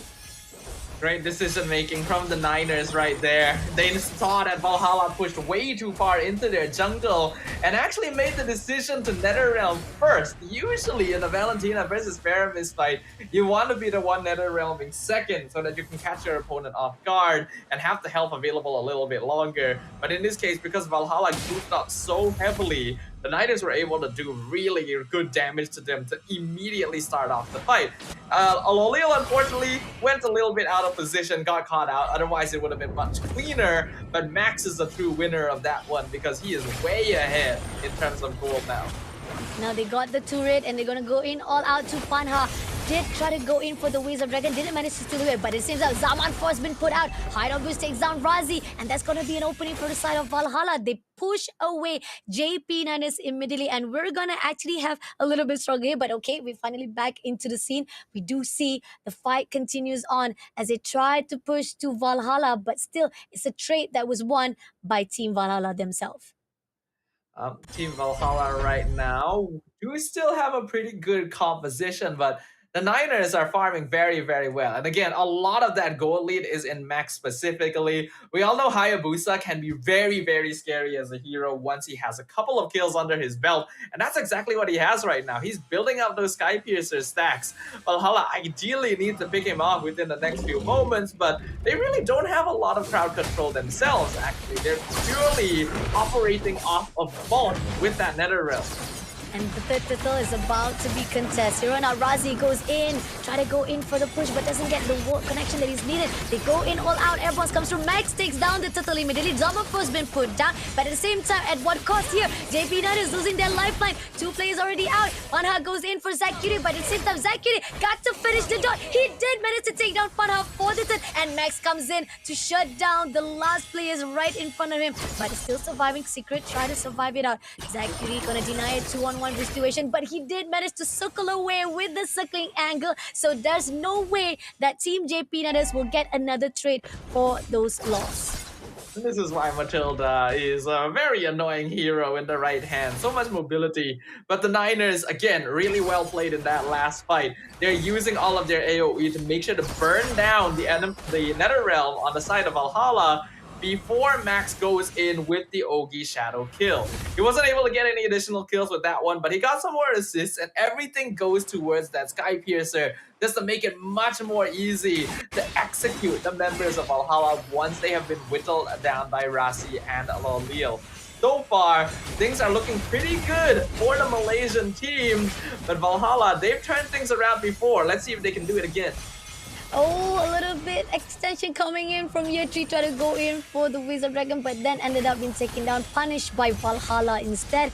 But at the same time, right here, still is just a tied up for both sides of Valhalla versus JP and Razi. Gonna actually go in for the roam, spots the information he needs, he moves away as quickly as possible, and allowing Max to do as much resources that he needs it. But at the same time, this is going to be 20 seconds on the clock for the Lord to be spawned out. And here, they try to tease RA first of all. But looking at how Valhalla is moving, they're allowing those movement to be denied because they're sticking together as glue. Speaking of, in the mid lane, we can see Max finally revealing himself here. Wants to set up for the Lord since it did just spawn. Valhalla actually in a sticky spot.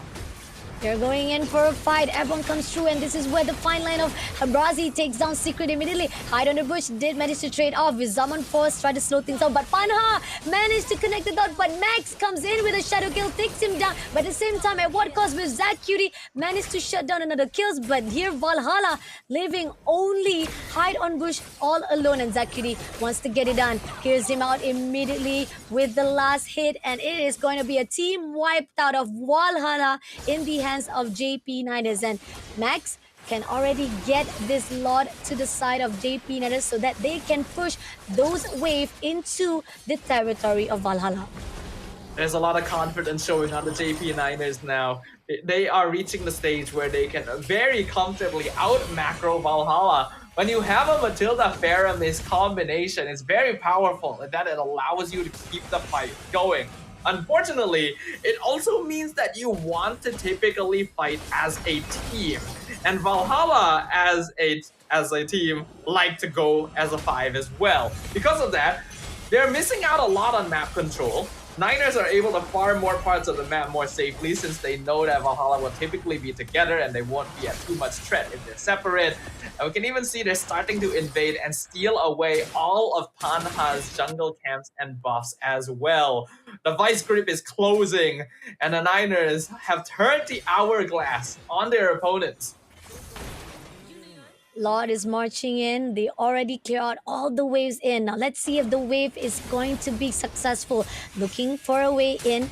Metal turret will be the first one to be destroyed, and it seems that they're going in for it. Waves of Dragon pull him off. L'Oreal takes him down immediately, and that's going to be opening. Zaman 4 has been put out, but it doesn't lock anyone. Unfortunately, did manage to score away. Razi will be not denied of those casualties, but at the same time here, Lord will be immediately shut down. But Team JP Niners, they know this is the opening. They cannot deny it any longer. Looking for a way in, and Panha has been spotted out. Shadow kill comes in. Can he connect the dot? He doesn't get the kill he desired and had to pull away, but he comes back alive. He goes in for another hit, but doesn't manage to get a kill. But ended up Hide on bush is the one who punished the extension of time that was given by JP Niners.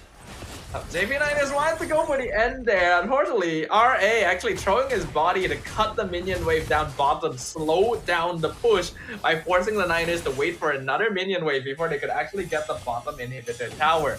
I do feel like Rossi ended up jumping a bit too deep because at that stage, there were too many members of Valhalla alive, so they could quite easily clear out the minion wave, and it was unlikely that Rasi would make enough of an impact. So I feel like he threw his life away for not too much there, but at this point, his life isn't actually worth too much anyway, so he's quite okay with it.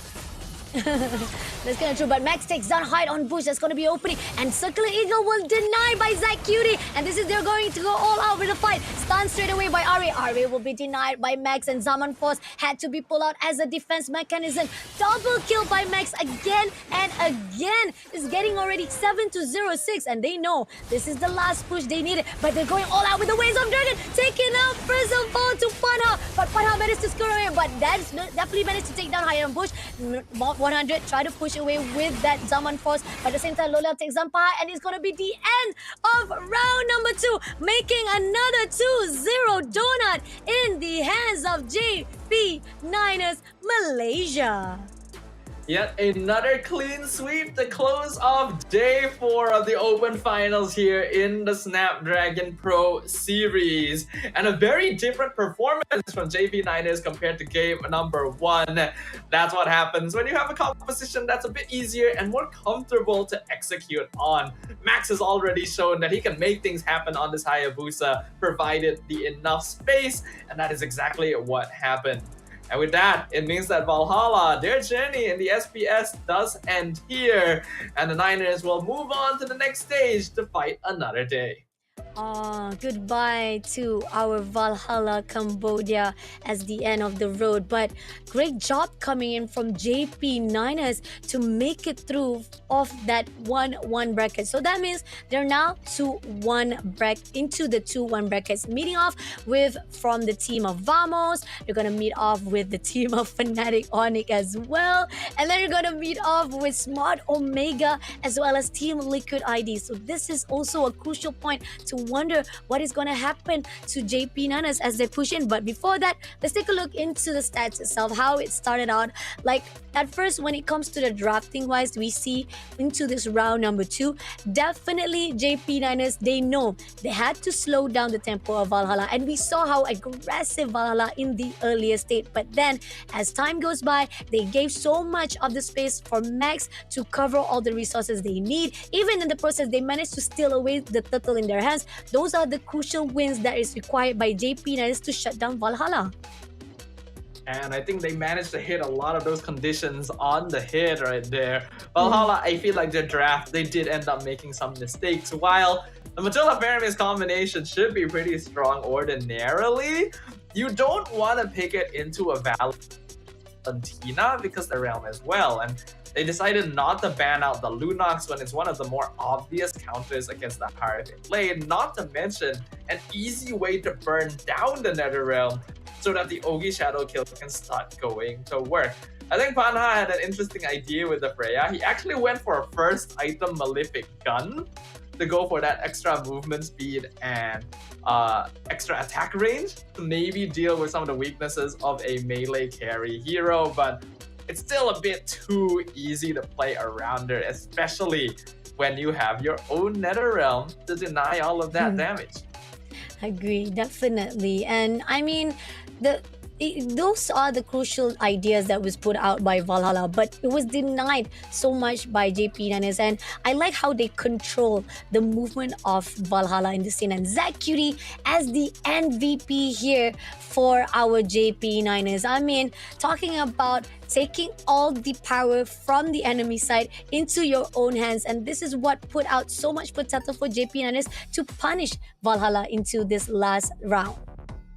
Right from the get-go at the start of the game, as we can see in the highlights here, although Valhalla should have had a composition that was stronger early on with Matilda, Paramis, and Hilda, JP Niners actually just had more damage potential overall, and they completely denied any advantage that the NetherRealm would have given them because they already had a Valentina. They didn't even have to pick to counter it. It was Valhalla who did that themselves in the draft. So I think that was definitely a big mistake. And as the game continued going on, Valhalla kept looking for opportunities to fight. I don't blame him. This is a lineup that can do some good damage, but you are just feeding yourselves to add up that number on Max's Sky Piercer. This Hayabusa did not end up dying a single time the entire game because there just wasn't any reliable crowd control on the Valhalla side. And yeah, a lot of that just ballooned together to create a huge obstacle that Valhalla could not handle.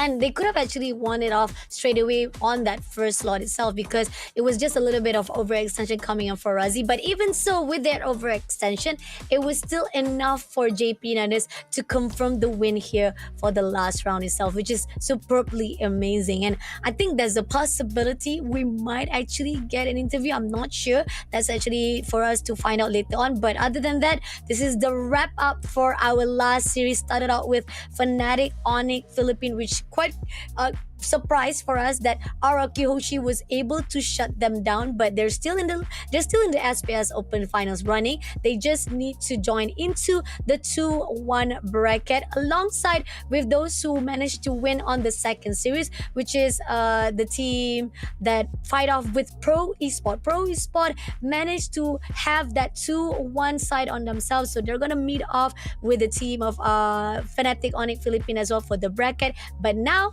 JP Niners will be the next team also to join into that bracket. But Valhalla, unfortunately, we will say goodbye to them as well as Evil Singapore. It is unfortunate to bid farewell to these teams. They do have incredible potential, but there is just a little bit of that inconsistency going on that doesn't quite allow them to stand toe-to-toe with some of the other teams here in this competition. Unfortunately, we're not going to have too much time to mourn because tomorrow there's going to be a whole new set of matches, and that means even more potential eliminations from the competition. So the teams that are still in the running right now can have a moment to breathe and relax, but they got to prepare once again because who knows who they'll be up against tomorrow. Agree, definitely. Tomorrow there's gonna be other brackets. It's coming off from the 3-0. So those crucial 3-0 bracket are those the one that if they win after that next series or into that series means they are the one who will be qualified into the SPS challenge group stage. But take a look, a little bit more glimpse into the bracket itself. You're gonna see those who are already eliminated. We're gonna say goodbye to RRQ Kaito, Evil Singapore, Valhalla, Reef Esport from Singapore as well, Preta Legends from Indonesia, and I think that's Vampire Chaos as well as Dark Rise Esport to be eliminated here at the day number 4. Unfortunately, there's one more game I think is still ongoing. So no, actually, that's the one team that is not fulfilling their slot. So that's the reason why we're gonna have a top 5 to be joining in into our SPS Challenge group stage. Yeah, the competition is getting more and more narrow as there's only going to be a couple rounds remaining before we find out which lucky teams get to join the rest in the next stage of SPS, and that is going to be great to see. It just means that the competition though is going to heat up even further, so I hope the teams are ready. This is the one team that is still ongoing at the moment right now at the Indonesia team. If you are a fans of Evo's Hollies as well as CFU Gaming, you guys can check out the Indonesia team at the ESL Asia, whereby they still right now at the second round of their own series. If Evo's Holy can be able to get another win, we might have to say goodbye to CFU Gaming. But then if CFU Gaming might win the round number 2, they're gonna have a long night to make sure they survive here for the SPS Challenge Open Finals. Guess what happens when you have a Swiss bracket going on? Those of you who are a little less familiar with it, we know that it's gonna be used in M6. This is a very good place for you guys to learn exactly how it works and how close the competition between it can be. Yeah, and take a look on. Wow! Oh my god, seriously? I'm in the top leader right now?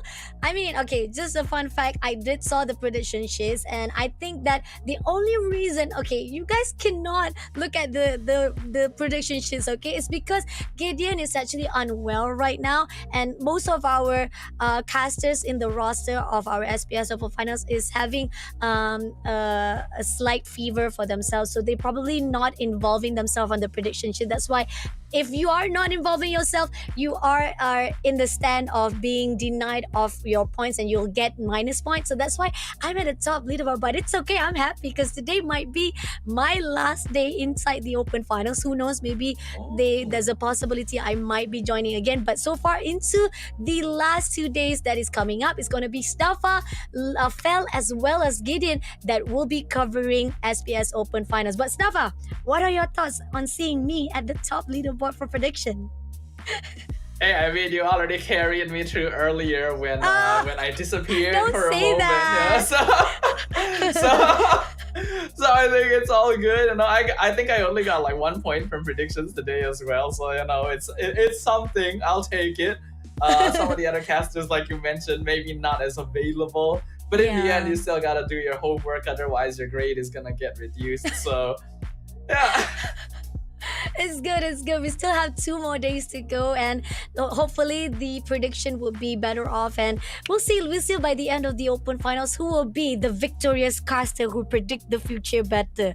But other than that, this could be the end of our last series, or at the end of our day number 4. Congratulations again to those who win from the first series. Is RQ Hoshi.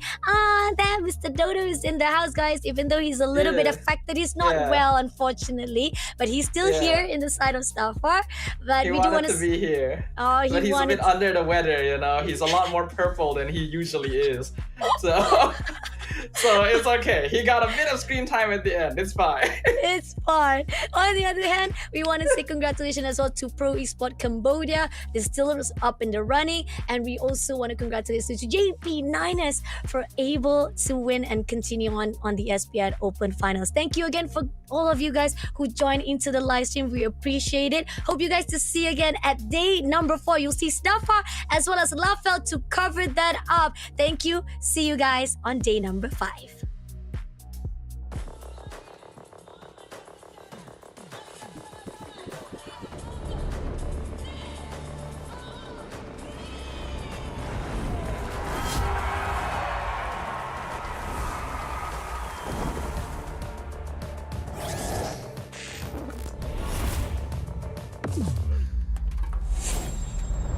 Let the weak melt away.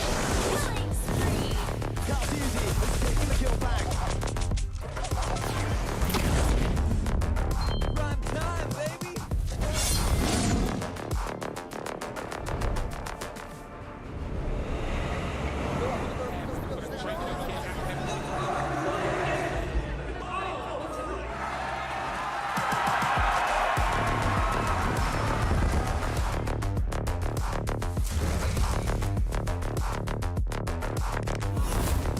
Looks like the players are ready. Here we go!